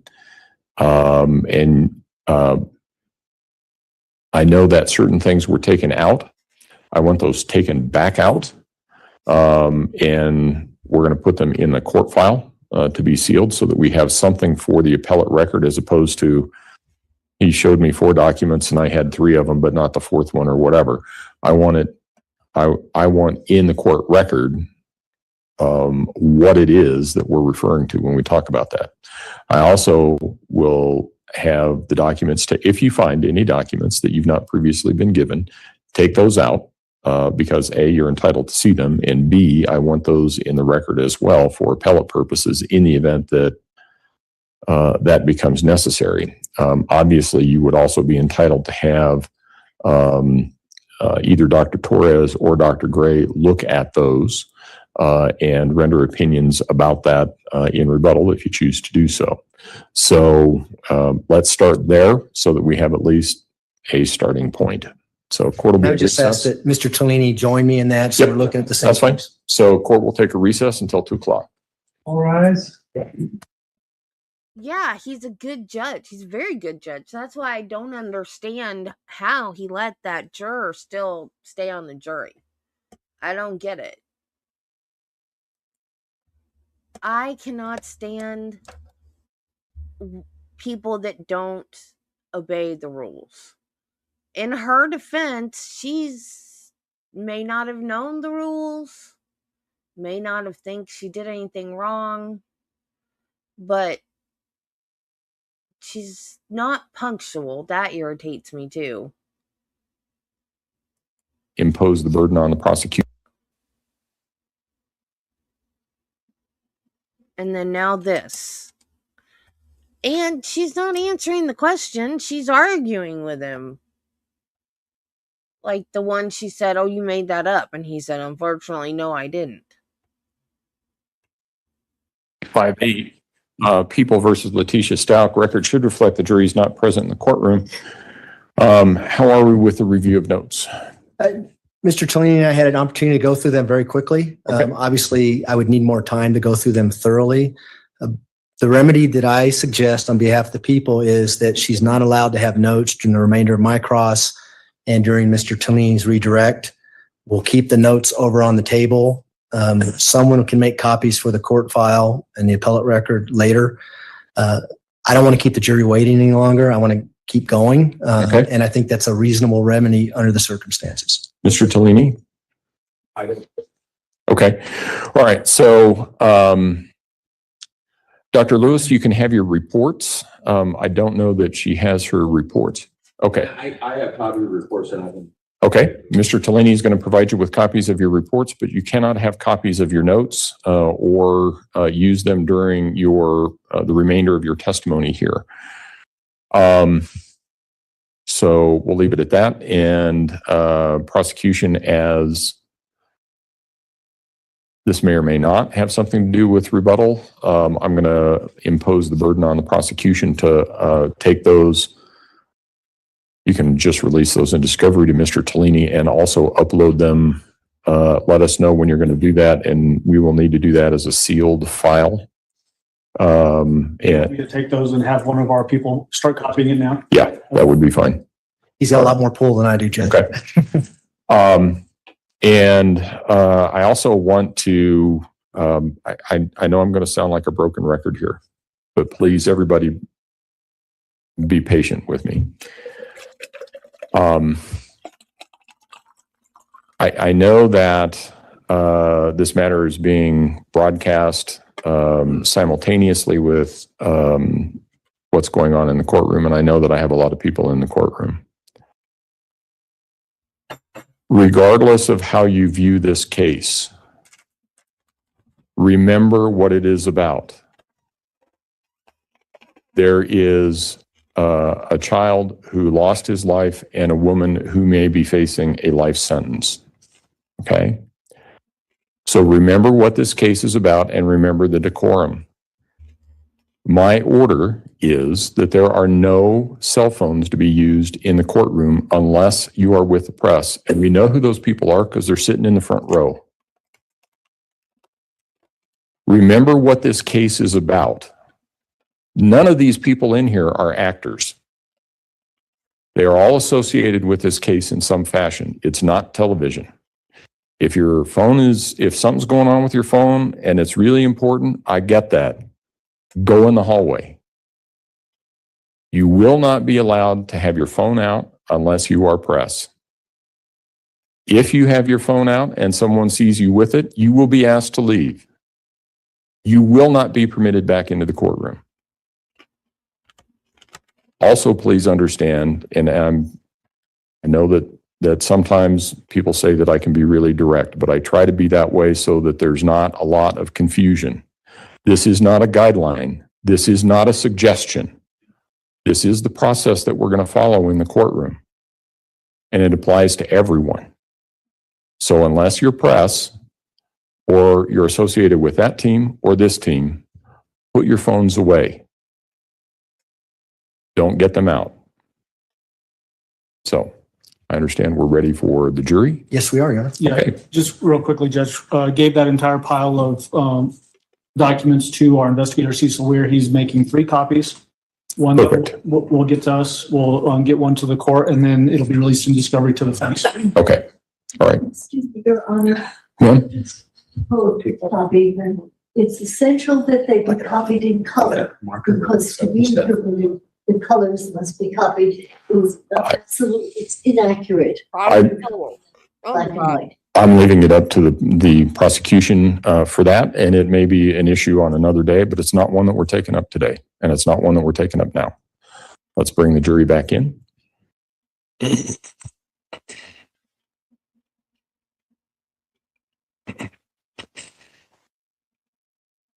See if we got any response on getting another security guy up here to stand right there looking back. Okay. Oh, hot Mike, what was that about? Any more security?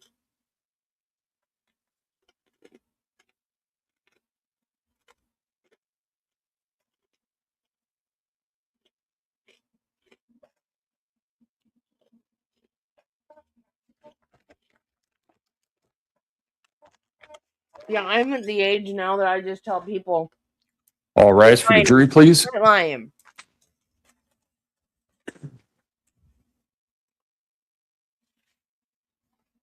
She is. She absolutely is crazy.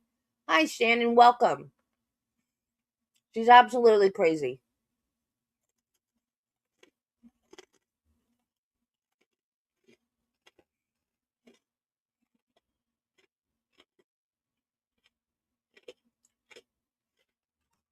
Thank you. May all be seated. I don't know. Court will recall 20 CR 1358, People versus Letecia Stauch. Record should reflect the jury has returned to the courtroom. Mr. Young? Thank you, Your Honor. Dr. Lewis, we just took a break and Mr. Tomini and I just went through all your notes that you had here in the courtroom. Is that right? Having gone through those notes, we see no documents that you were using during the course of this interview with Ms. Stauch, correct? Not yet. Because I don't know what there is there in terms of that interview. If you have the whole thing, you will see those documents. I hope not. Let me just ask you a simple question. Do you have those documents that you used in the interview with Ms. Stauch? Yes or no? I gave them to you. Yeah, they are there, but they haven't. At this time, I'm going to ask that the court take judicial notice that Mr. Tellini and I went through those stacks of notes, and none of the notes that she's referring to are in the stack of notes that she has in the court. Mr. Tellini? It's not a judicial notice thing. It sounds like it's a stipulation. There is the complex figure drawing that has not been referenced, that were notes that was documented that was turned over to this attorney, and that was in there. And I think that's a little bit of the is having as far as the signatures or the alleged. Okay. All right. I would accept that stipulation. I appreciate that. Thank you. Okay, Dr. Lewis. You know the importance of turning over notes that you use in a forensic interview, especially in a homicide case. What did you do with those notes that we just talked about, where you had Ms. Stauch sign something? Whatever she signed there, what I had was turned over to Tellini to be copied and shared with you. I approach the witness. Oh, yes, you may go ahead. I'm going to hand you what's been marked as People's Exhibit 735. Have you take a moment to look at that document?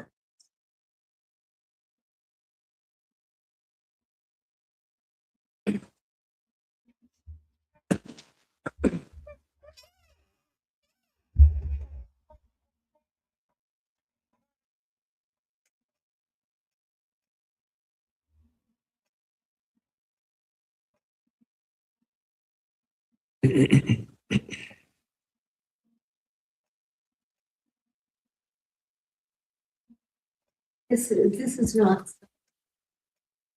This is a different patient with.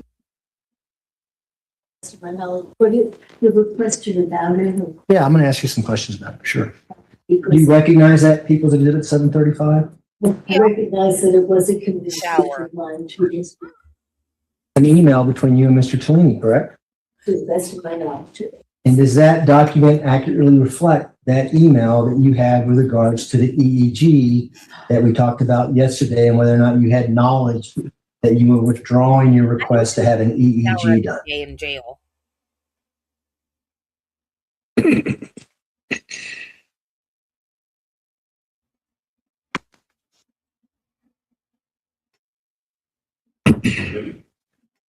To my mind, it was not simply dropping it, it was saying, this is not right. Dr. Lewis, just answer my question. I- Does the document accurately depict the email exchange between you and Mr. Tellini with regards to your knowledge of whether an EEG was withdrawn? Yes or no? Whether it was, I'm sorry, I didn't hear the. Withdrawn, your request for an EEG. It was not a permanently withdrawn thing, it was saying right now. No, I'm going to ask you to direct her to answer Dr. my Lewis, the question is simple. Is this an email that you sent to Mr. Tellini? Yes or no? Yes, it is sent to him. But Mr. Young? We move to admit People's Exhibit 735. No objection. Exhibit 735 will be admitted. Go ahead. And did you say in that email, go ahead and withdraw the EEG? We'll address it at a later time. I said, And now, if we could address it later, this did not mean it's not important. It was just organizing in my head as opposed to what I She that is became less important than something else. The email speaks for itself, doesn't it? You're dictating in the email why you didn't think it was important at that time. Well, I'm saying that there are other things have arisen that we should also address. So why did you yesterday blame the attorneys that you didn't know anything about the EEG being withdrawn? I did not consider this withdrawing it permanently, but simply I did not wish to fight with the court over are you getting this, are you not? this The court woman refused is to get it. And I crazy. say it can be addressed again.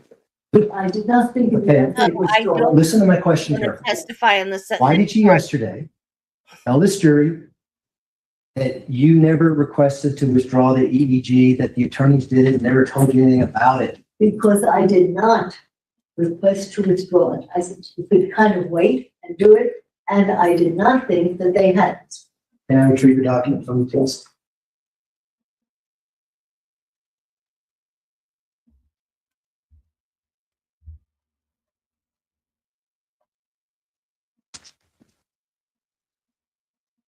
This is what you said in your email, and you can explain what it means after I read it, okay?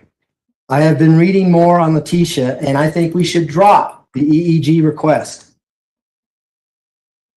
What does that mean to you? Rest of it, know the timing of it, and know what I was thinking about at that time that was most important. But this was not something that I was going to, I can't possibly assist you if you don't have this. I think I think we should have it, but we can wait. Get it later. In fact, it may be, I could be mistaken, but I believe that Mr. Delaney had said to me, there will be appeals on this. You know, I'm going to ask that be Your Honor. Dr. Lewis. It gets- I'd like Dr. Lewis, please stop. Wait. One at a time. One at a time. Dr. Lewis, please confine your answer to the question being asked.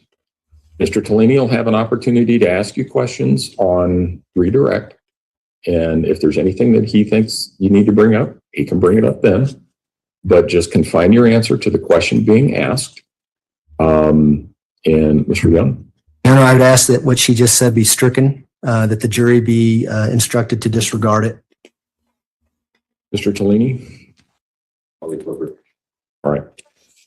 Ladies and gentlemen of the jury, you're instructed to disregard Dr. Lewis's response to Mr. Young's most recent question. Mr. Young?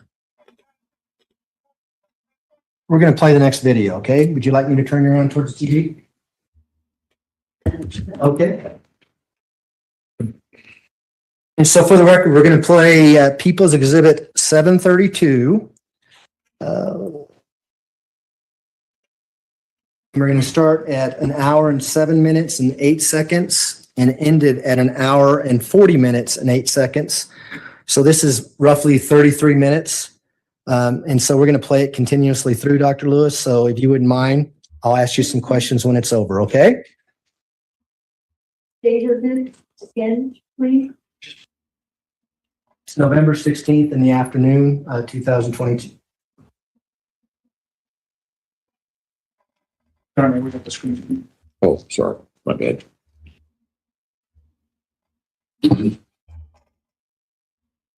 My initials there. And who said that? She said that she didn't know who you were. Who was it? Okay. Because you know, I didn't write out. You did not read it.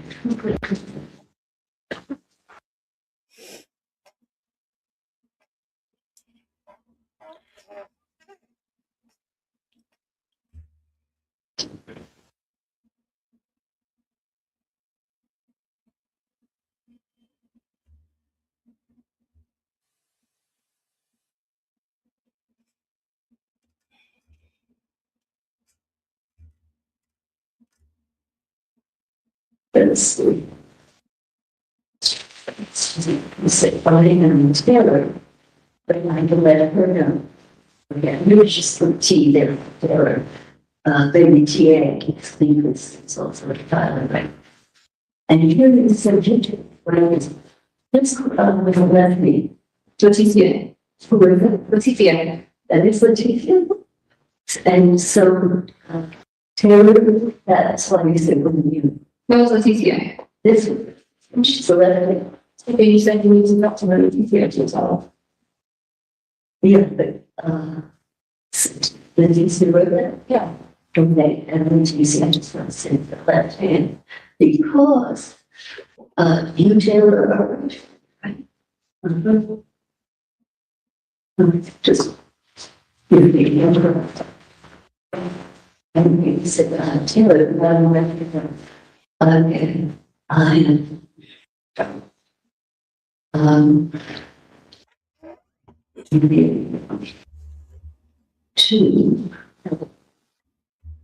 oh, I don't need to play favorites. You're important. Important.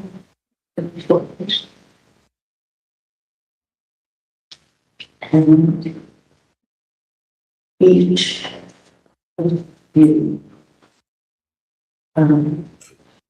seems to believe you.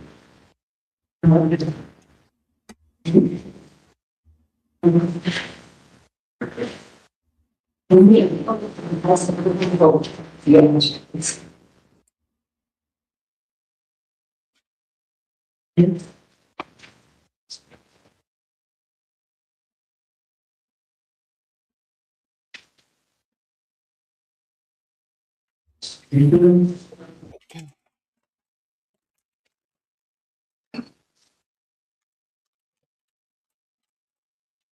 So, Maria is not true.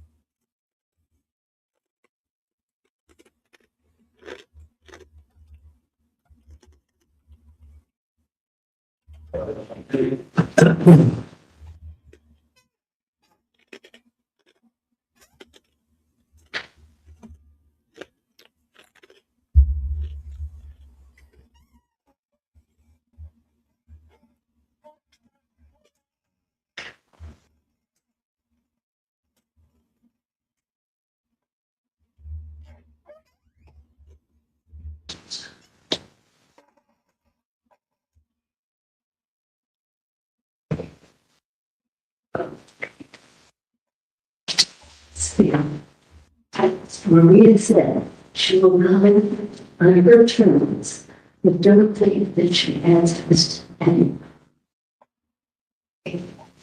Who said that? Was that, doesn't he?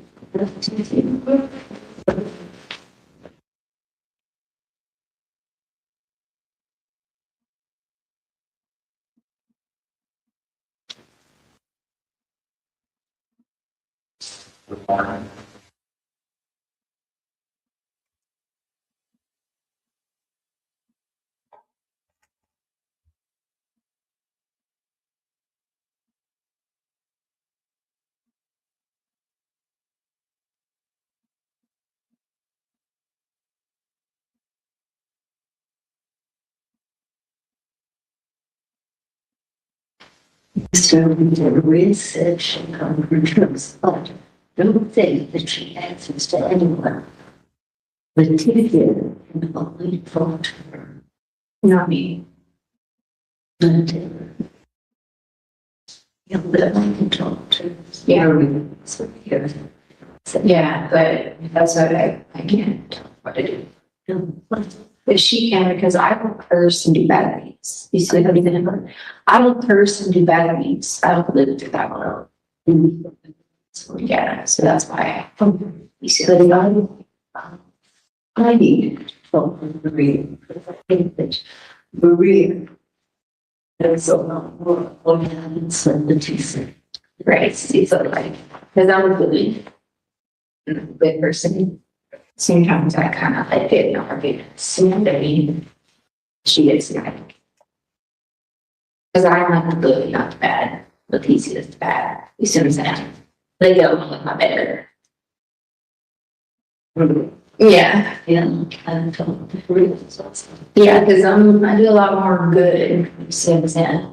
You do a lot more. Yeah. She don't always agree with good. What it is.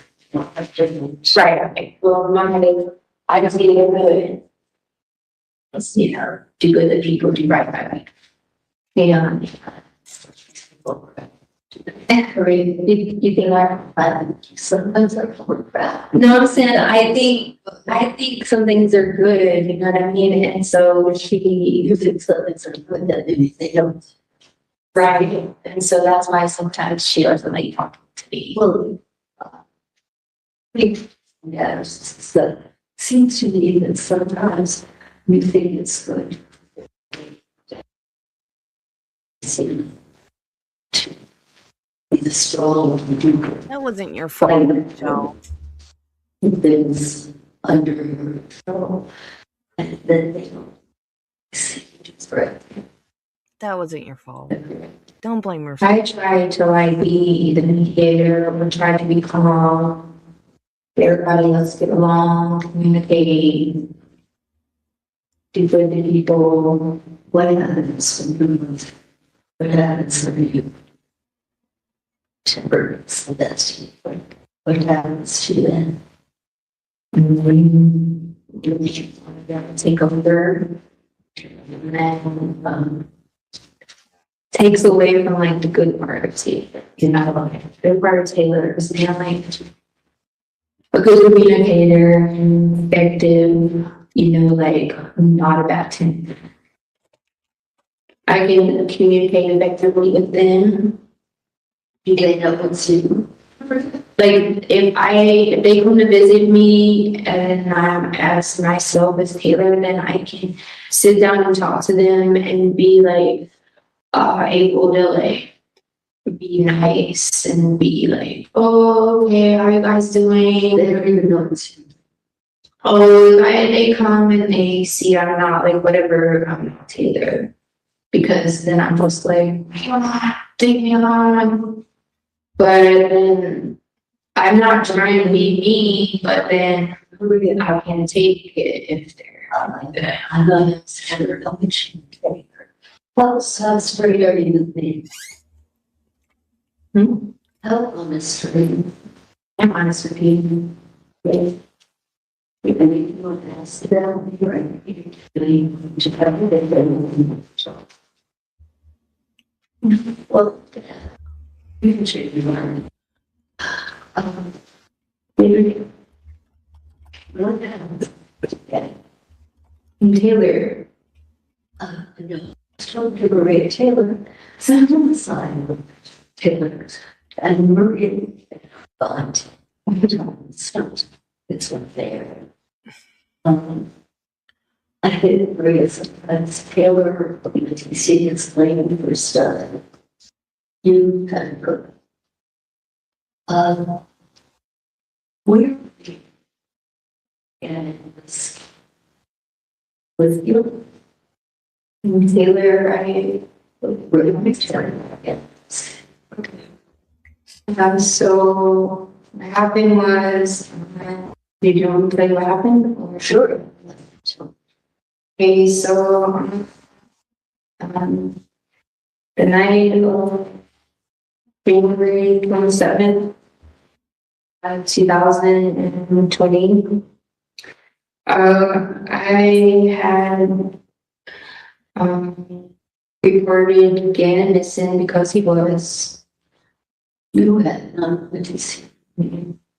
I had, So it's January 7th, 2000. So you reported that he was missing. because I was calm at first because I didn't think anything was wrong. Thought that he was just playing like a hiding challenge and that he would be okay. And thought that he would eventually come out of his hiding spot and he would eventually, everything would be fine. He wanted to have a bunch of followers on YouTube. So I thought that the whole time the circular, so I wasn't in a panic mode. I wasn't in any kind of like anxiety or like not yet. He was not there. Something had already happened to him. No, nothing had happened to him. But you saw that After what? after you were there. Police. Right, he was missing. He was Already, yeah, he was missing, but nothing had happened to him. He was missing. he was why was he missing? Guess he was the house or he was hiding. I'm not sure. That's why. I need to go to Peru. I think all of you, and right now I'm talking to everybody. Come to everybody. I think all of you have been covering for each other. And, you know, I think that you all want to, you want to do a RTC. Actually, you're really preventing them from getting help. From not always having these kind of stuff like that. But I think you're afraid of telling what happened to them.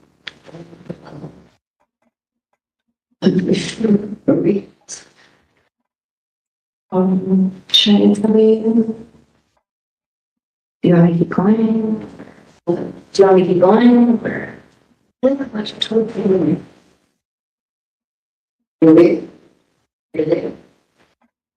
Yes. So, as we heard, first keep going, but I'm just gonna keep going. He was missing and then I called him. I really started to panic. After a couple of minutes, that's when I started to get worried. Because I realized that it started to rain, it get cold outside. And then after, when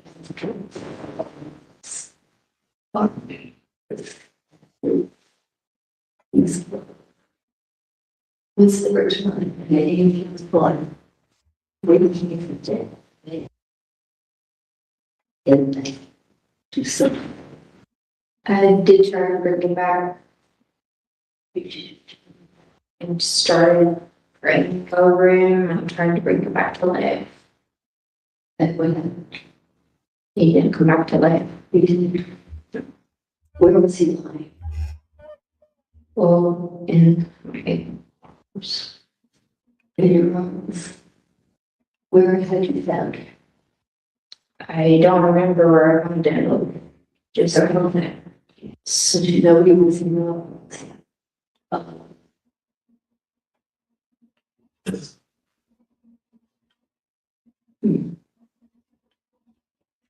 If you don't understand why it was like that, it's like that.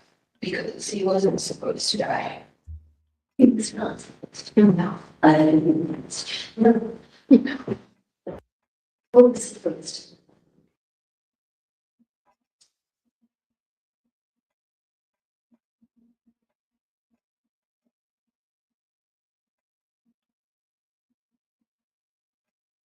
Was not supposed to die. No. So someone maybe one no. What was? What was the idea? What? Was not supposed to be him. It wasn't supposed to be him.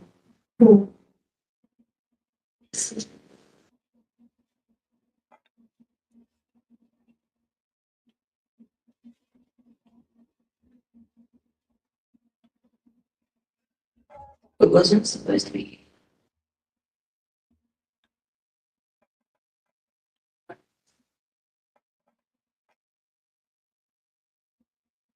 Wasn't supposed to be. And then it was usually. No, what did you think it was?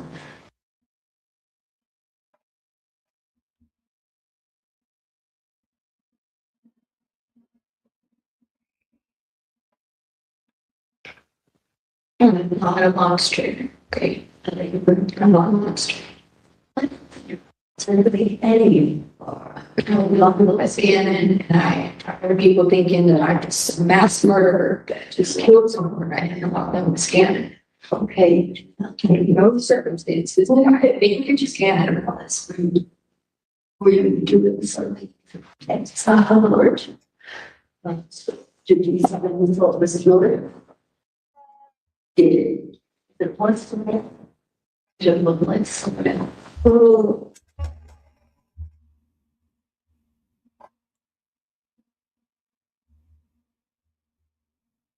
You know, you don't know what it's like in my life. I have to see when I realized that it was scanning. I never knew it was him.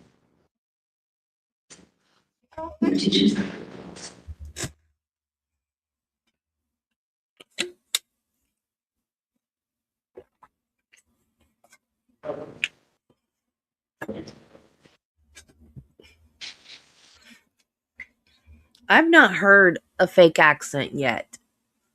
Have you heard a fake accent?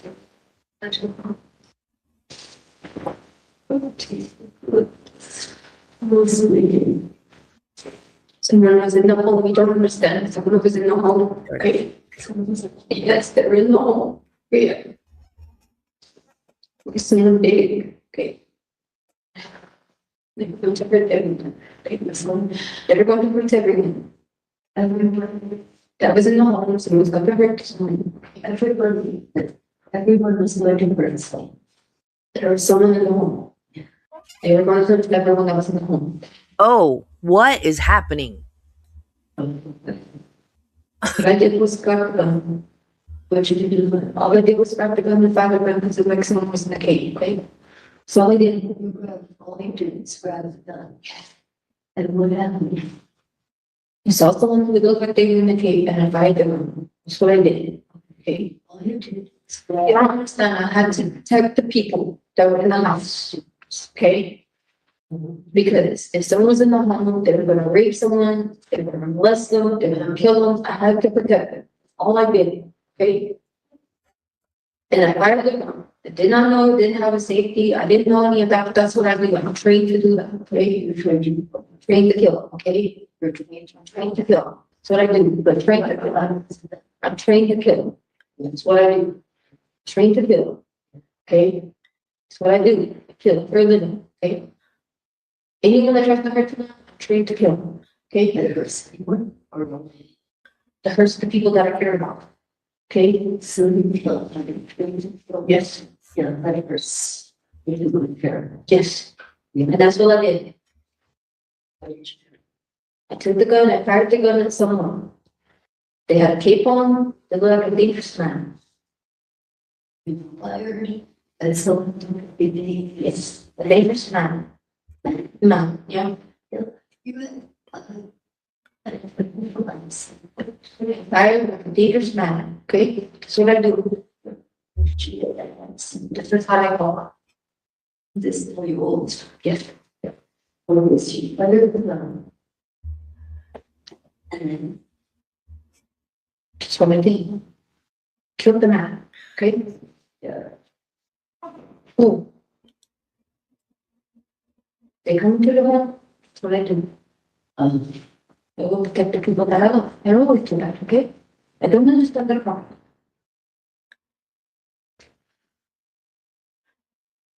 When did you realize? I think she's pretending to be there was Russian. some person I don't realize anything. I left immediately. I left immediately after I did my job. You realize I left immediately after I did my job.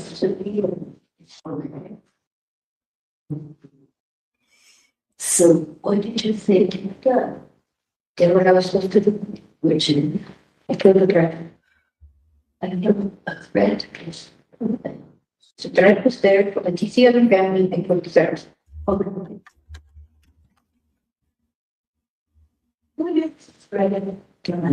Made it so short. Because Leticia, her family, they were missing and I had to protect them. Who was this? Leticia's family. Really? Who was it? Leticia's son was missing. To protect him, which is what I do. She was upset. Everyone was upset. Little baby girl was upset. Everyone was crying. Another language. That's what I did. And then I wouldn't do this. I know that. I left. I said, well, what happened to him? Who did this?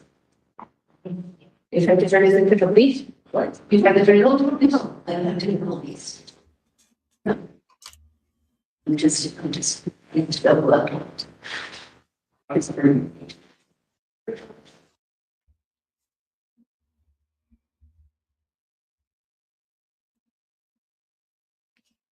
What do you want to try? What do you want me to try? Just try.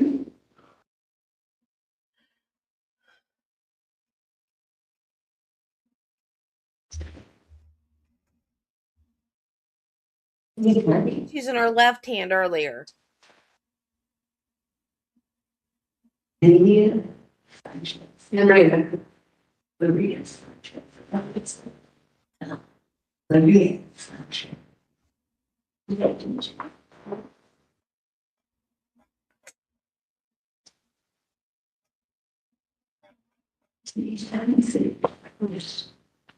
what I think? I think you said with your that. She's so stupid.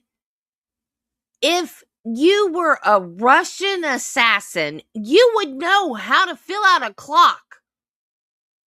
Yet she did it all garbled. She's not even smart enough to figure out how to fake it.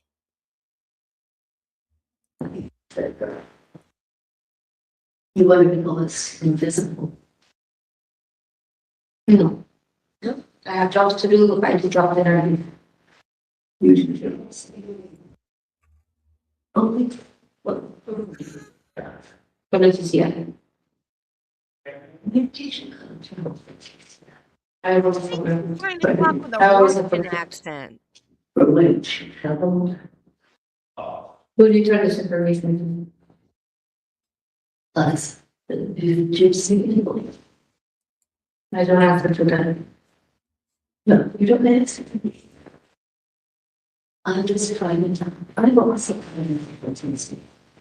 I think you tell. I don't think you would. But no, I know too. I'm working my ass off to help with this. It's a very tough, yeah.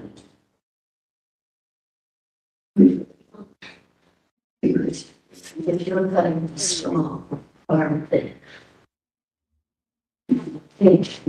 That's a good idea. So, I doubt they can use this video though, because I don't think they'll bring her back. Because if she's not claiming DID, because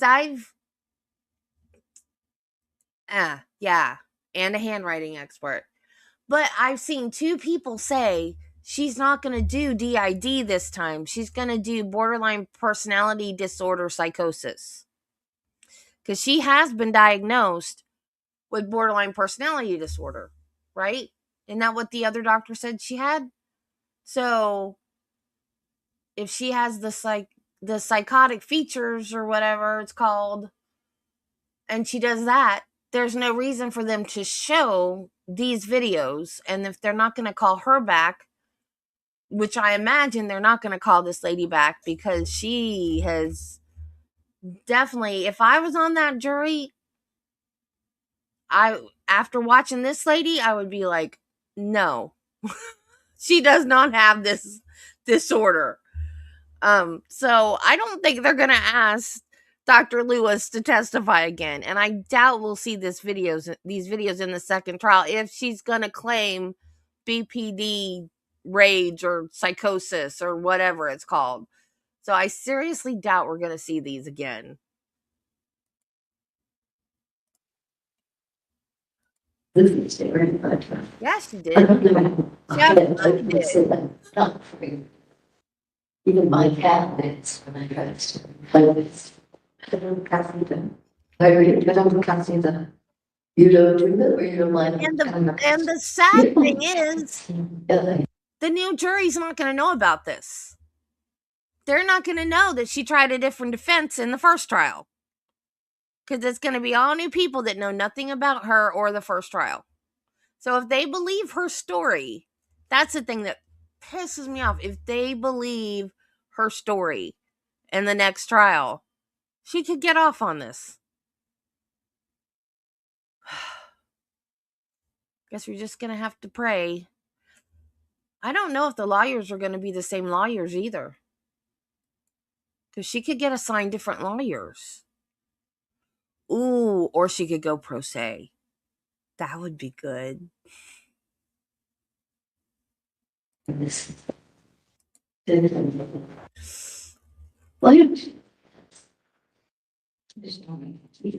Nope, none of this. Because this isn't her defense anymore.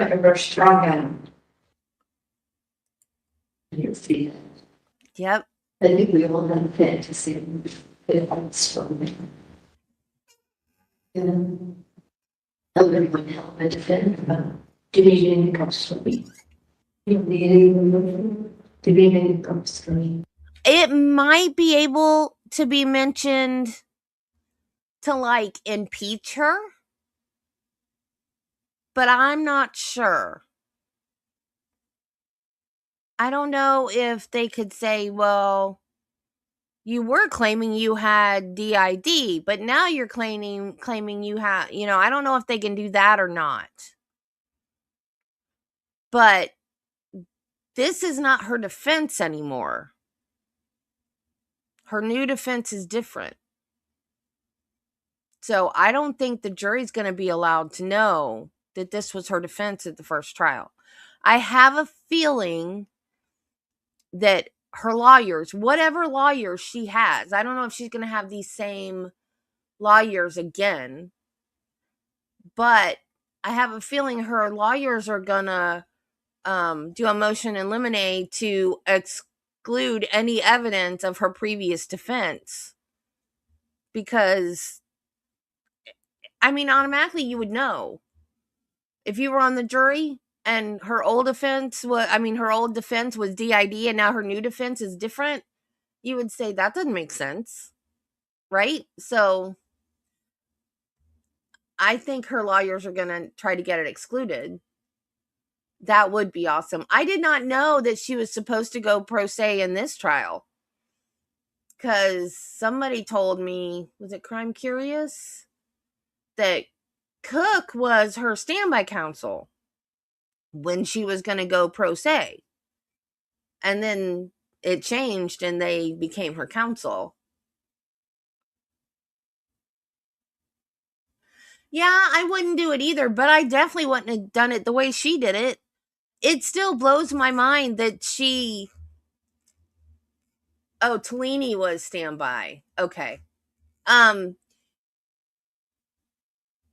it blows my mind that the way she took off like that. Like, I would have been standing with my husband and being in front of the cameras and, Gannon, we want you to come home, blah, blah, blah. You know, like Susan Smith did when she killed her kids.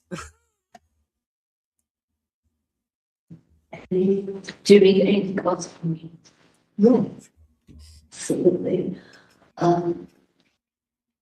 You helped, and you got rid of what looked to you like something as nice and Letecia. You shot from the gate, and the person where it was went down, and if they left. Oh. The job done, correct job. sure Well, the job wasn't really done, because as I understand it, I haven't seen. I'm gonna think about it. Okay. How do you do something not, never that, you know, Do it every time, but in general, multiple times. like. To go get it. What did you do? So. Well, you had to bring it in, so, and. I certainly not. I don't have any contact, so that's, So you don't just work for the DC? Okay. Then I had to protect her before Mexico. You did, I had to protect her before Mexico. you did, I did, you protected for us. Wow, how old was she when you first? Well, my day is different than yours. Your what? My years are different than yours. How old were you?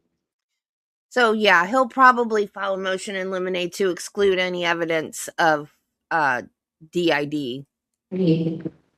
You're I would. 28, 28. So she was without you. So 11 years ago. I'm always 28. I always look this way. Yeah, she's 39. So for 11 My years are really different than yours. You cannot even comprehend my years. They're different. Don't even try.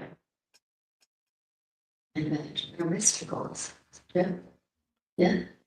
They're different. So did you protect her from the time he arrived, or what was happening to her when we protected her? Who's going to do this information?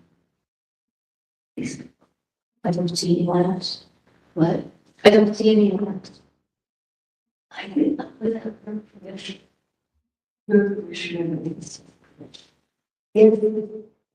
And we'll do the talk about, would you, are you guys game to talk about stuff and how you want to use the information that Maria is? Sure. Yeah. Okay. So they will do that. And I think I know these people. No, I think none of us here would ever do anything like, if we use this, these would only be in Letecia's favor to get Letecia's help and some. So, maybe some educated people, we're probably only use them. We're maybe good. No, absolutely. Take a look over there. Got a group there. And I see what I want to. You always see that, like, yes. Me too. Yes, you. Seriously, and it never told me. So, you know, I want to thank you. You've been very great yourself, Maria. Do you surprise yourself with the spring? No, I'm very. You are, this is why I do. Well, you do it, I know you're very brave to trust us. But we will only slowly talk down.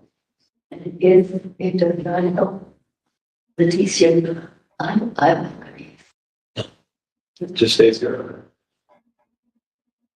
I think 5 minutes. We were pretty hard today.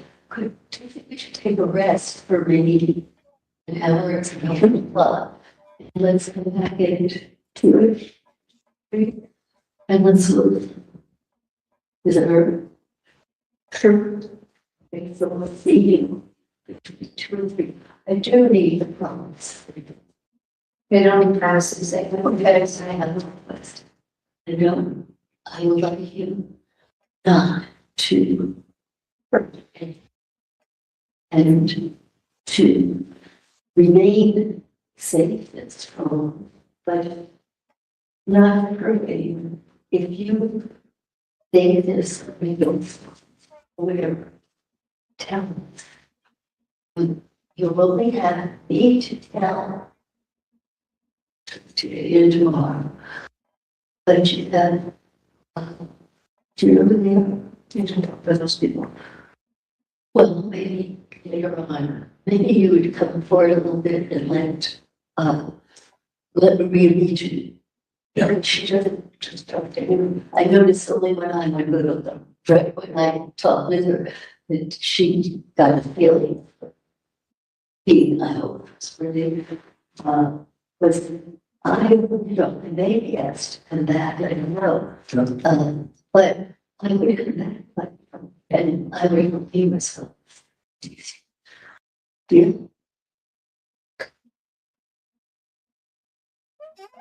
Okay, why don't we take a Maria, I have something that I'm very surprised to do. Well,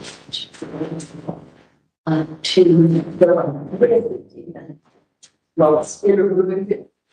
I know. Where is that? Yes. Okay, the camera or the video stops at 1:40 and 08 seconds. Who was that other person that was leaving the room there, Dr. Lewis?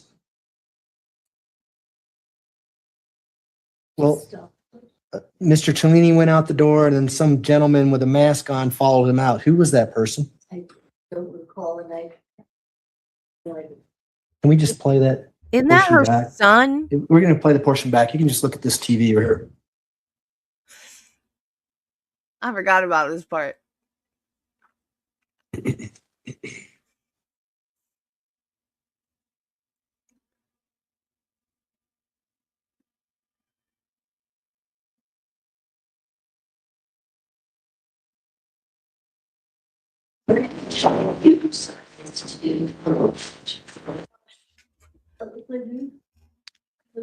Okay, we're not talking about him, Dr. Lewis. Please keep watching.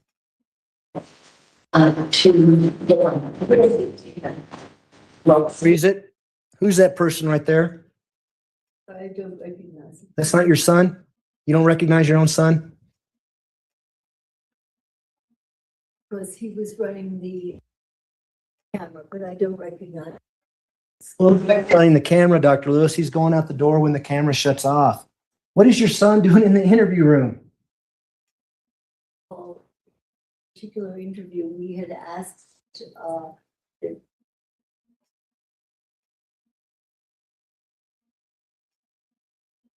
when we had her, and I had asked her.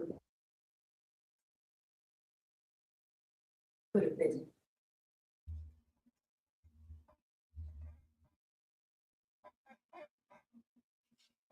No, I didn't. Is that recognized within the field of psychiatry to do forensic interviews with people who are charged with first degree murder and bring your son along? Stand it. Here. Cameras be on us and that there be company.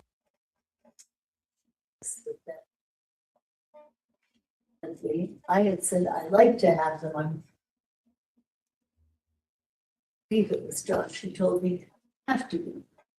Well, this investigator seated in the back courtroom was in there, right? Mr. Cellini was in there. Why was your son in there? I was asked to run, if you knew how, and could you run the cameras? Why did you stop the interview? Tired. Seemed to try. Probably. Not at all. Well, You don't go on endlessly. you spent a day and a half, hours of talking to her, trying to get Maria to come out. According to you, I'm assuming you're saying this is Maria who comes out that we see? Here, I'm asking myself, who is this? If you look at the characters they're talking, there are times that apparently she goes by Maria. Her expressions change. She looks different. She sounds different. She does different things. She protects. That I think that there was a back and forth over how she perceived herself, what's going on in her head. But I think that there were times when we saw I don't think it was always Maria. I think that there were changes there as I watched as a clinician. There was not a consistent. Okay, and so you're saying that Leticia could have came back and faked the Spanish accent while she was faking to be Maria? Is that what you're saying? That is not, I knew you did. Well, that's what I'm asking you. Is that what you're saying? No, I'm not saying. I don't think it's faked. I think that she switches back and forth, and her identity and who she is good. What'd you talk about after the camera was turned off, doctor? I beg your pardon? What did you talk about with Maria after the camera turned off? I have no recollection of talking with her after the camera was turned off. No idea. I don't know for sure on the papers, but I can tell you sometimes if things seem that this down or that patient would be improved, sometimes I will write back and forth. Those were preserved, but I don't know who she was at different. You didn't preserve those documents. We've already gone through. You did not preserve those documents that you see her writing on, did you? I do not know. I'd have to look, but I don't have a recollection of having preserved them. They were kind of a communication device there, and I may, they may be there. It might be, and they may have been handed over. I don't have perfect memory of what happened to those papers.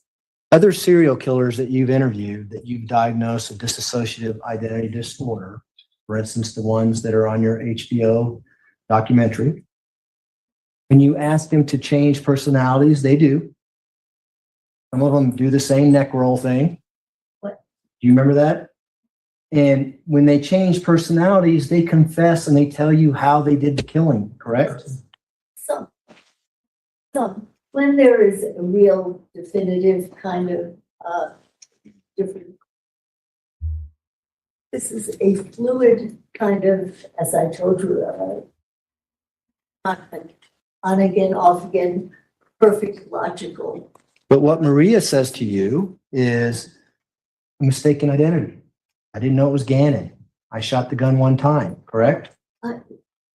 Gee, someone says this, and another time, someone there with this very odd demeanor says, I'm there to protect them. I protect them. There is a fluid kind of. Did she, doctor, just listen to my question carefully and just answer yes or no if you could, okay? Did she tell you that she mistaken identity, didn't know it was Gannon, fired a gun one time, did what she had to do? Or worse to that effect? Early on.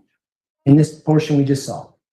At the beginning, I believe at the beginning of the, then she's talking about other things, so that about defending And you know that's not how Gannon died.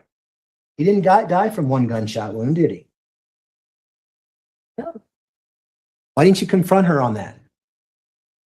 It does not make logical sense, and not how you psychiatric interviews. In fact, You are not a therapist in this situation. You're not treating her. You don't have to handle her with kid gloves. You are evaluating her for court. Yes, you can confront her on that. If you were her therapist, no. But this situation is completely different. Does she not understand that? Has she not done this for court before? This woman is nuts. Yeah, take a drink every time Debbie says this woman is nuts. Oh my God. Oh my God. It's amateurish to say, oh, but you said this at that point. How come you're saying it now? This is amateurish work, if anyone does that. Not to that. Follow what is going on, and you saw in front of your eyes without asking anything or her. Expression change. You saw what this person said. Change. I take care of them. I hurt the people who are out to hurt them. And I have down here, as I'm looking at that thing, this And Dr. Lewis, I just want you to respond to my questions, please. I am Okay? trying to do that. I'm Can saying. you listen to my next question, please? Robert De Niro did a pretty good job at that in the movie Cape Fear as well, didn't he? No, He didn't?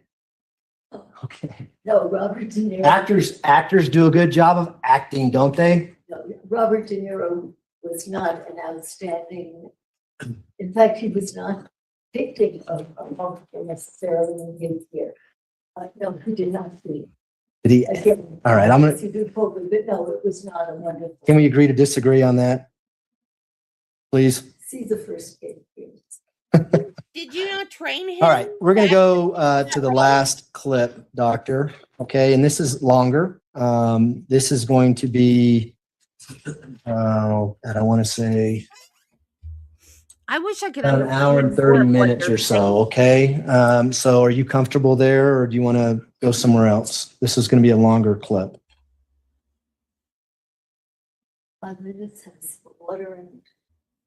We can get you a drink of water, and we're probably going to take a break in about 20 minutes. So find a Okay, so good place. it will be a bit of a break. Oh yeah, no, I'm not going to have the jury sitting there for all of this. So find a good place in about 20 minutes, and then we'll take our break there. Sounds good, Judge, thanks. And this Yeah, is I went through that trying to People's get Exhibit this 734. It's the afternoon of nice November about it. 17th, 2022.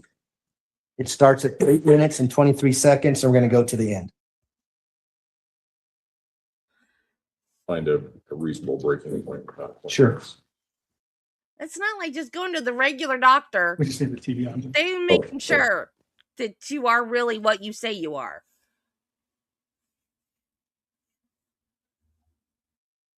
Yeah. Or I guess a documentary. And this is the confession. This is unbalanced. I, Maria, confess. No, they are not. It's not English. Confesso pro para magna we say amendmente. Altera vit Letecia Stauch Maria se meda sana in conversano vetera desunt. What does it mean? I don't know. Well, what made you say it's a confession? Because I saw This is as an confess. I, Maria, confess where what is confessing to. I know I just told you it says foundation and that. But hold on. Did you ever take Latin in school? No, I just figured it was that. has to be different in Spanish because of the way it's written back here. It's not Spanish. Yeah, I knew it was not Spanish, but I don't know Spanish. yeah. We would be once. They did. Some Portuguese. That's what I said, maybe like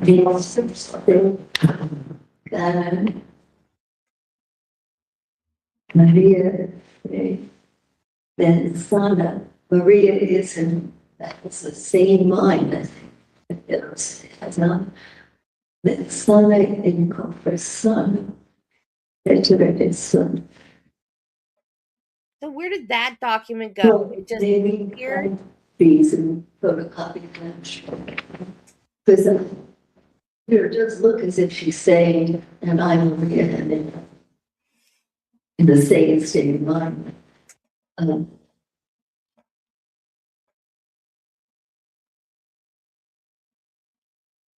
Requiescat in pace, rest in peace. Yeah. Maria, AKA. Where is Aledia? I don't know. I don't know.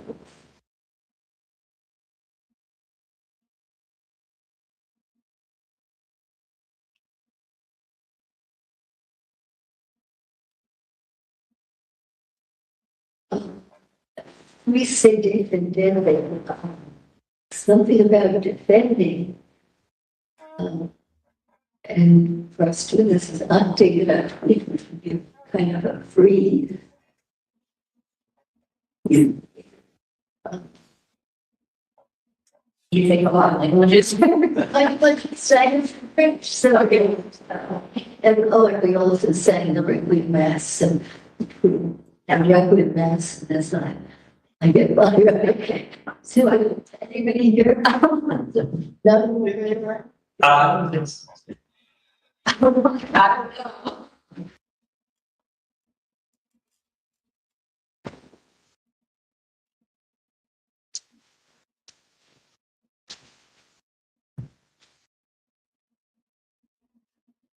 You were so nice.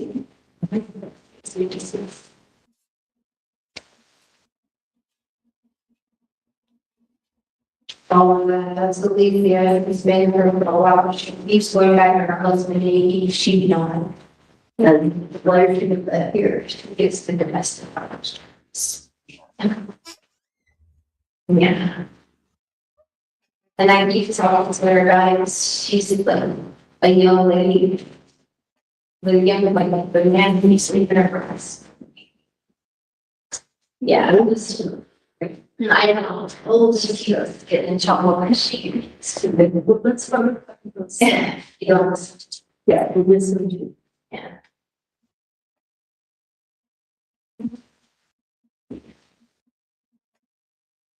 Well, it could have been a player. Oh, I always looking it up. So, yeah. That's good. It's fun. Punchers, I think from the mass, rest in peace, right? That's good. But you believe that is a confession from Maria? Well, I was the one where I thought it was the Yeah, it could be. that's the other rest. Since that. Well, because that's why I say the blood, be, that's why I thought that would be different in Spanish because it wasn't. So, other than that, that's why it was Spanish. Yeah, well, it's a romance, and we don't get something, but it's from wrong. So I was the only one who was Spanish, so I figured out something.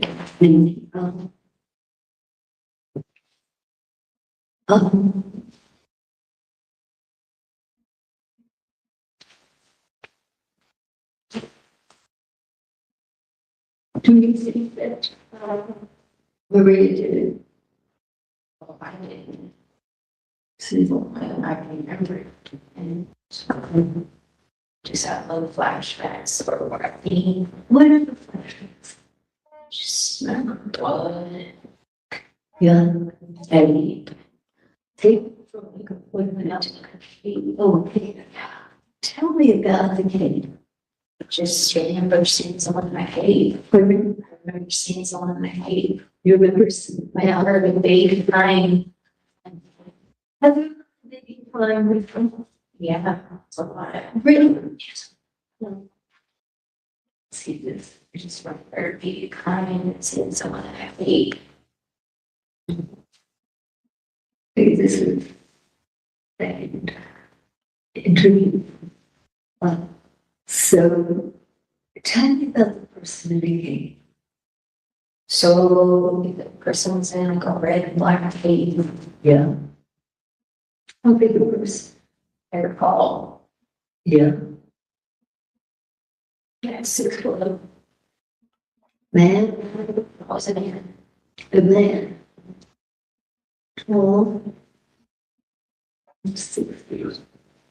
And stay. I was so I just remember being in a road in a corner or something. I hate in front of him. Was he in the corner or me? No, man was in the cave in the corner. The man was in the cave and the cave was red and black. I thought yesterday, I think Maria said that Janet got up and was in the cave. Is that I don't remember candidate people? No. No. Josh, do you recall yesterday? I mean, I have thought that it was again in a cave. I realized even I never wanted to begin. Yeah, it was a manic. Yeah, it was a man and a rose up. And where was Gannon? I don't know. And She took a pay cut it would help because the state is paying her this if time. I It's not talked private about lawyers. Maria, she relates. And he could probably control this. She said, I'm not. So that, yeah, it's been to this, if we talk, even she would have never found. She would have there, or they, well, let's. I mean, would you want to just kind of invade into the background of the launch? And I'm going to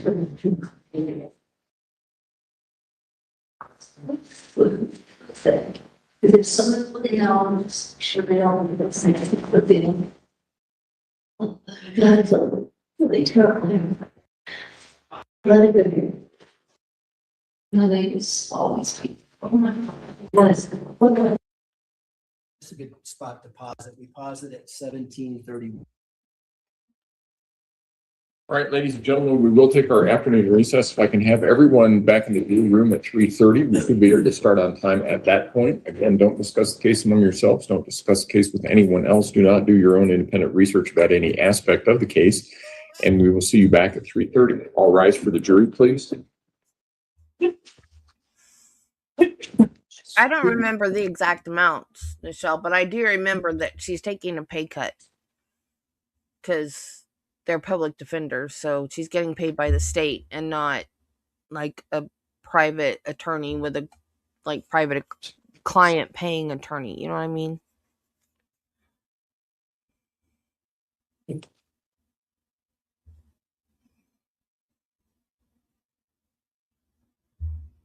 You may all be seated. Record should reflect the jury has left the courtroom. Court will be in recess until 3:30. All rise. They're not public defenders? I thought they were. Now I'm confused.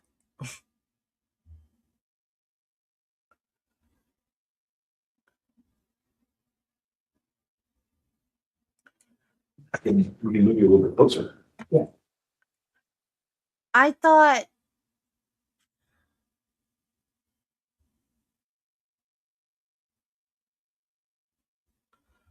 Oh, okay. Office of Alternate Defense Counsel.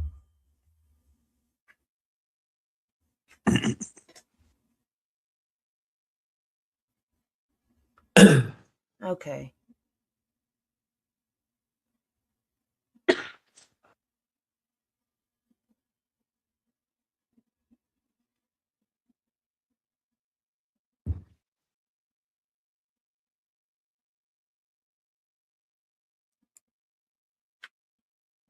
but still, Leticia's not paying for them. All rise for the jury, please. So that's why she's taking a pay cut.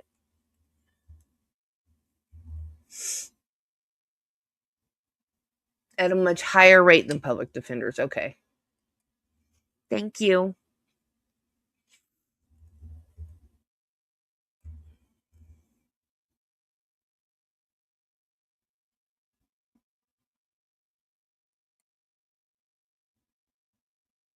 Thank you. You may all be seated. Court will recall 20 CR 1358, People v. Letecia Stauch. Record should reflect the jury is present in the courtroom. Mr. Young? Yeah, we'll start the video at 17:31. Yeah, the whole board does me. Say, really bad. They let the sideburns on the, but he let the sideburns on the. And he had that sit down on that. But. And. So. Marie? Marie?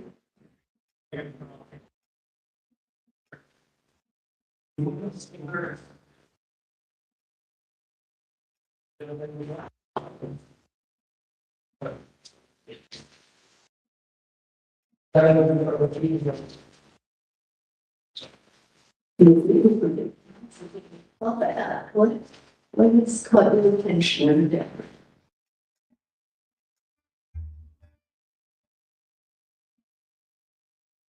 What do you see?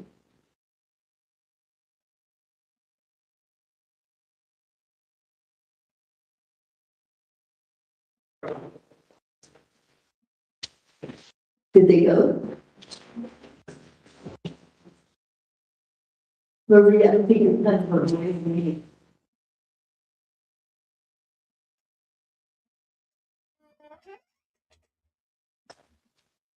Which story is letter? Yeah.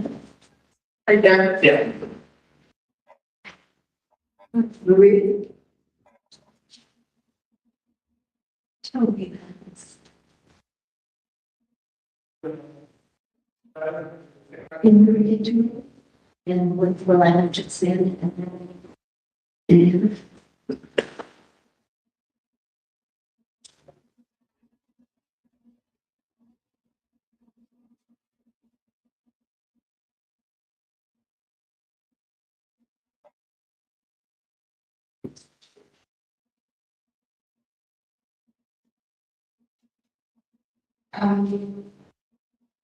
what is that?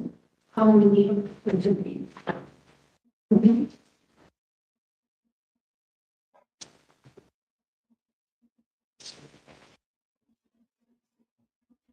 Kind of funny. It's really, it's, we just.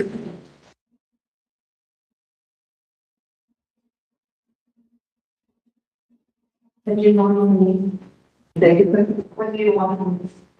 You should read that.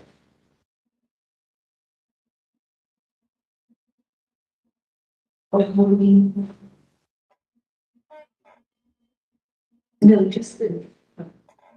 Four up here. You see my hand? What do you want? I want you to tell me what it says. Can you translate? Of course I can. Okay. Can you translate? Would you translate it for me?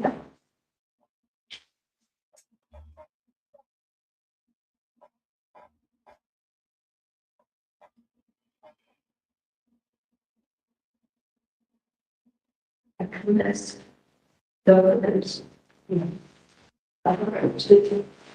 the like background and photography. And when that was here, it wasn't to that. So the university. I'm going to yeah, what is here? I volunteer. So the best. Self-defense, you know. I confess, when it's self-defense, what you do.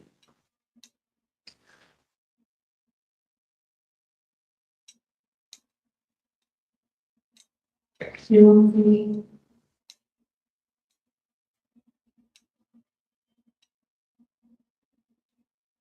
I have the impression that we don't want Leticia to be blamed for what happened to them. That you feel you are more powerful and more in control than she.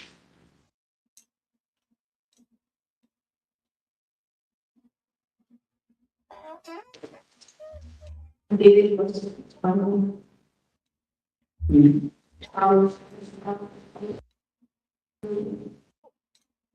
he told me for it was her name or what is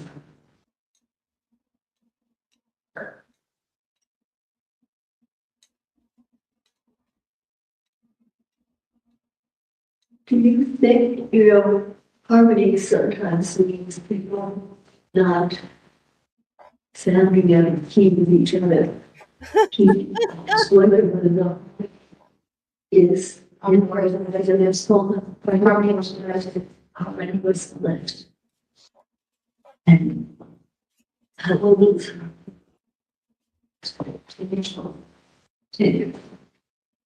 And who was it? And who's it? In that, pardon? Leticia's dad. Leticia's dad or Leticia's dad is respecting. Well, let's do harmony. As of yet, Leticia. And who's harmony's son? The woman that never got an Emmy. I think it's just just for the voice of the mother. Then you said already is a baby. She's 10 years old and she's molested by her stepfather. Again, was molested. And again, was molested by stepfather. By who? Which who, like molested Gavin and Harmony. I think by our stepfather, molested Gavin and Harmony. And Harmony is 10 years old. When was Gavin molested? And he was 10 years old. And what's like that? I don't know.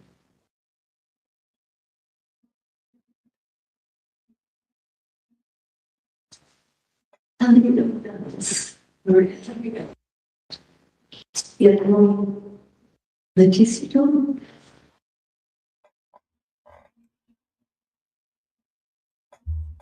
How did you? And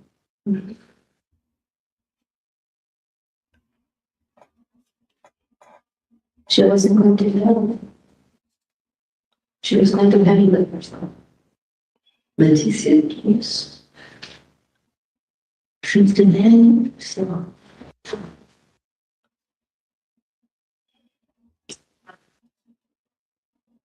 Oh, she did. Like Helen first did. It's all about well, just kind of putting two and two together. To Michael. She's been happy with herself. I'm confused. What is like? What is like what? I can understand. You don't know this, but you know his first name is like yes.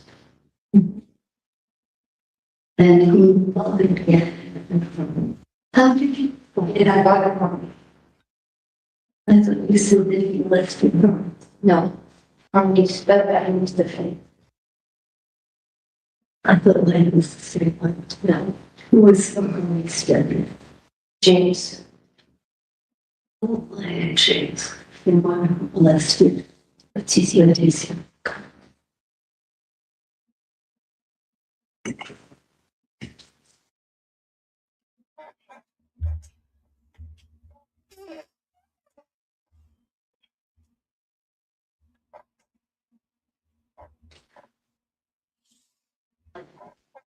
Tell me about the trip.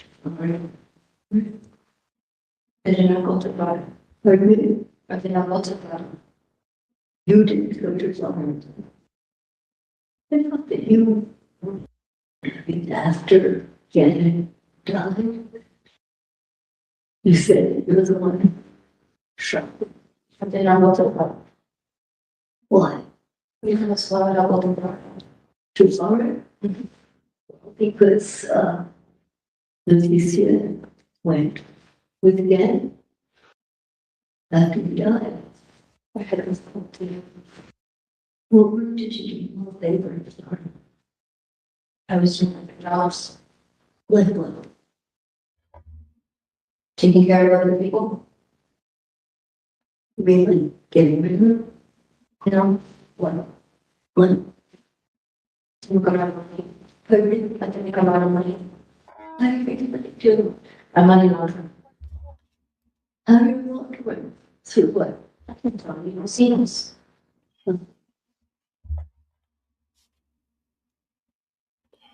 Have you ever killed anyone? In Mexico. Every, I started on the neck. who, Someone who was going to Leticia. who is the, Someone who was going to Leticia. holding, her, who, I was in there. John was going to go around and John was going so you've really been her defender for a long time. Yeah. Nothing, of course, happened. Not too many do that. to the door.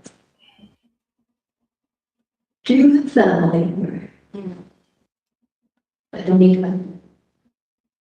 Do you? They all left. Really? What? You should know this. What? You think I would order and to people voted in without having a backstory? What's that, sir?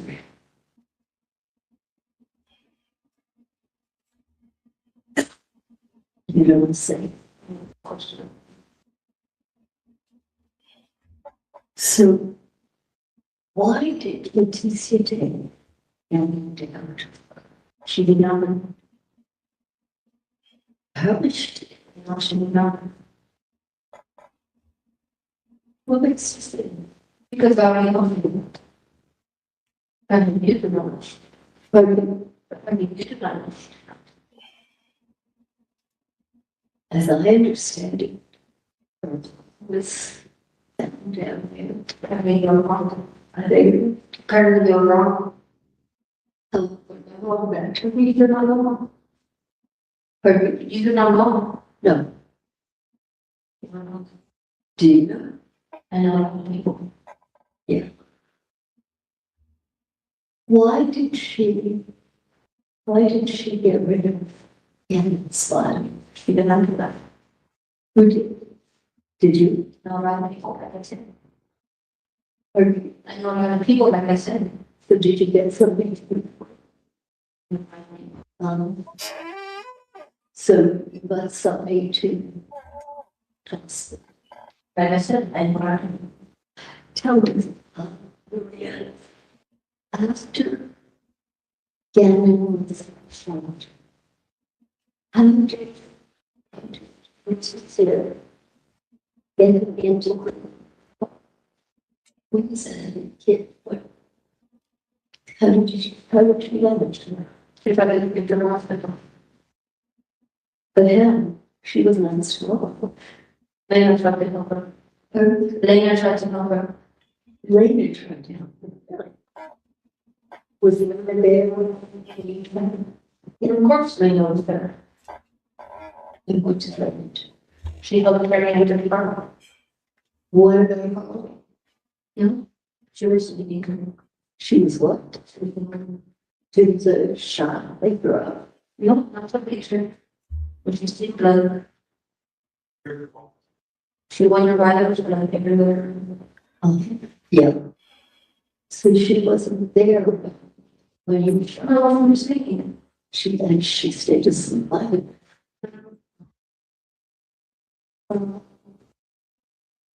So I understand it's you. That you shot the man with the cave.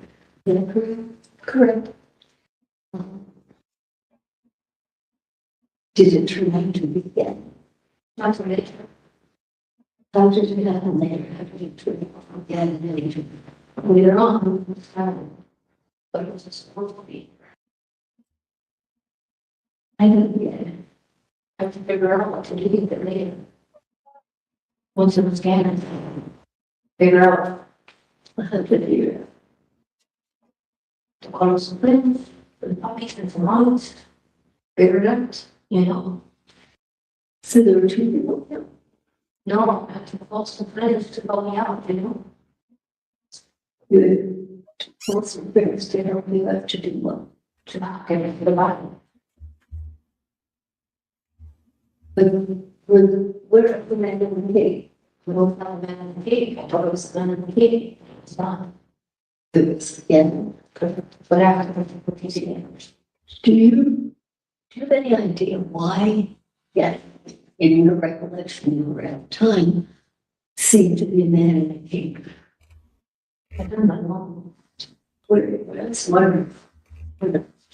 Just let me figure out the news. Here, the teacher showed that Gavin was on that blanket. Do you see? So you get the woman blanket. Do you think that he could have stood up and put the blanket around him so that he looked like the man? There could be a possibility, but he was a key. What? But he was a key. Yeah, but I was trying to wonder if then it turned out to be Gavin. And you meant to only shoot a man with a gate.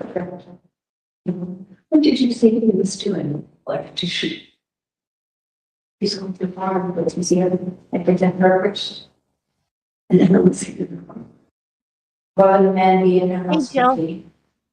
Okay, Jill. Do you allow any normal interview? I think I've ever had a man with a gate. Or to prove her down as normal. That I didn't know. Probably well like no. When did you find two different things? Even he was shooting your husband. Correct. Special training. In my past life. Who were you in your past life? I already told you I can't tell you about my family. And then you tell me, she told me about your past life. Can you put me in touch with somebody who could tell me about why they took Gavin to Florida? Tell me some of the reasoning behind it. Because I have to Letecia first. You have to.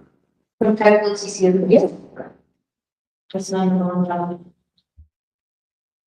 So if somebody were to tell me that Letecia was someone else, perhaps, put in the car and went to Florida, would not be protected for that. Getting rid of them. I cannot be very difficult. The protector first. Yeah. Associate that. If you not have emotion evidence.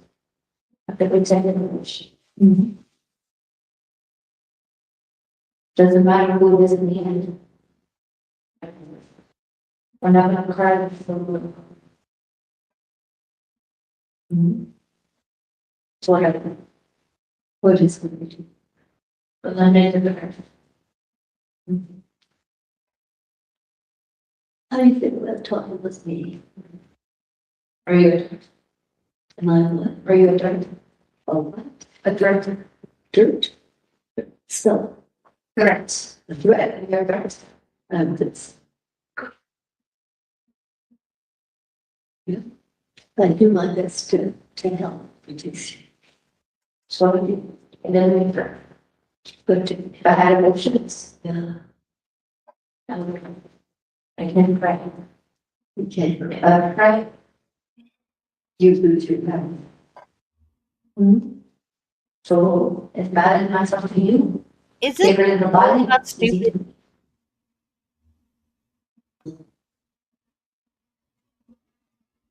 That's all.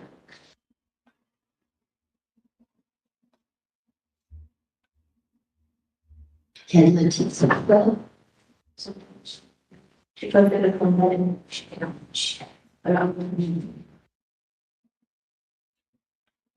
what did you respond to the a very long? How old was she? Maybe there was maybe 16. Maybe 16. It's not that long. But it's pretty old. What was going on with her when you came? She didn't have to listen.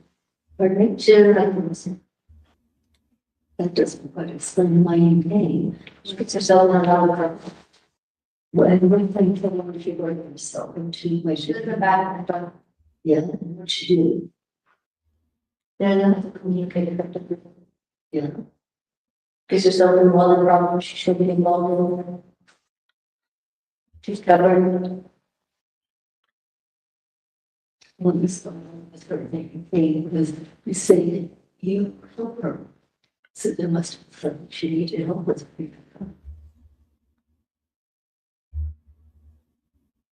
What's that to her people?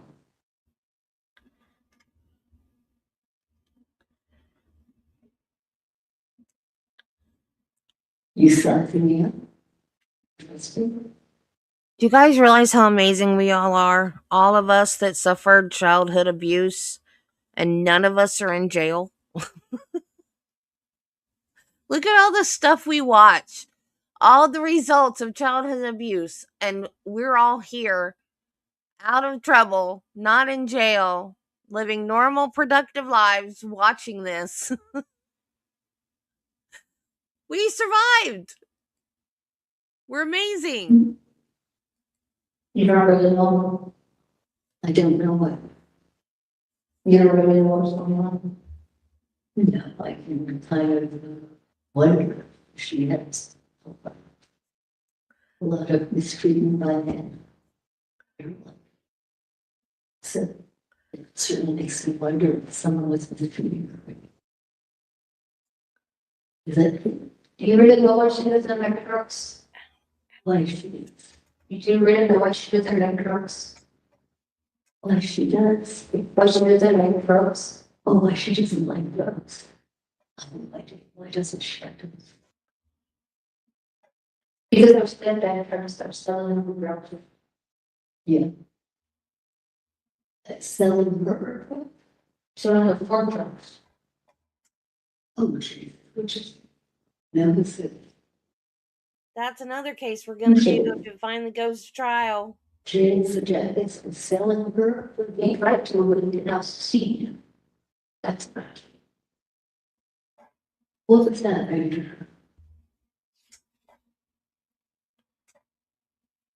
He was making a driver out of the car and getting drugs for him. But to try to get her spamming her drugs. His dad used.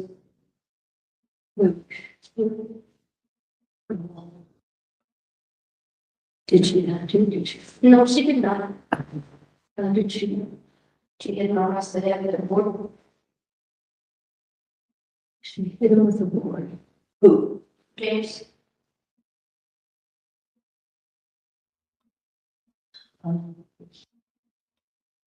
When you saw a boy, when the man was with the king, he had a hole top of his head. What I was wondering is if you were anything, I didn't mistake him or see, hit him on the head with a board or with something. No. He hit his head on the floor. He hit his head on what? On the floor. On the floor? I don't think you've seen the picture of like the center road, there was a baseboard in the front and like. You have to jump up something. It was on the front. There was baseboard sticking out on the front, that's what you said. Trying to this happened. That's what happened. You just said on the baseboard in the front. Doesn't fit. Okay, let's get the picture. He doesn't He deserve just said it, though. on top of this there. I know that's all that is. I like it. That's all it is. So James, we're going to sell 27.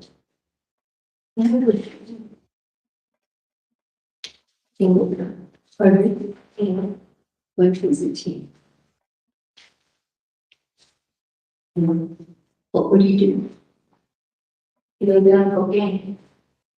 Yeah. And she would rather around with cocaine. You didn't go out either. There's kids in the family. Food. I wish I could hear better. Yeah. There's babies in the back. What are you thinking? Well, that's. She has siblings. So, She has siblings. didn't understand. Then she has siblings in the back. She's siblings and she didn't know. Julie.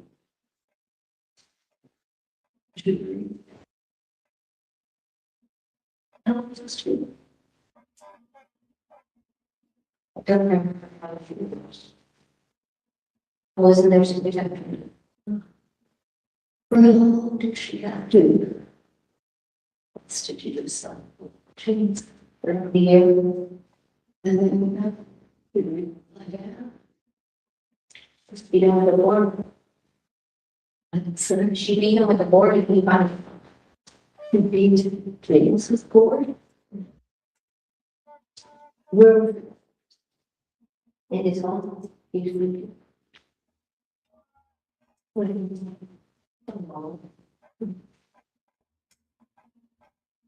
did he do? No, she was a me. He didn't know anymore. That's why I turned on subtitles. Was it really you? Yeah. What was that? What makes you what? Because it didn't know anymore. Is that reasonable doubt can come from evidence or lack of evidence. And it's any reasonable doubt. Any one of these things would be a What reasonable just doubt. happened? And any piece of evidence you're missing would be a reasonable doubt. And I want to sort of equate this to something that we heard about during this trial. And that's the scientific. What just happened? He hit his head on the road. He hit his head on what? On the road. On the floor? I don't think you've seen the picture of with her. Isn't she really? I think she did. What? I think she did. I think she did. She was someone in the road. But she did. It's a from Chase.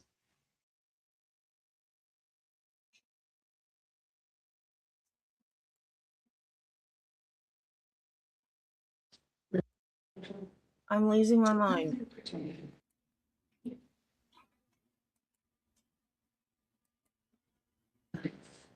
I'm losing my mind. Did y'all just see that? How do you feel about her? That's what they do with me now. No, just Did y'all just see that? Even from, excuse me, even from Harley. I don't think it's a car and she needs me to, but I was the princess yet. You wouldn't have checked out the part.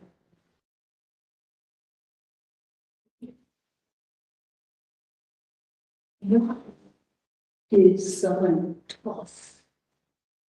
I can't find it now. I was gonna go past it, Out of the and I can't find it. car? Like it never happened. What was it?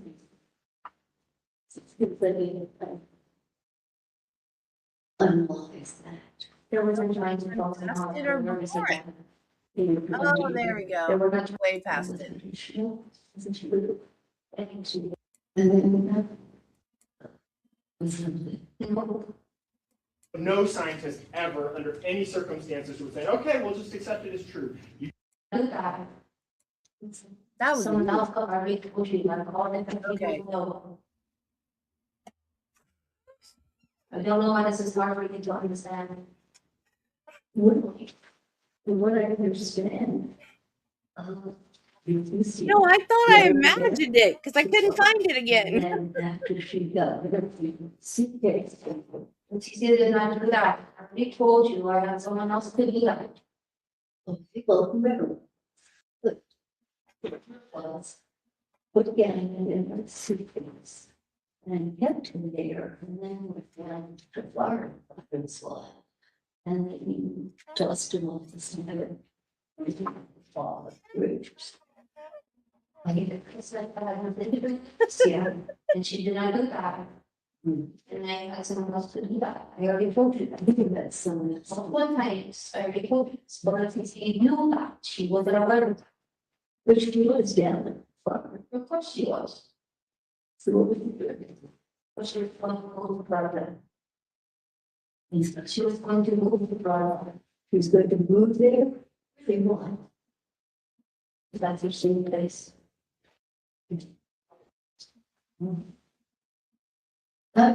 Same place. I don't know who we must go about, but I mean. Do you think she'll tell me? I don't know, maybe if you let her, then I think we can let her. What are you getting away from? I mean, that's good. And when I remember, and if you listen to this, everyone, please understand.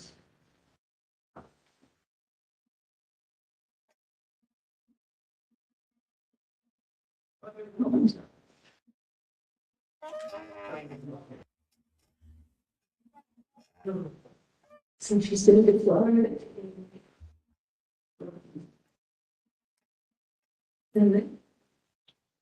Yes.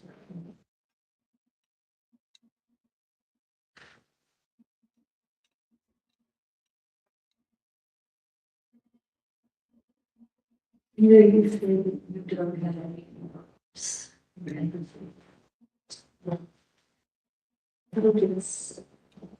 There's a DC about what happened to get. I've been trying to go up a video that I used to. And he wants to kill himself because of what happened every day. Oh, my. You got the questions like that coming. So she's so different. This is cheap. There's multiple things. Multiple things. Involved what it is. Does it mean that I have any hard most for head over it?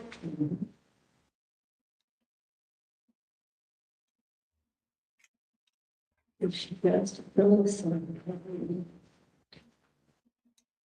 Would you make a deal with me? And you percent the non.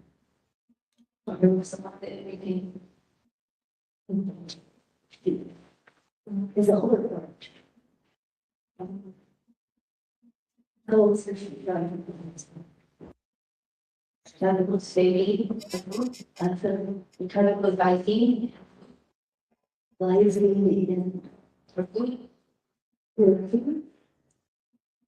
boys at the time. Here. And what happens? Did they find it? No, but they were living. Pardon? Another they found him. Another they did. They tell. No, they did not switch.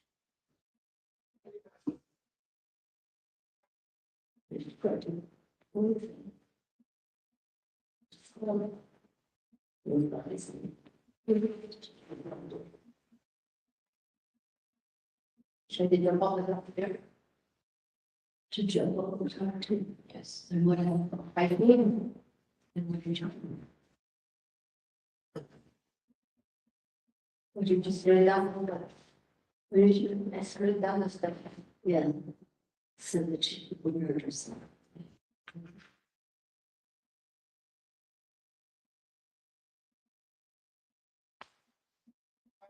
Why did she hurt herself?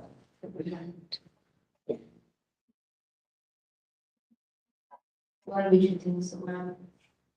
You got someone like me who doesn't care, don't care what other people. This is for good. You have someone like her, but she thinks that she did it. Right? You have someone like her who don't work. Yeah. So.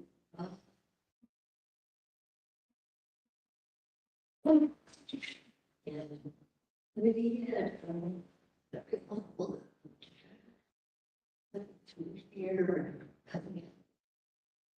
How do you do it? I was driving to run out of someone else's hand. Yeah. No. Someone really good shoe on. You? Oh. Perfect. I need to kill. I don't think that was lost. Well, did you feel like who's in the cake was it's not. My first thought was to get rid of the bottom. My first thought is to get rid of the bottom. The shoe versus the correct. And incorporating. And they. I don't need my social life. I don't need my social life. Snitch on my socials.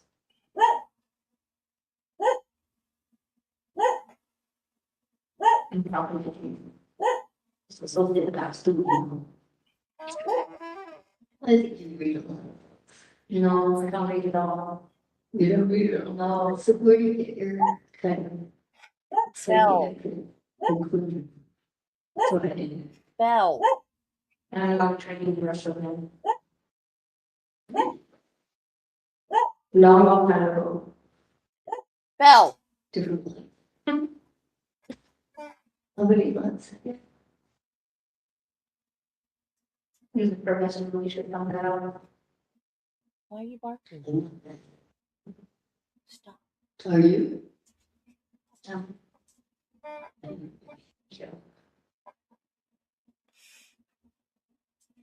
You know, it's. He walked over and looked at me like, what? That's when you want to do right. So, like, you seem to care about Letecia. That your thinking is kind of wacky.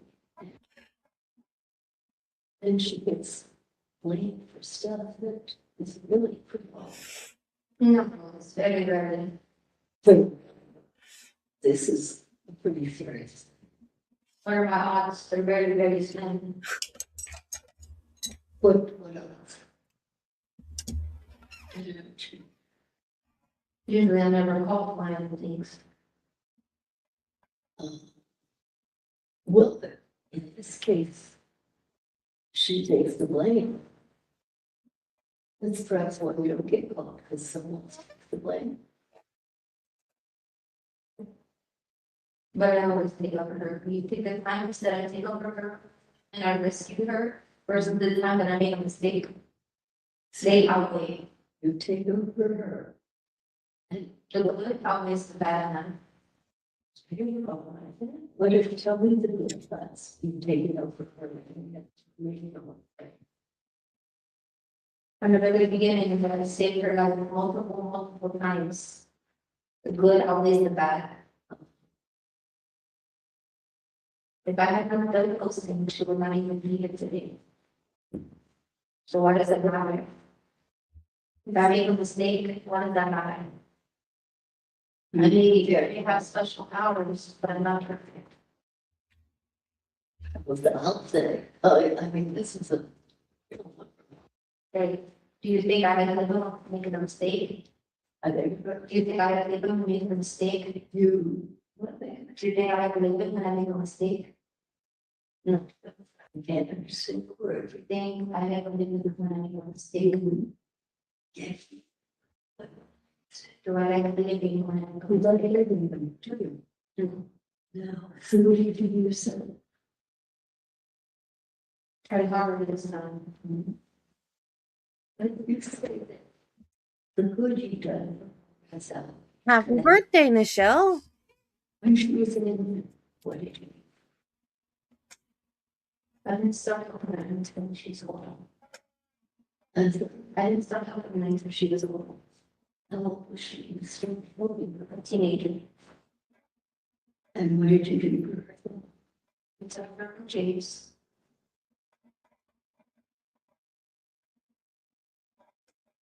And how did you do that? He could her in the floor when she could not stand. And said, he threw her in the pool when she could not swim. He threw her in the pool when she couldn't swim. She could swim really quick, but she had cracks. Leg cracks. Yes, he did. How did you say that? Or her leg elbow. She was float. Did you? And he threw her in the pool. Tell me, where does anyone else know about this? Like the pool. Happened in Georgetown, South Carolina. Who was there? Was at Miss Pearl's house. And Brenda went there to Pearl's house. I'm sorry. Brenda went to Pearl's house. Brenda, we all went. I don't know Brenda. I don't know him. I don't think so. Who's Brenda? She's kind of losing the She's kind of losing the She tells her. Does she sometimes take over? No, British family. Do you know any Brenda? Yeah, that's for the teacher's aide. And she says that Brenda has been helpful.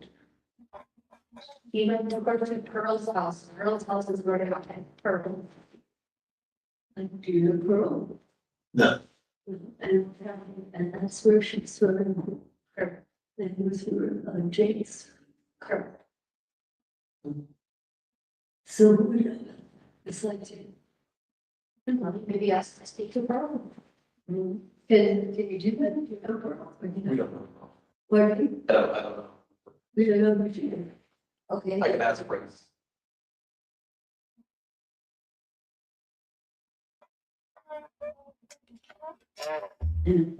Lives in Georgetown, so they're in the house. What he does? Stay there. He laughed, but it's funny. Even he's crazy. He's dead, right? So he was great. Of course. What else did you know? They're in the car and tried to kill herself. When was it?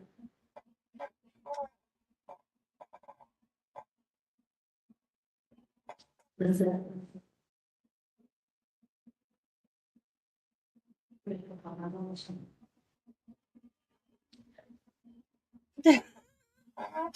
Tell me about the girl. I don't remember. I think she went first.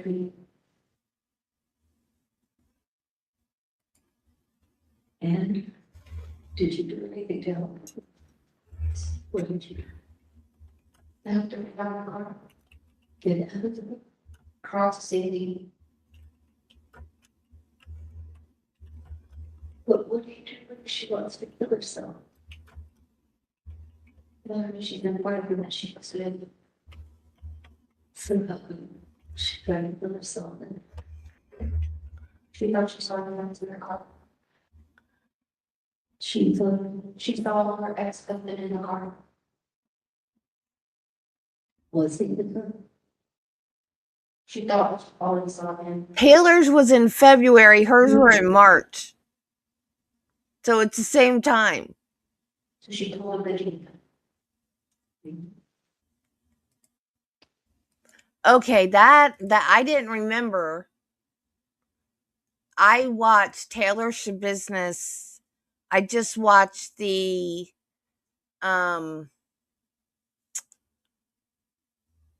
what's it called? What state was that? Because they did it different. They did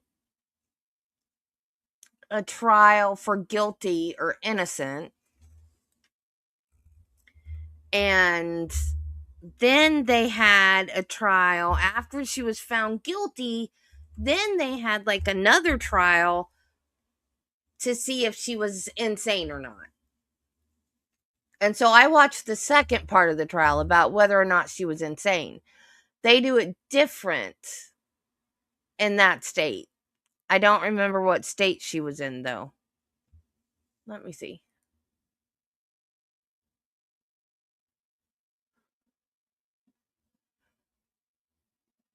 Wisconsin. So Taylor Business was in Wisconsin, and her trial began in February 2023, and Letecia Stauch's trial started in March of 2023. Yeah. Her case was crazy. We might watch that one day. Yeah, she's the one. Who knows her? She's very little before you. She's the one that assaults her attorneys. Yeah. Who's about her? Does anyone know her? Who's the I don't know. She has friends, but I have friends, so she doesn't. Oh, yeah. Absolutely. Why did you say that? Because she did not have any. She did not have a friend. Did not have a partner. Maybe I don't know. But you have other. Yeah. And you? I didn't think that. Of what? I think I told you other times that we. Did you kill him? No. But not like yesterday. Sounded fun. So you have lots of secrets. It's kind of understanding. You know, this time it looks as if Leticia's going to get the blame for stuff that you were involved. I'm so predictable. How would you protect her? So we so what's going to try to work for us to protect her? And how do we protect her from taking the lead in all of this? That can't hurt her. It doesn't cause her physical pain. That's sweet, Michelle. Is that the only kind of pain you can protect her from? Yes. We will make you pain.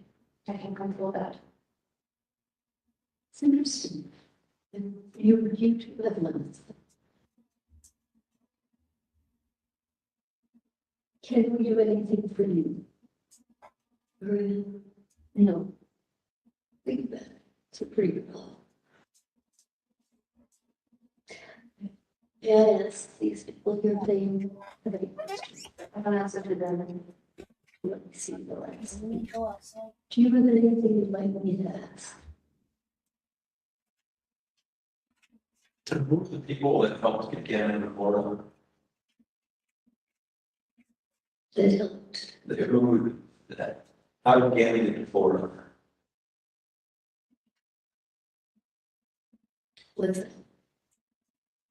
Special right. What is the question? Who helped and get to Florida? I called them from that, he told you. I called them friends, and he told you. Well, I remember they asked me.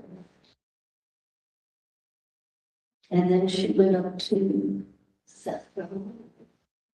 Who was she? Please see.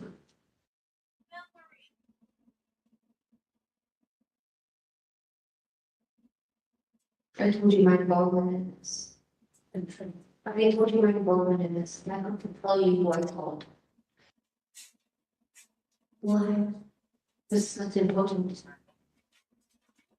Well, it's pretty obvious that she would take the blame for that, but I'm not going to tell you who was involved.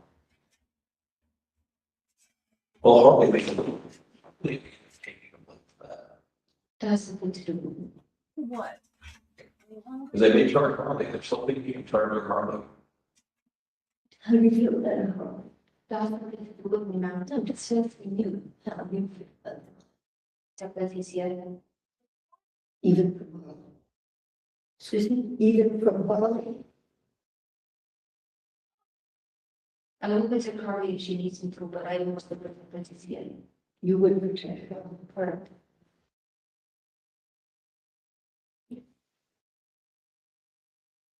You did someone toss Garrett out of the car? You won. What was it?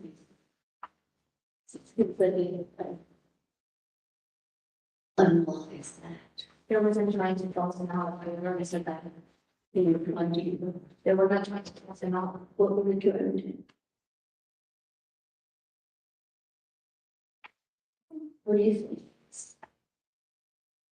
Seems to have gone. They were not trying to toss him out. But he went. So you want me to give you a better say what the person told me? Even though I have got to get it for what? I just.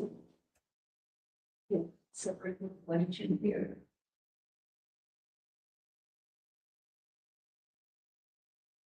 Person saying because they didn't have the money to get rid of the bottle. Yeah. There you go. With it, for money, would have cut me. Correct. It would have been disposed of the, on the one with. So what did they miss about there? The money didn't come out also.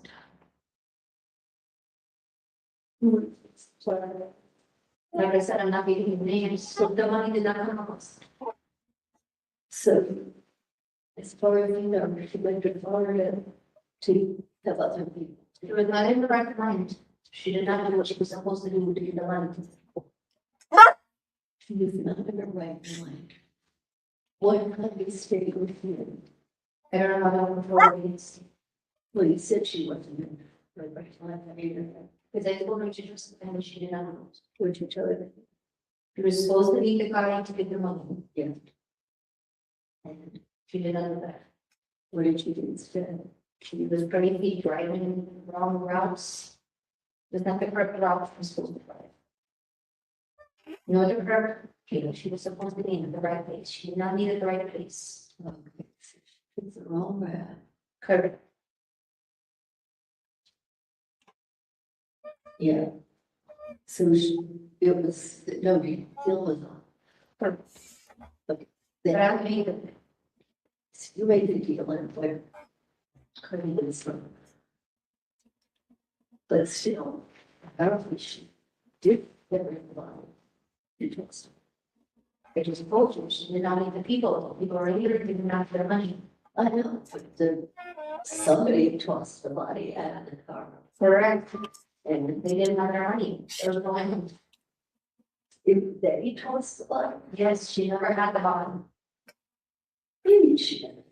She did not take the body to Florida. Who took the body? You just asked me this question. Yeah, they're not accepting the truth. Well, I'm confused. Okay. They're not accepting the truth. She never had the body. So she found it stupid. Well, there is no thing, there is no evidence of her having the bodies there. Wasn't there evidence? No, suitcase wasn't evidence. That's not evidence of her having the body from her missing truck. No. Suitcase with the body, according to Harley, was banned. No, that's the thing. That's what Harley says. Well, I don't know what. And then the suitcase was found miles away from the hotel that she was staying in. She did not think it intended to. There was no bill. The people did not meet. And get all my cuts on. During the fire, No, they cuts. there was no bill. There were cuts. I don't know anything about it, you're asking me here, so that's not, I mean, it's something personal, you know? I don't know anything about this, I don't know about this. That's a cut. So there's stuff that even you don't know. I don't know this. I did not cut anyone. I don't. I don't know.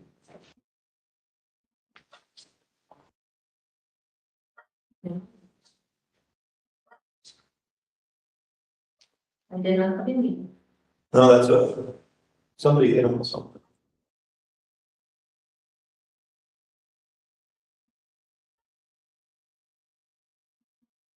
That's a cut. That's the bull. Whatever you put on the board. That's somebody hit him with something. When you shot him, Where you put it on. when you shot him, did you know? Where you put it on. I know it was like one. Where you put it on. You did not. When I got this, I'm gonna get it. Yeah, but who was? Did you think it was the devil? No, then I don't know words, and then straight around and you keep the answer you worked out, yeah, so when I was like, well, But the person you know identity. No. How did you feel when you realized it was again? I told you I did not know, I know that I recognized. And I told you I did not have emotions, no, that bit. I don't No, I didn't say. But sure, pain. know. I think that you do that. I don't have patience. What did you feel was bad at the time?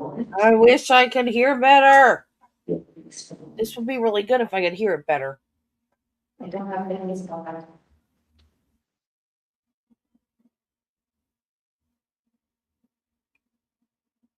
I didn't say nothing. I'm sorry that it happened for Leticia. What? Because of the hair done. And if she's upset, I'm upset. She said, you know, was suggested. Underneath that, try to cookie. Is she talking to Maria or Leticia?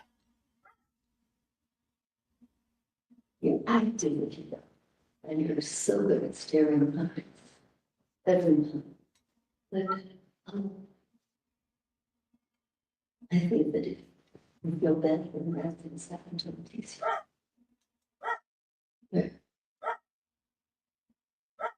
Maybe. It's good son, you know. It's good son. Do you know anyone who knows why they didn't have a father and who helped carry the? Do you know anyone who could help you? No, I didn't have brought it. I told you I didn't. I told you I didn't. Because of these people, but I mean, do you know who, like, who helped carry?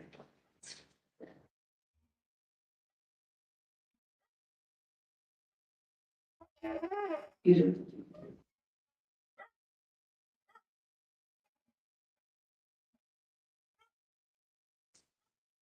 She already told you that she will take it out of it all. She already told you. You do not understand. She cannot know who the people are. You don't understand how serious that is. You think this is a joke? It's not a joke. Don't take heavy charges. Do you think this is a joke? That is a, you cannot tell all these people. I don't think you guys are understanding how serious that is. You mean they would kill me?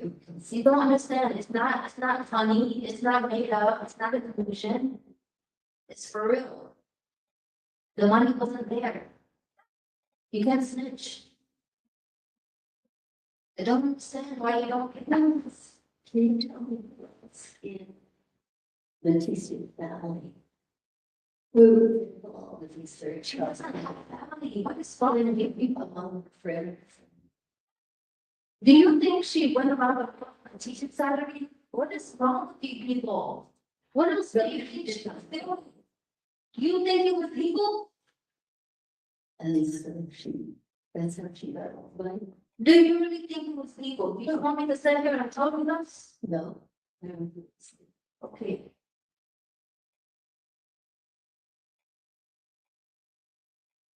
Okay. She did the bad things to bad people, to good people, bad people, none of those. Kind of. I should definitely not go to tell you.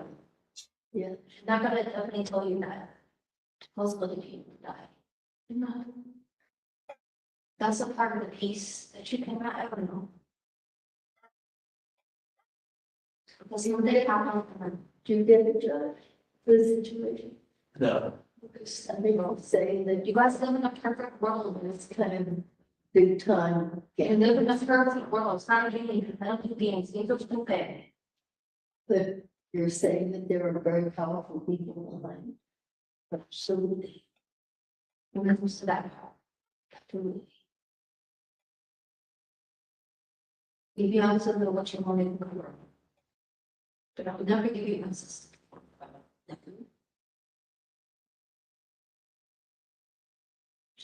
Cannot. Well, we don't really want to know who these people are, we just want to know how. Yeah. Or that introduce the kids. Yeah.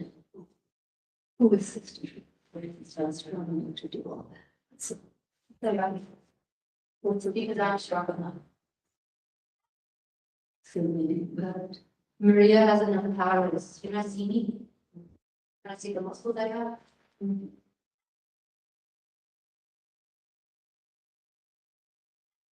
So you're saying that you could help.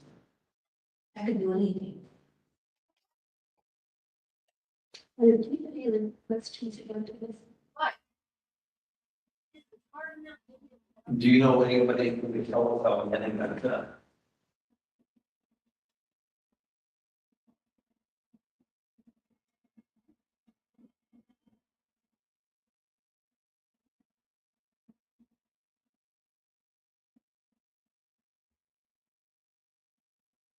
Whatever this calls out. Okay. Yeah, it cuts on his hands and his arms and his chest.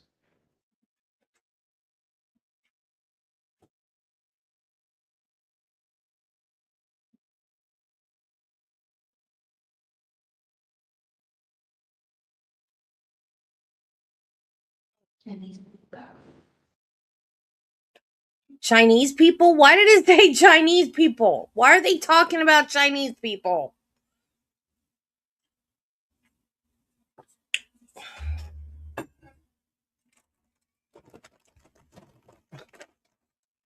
I get up, I come back to Chinese people.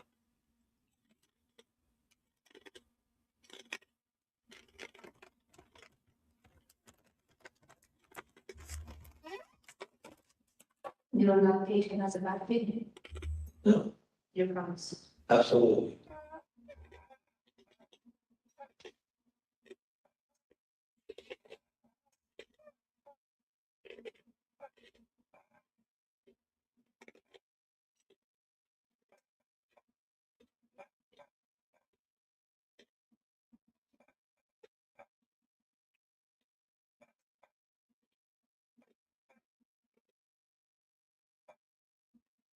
He had enough in his head.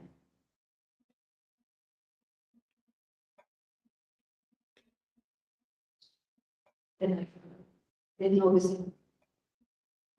I was something like it. But it's not over the name. If I did it, then I saw something. That's why I don't understand this. It was in the back thing. You won't come in the back. You say here, Yes. what kind So, of apartment? stay In the kitchen? Yes.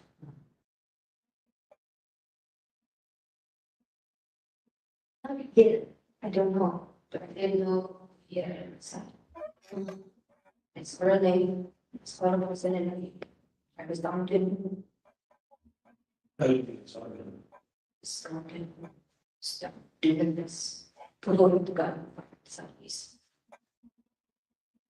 You pulled it with a gun and then what? Totally with the gun southeast moving on.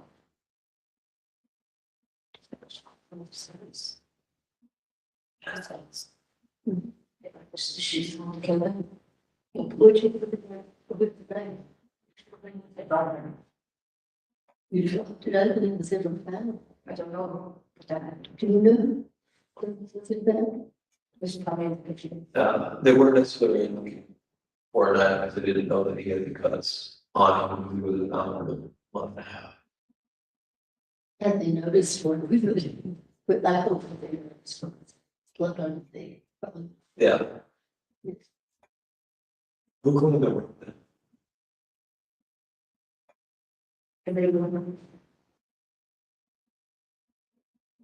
Because if you ever guys said it was coming. And she was screaming, screaming. We have to listen to that. Clean the room, she was speaking that. If we do all that, we figure it out. It's not real. This thing really happened. If we just clean it all up, this thing really happened.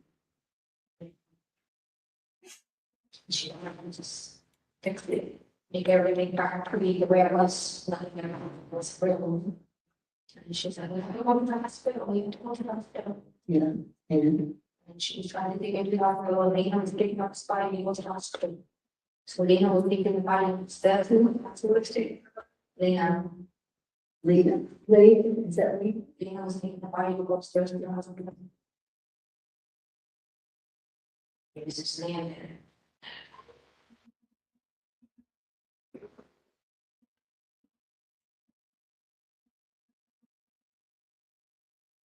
Was making that sound. I was making this sound. Trying to breathe. It's just trying to get everything to breathe. They had out because could not breathe. She was, They doesn't seem to take it off. so she didn't mean for him to be dead. No. How did I, or did you, when you struck the gun, who did you? It was out of it. And who did you say? When he came, I was talking. Because you recognized it. No, the breathe all me. Did you think it was James? Thought it was someone in the cave. It could have been a monster. Anyone. Who was the one who kept, case? James. James, yeah, but I think it was James. The big army. pardon? Big army. I still don't understand. Harvard thought it was James.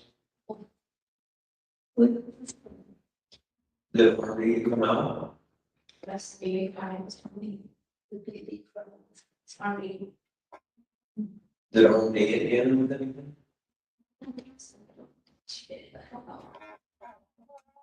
So nobody took. Nobody took. But with Harvey trying to hurt James.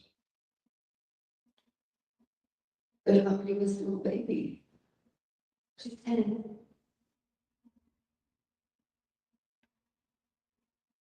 Nobody was trying. Her question explains him, you know, I don't know, but, as you were. Would you ever hear?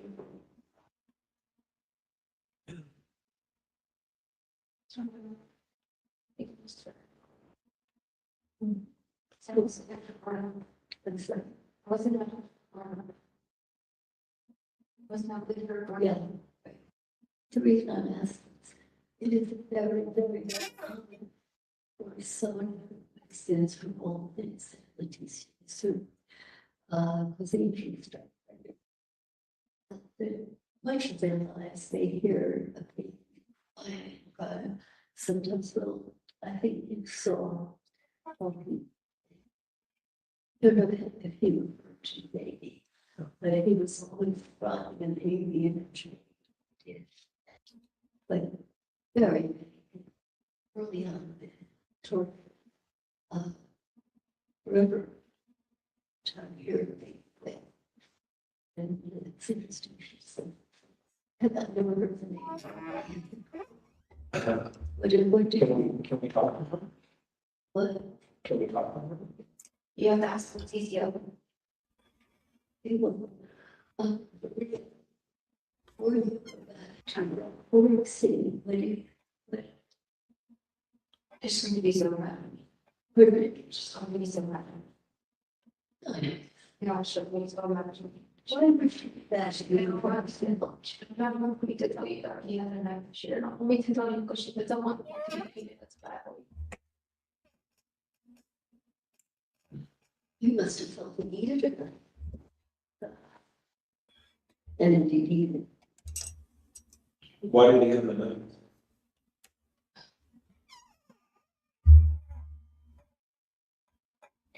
Travis got the knife when he didn't just like. He reckon he's overdose.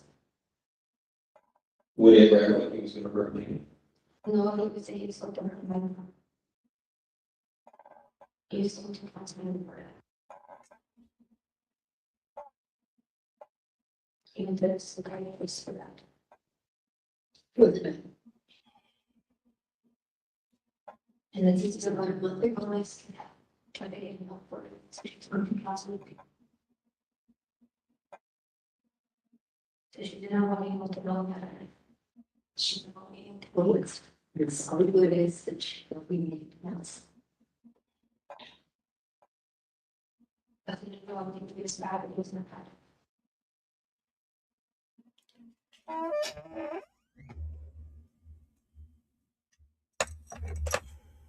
Feeling easy, what happened?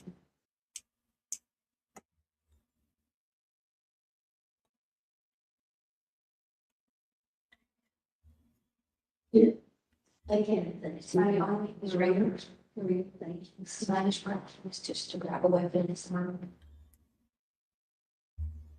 So.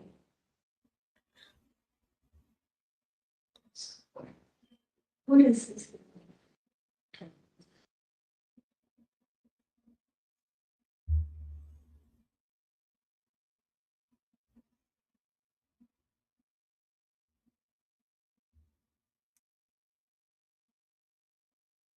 She did not put the mark on him.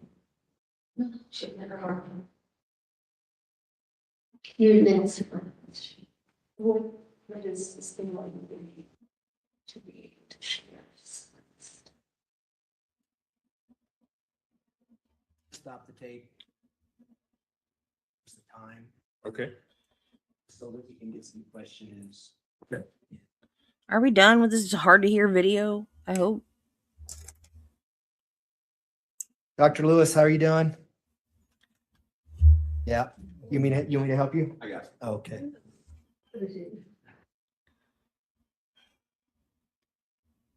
Did you want to turn the TV off? And I'll turn the lights back on. Thank you.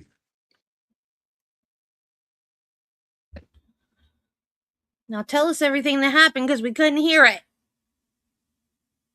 Okay, Dr. Lewis, I want you to do the best you can just to answer my questions so we can get through this quickly, okay? Is that fair?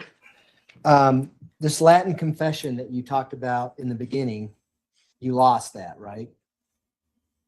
And I don't know where it is. Even though you asked to have copies done, you never found that confession again. Correct? Well, I was unaware of it.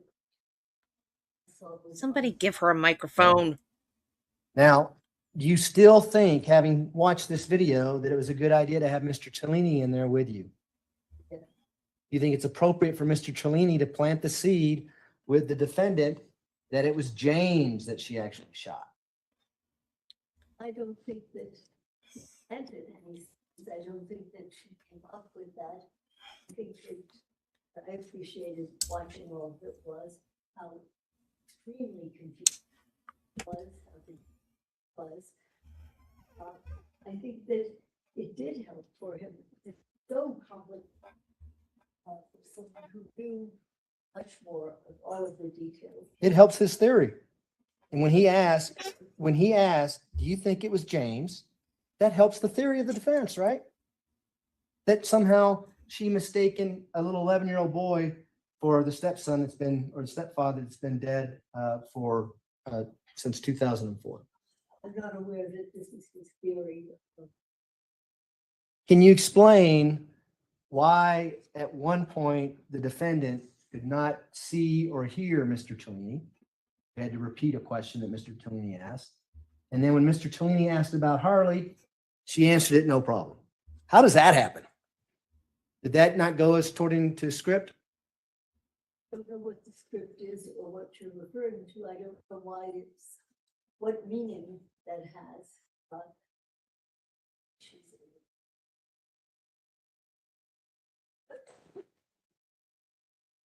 Who did not know what had happened.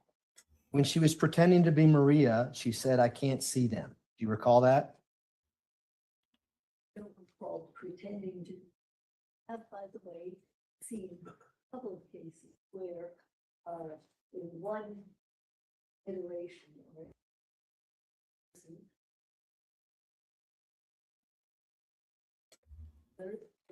and either blind or also true hallucination. And then she was somehow cured and could see him and answer questions, no problem. This happens. It is well It's fluid. described in literature, and I've only seen it. Why did you ask the defendant if she thought it was a devil or a demon? Simply wondering, what did you do? Looking for evidence of psychosis, perhaps? Oh, I am not looking for evidence of anything. I understand what she perceived. Because I know no evidence that she hated again, so that she harmed her in any way that I couldn't find a precipitating cause. I wondered, since it is fairly common for people kind of dangerous or frightening things, it apparently have some notion of some creature in a cave, that it was either here or there to find out did she see something different, and it did not seem to affect what she said. She really does not know really what was going on with her. Or she just doesn't want to tell you, right? She just can't bring herself to tell you what she did to Gannon, could she? Well, but I think that you're correct that she, something about what had happened there that is psychologically questioning about it. She did it. Well, and here's what I want you to consider, okay? This whole story about her acting in self-defense and Gannon having a knife and she thinking that it's crazy ass James or whatever the heck his name is, and shoots him. And then it turns to self-defense. And it turns into someone gets rid of the body. It's just her not being able to tell you what she did to Gannon. Is that true? Tell us what she did. And here's the flaw in your theory. What is my theory? I'm not sure. The theory that she had a different personality and Maria, the sociopath, did this murder. Okay? No. You can't explain, No, doctor. that is You not my cannot. theory. Do not. Well, what's your theory? You're saying she's legally insane. Yes, I really psychiatrically ill, and that she hallucinates, that she's delusional, and that her line of thinking is confused, addled, and frightened, and but I don't have a particular theory that she killed this person for that reason. Why didn't you ask her about why she gave Gannon an excessive amount of hydrocodone? I didn't know that she gave that. Do you think that's important? Only if I know for sure she gave somebody that. You read the autopsy report? You know it's there. I know that he had this. I don't know who gave it to him. I've many cases where children have excessive amounts of poisonous things in their food. But there are many different reasons why. Your Honor, those are my questions. Thanks. I have no further questions for this witness. Your Director. I'll try to go. Dr. Lewis, how are you? We're gonna rehash everything, but I do want to clear up just a couple of things with you. One, in regards to the EEG and the emails that were shown to you, as far as you saying that let's hold off on doing the EEG. That was at that point in time, then you indicated that you wanted to do the evaluation first. Recall that from the emails? Well, that there were other things to do, and it was not something that I was going to get hung up on at that moment. At that point in time. And then in a report that you did for the court on February 12th, in that report, you put down the need you thought for both an MRI and an EEG, correct? Correct. And you recall in relation to this court, the issue being that this court would not give us any more time to get those things done. Be relating that to you. I'm gonna What I object, Your Honor, heard was that the court refused to Sustained. raise it. I was told. Yeah, I have an objection. Stop. Okay. The objection was sustained. The witness will stop responding to a question when an objection has been sustained. The jury will disregard the witness's answer. You can ask another question. All right. Moving on to some of the other stuff. The district attorney on his cross insinuated some stuff that the motive for killing Gannon was somehow that Ms. Stauch wanted to move to Florida. Does that make any rational sense? Not to me. Nothing. Can you in think the of any whole way trial. that brutally murdering Gannon would enable her to move to Florida? Can you think any sense how that would fit into any plan to move to Florida? Does that make any rational sense whatsoever?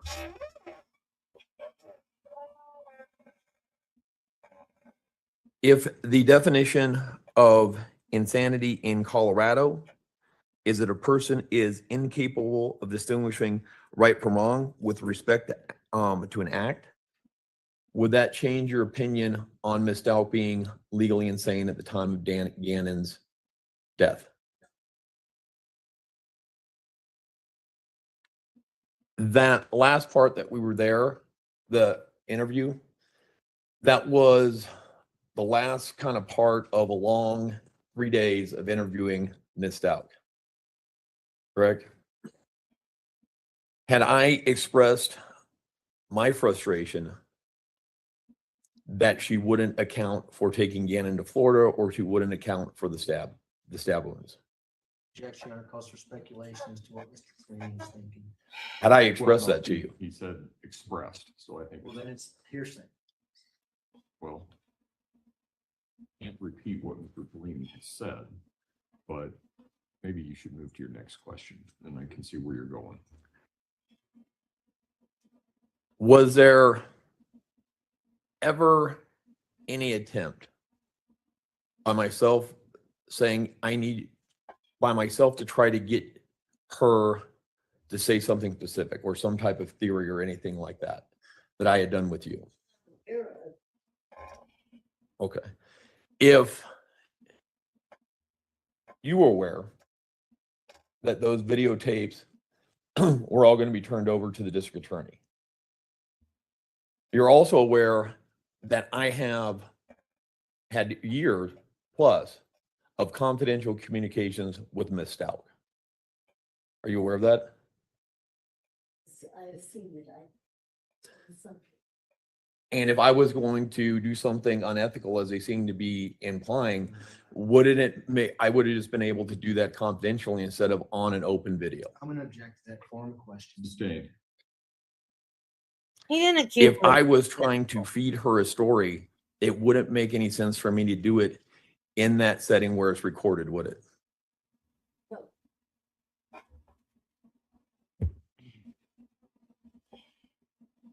In any of the materials or anything else that you have looked at, is there any other rational explanation as to why Ms. Stauch did this other than the psychotic episode?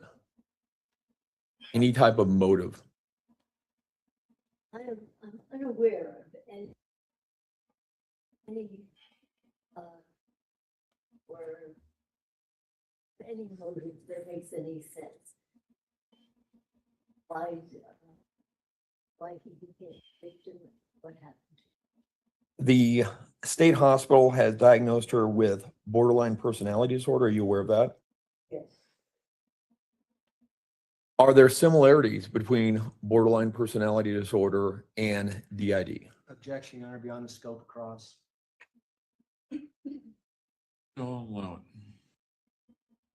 Are there similarities between borderline personality disorder and DID? Yes, they are. What are some of those similarities? Well,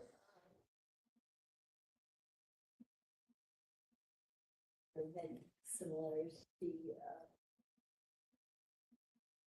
reality, what is real, what is real.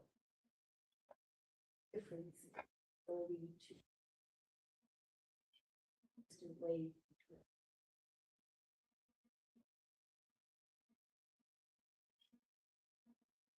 or you.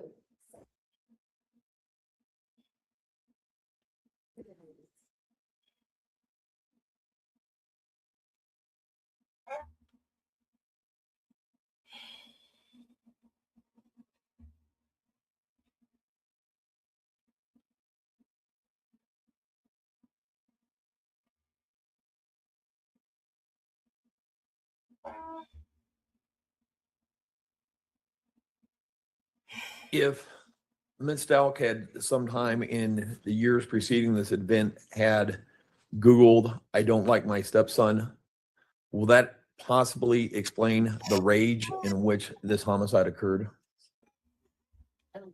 Yes. Are you still firm in your opinion, your expert opinion, based upon almost well over 50, 60 years of practice, that in your expert opinion, Ms. Stauch was insane at the time of the death? Objection, asked and answered. Sustained. Do you learn, have you learned lots of things over your experience in interviewing and evaluating people with DID? Over the, what is it, 40, yes, over 40 plus 50 years. Have you learned at picking up on subtle cues?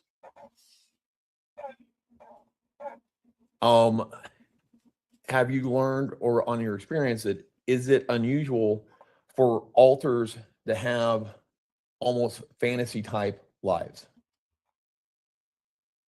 I would say it's a definition of the. It is a fantasy. Are, in your experience, are the alters perceiving reality as a rational person would?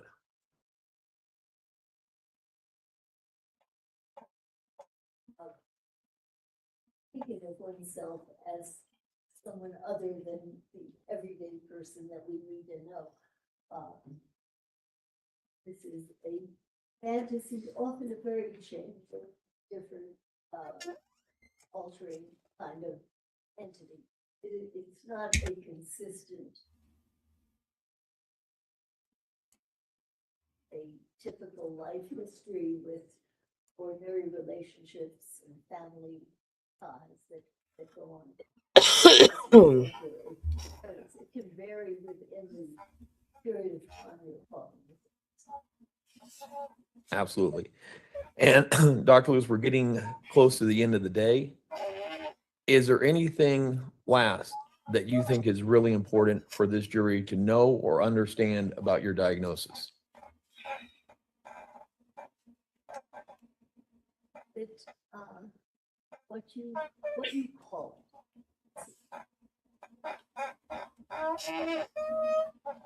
what you call it is so much less important than what you understand about it. What you understand about it is that, oh, this individual has been living a psychotic life unrelated to reality, related to the way you or I or the rest of us experience reality, that it changes. It has been often diagnosed as schizophrenia when people question whether association has many of the signs, symptoms, behaviors as what we call schizophrenia. Visual, their very odd relationships, inability to sustain going.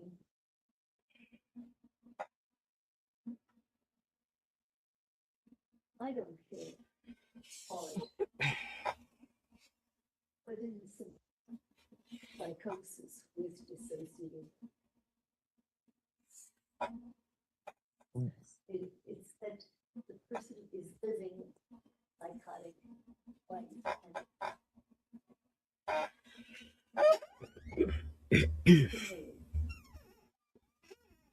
Similarly, that by and large, typical of her, that not stimuli that the rest of us perceive. I have an objection based on that last answer with regards to what we received in her scope of life and stricken. Mr. Tellini? I mean, I think that was in her report and she was expounding on what she had seen in the video and what was going on. Well, I'm going to allow it. I'm also going to end this answer. Okay.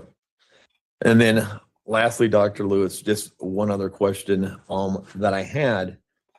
Would it then, if somebody was suffering that type of mental illness, would it be possible for a daughter who has been with them most of her life not to be aware of it?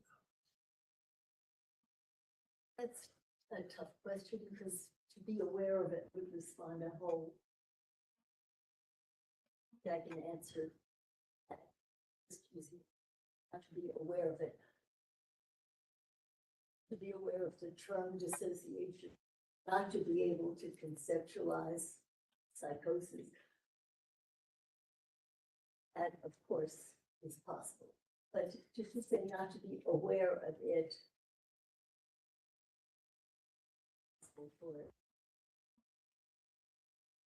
for certain psychiatry. All right. Thank you, Dr. Lewis. All right. Do any of the jurors have any questions for Dr. Lewis? Looks like we have. We've passed all of them forward and retrieve those in council approach, please.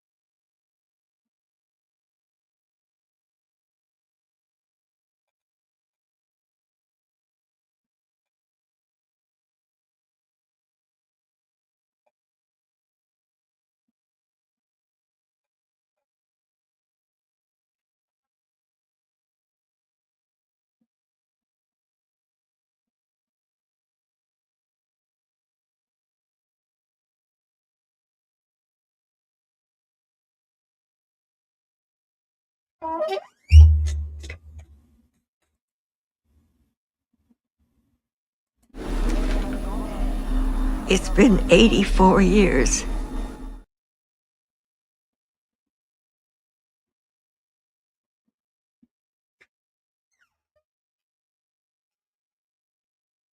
Any day now.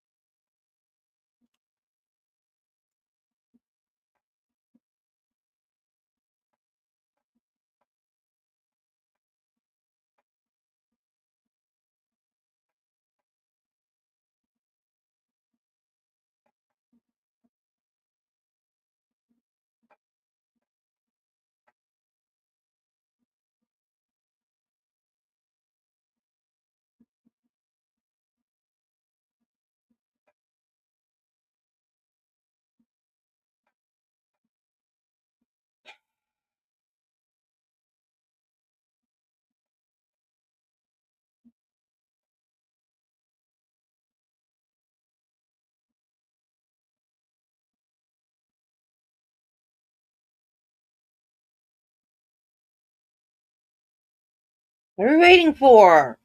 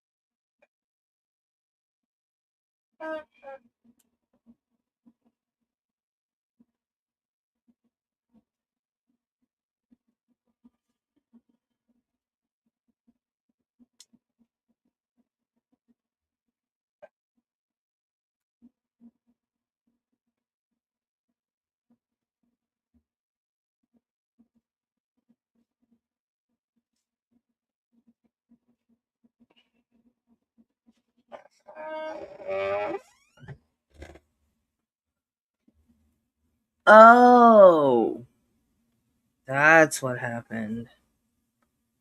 Well.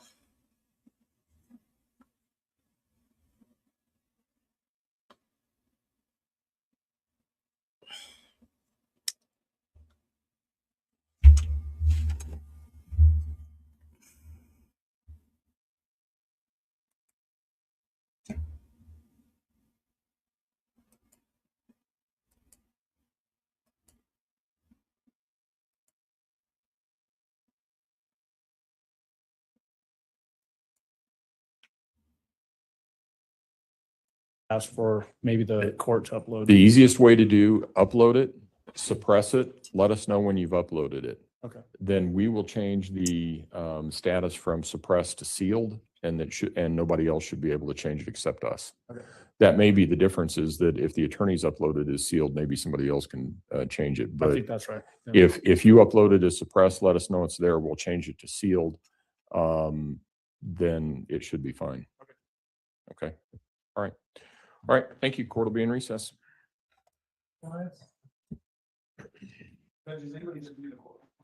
Okay. Day 19. What do we have left? Verdict to watch.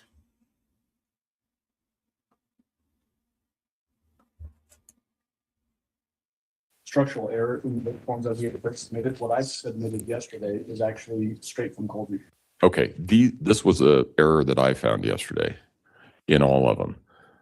Is this the version? No, this is what you originally sent, and then I crossed out this language.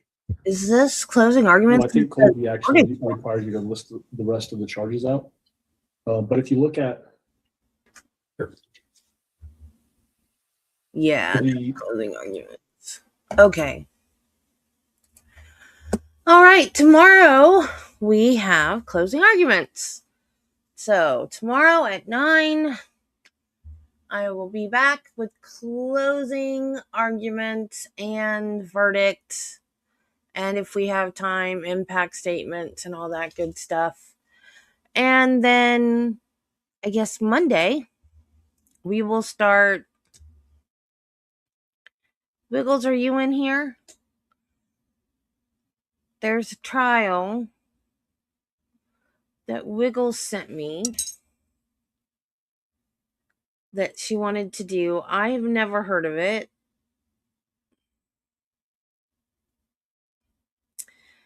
Hell on Wheels double murder crash. Ohio v. Mackenzie Sharilla. So that's what we're going to start next week.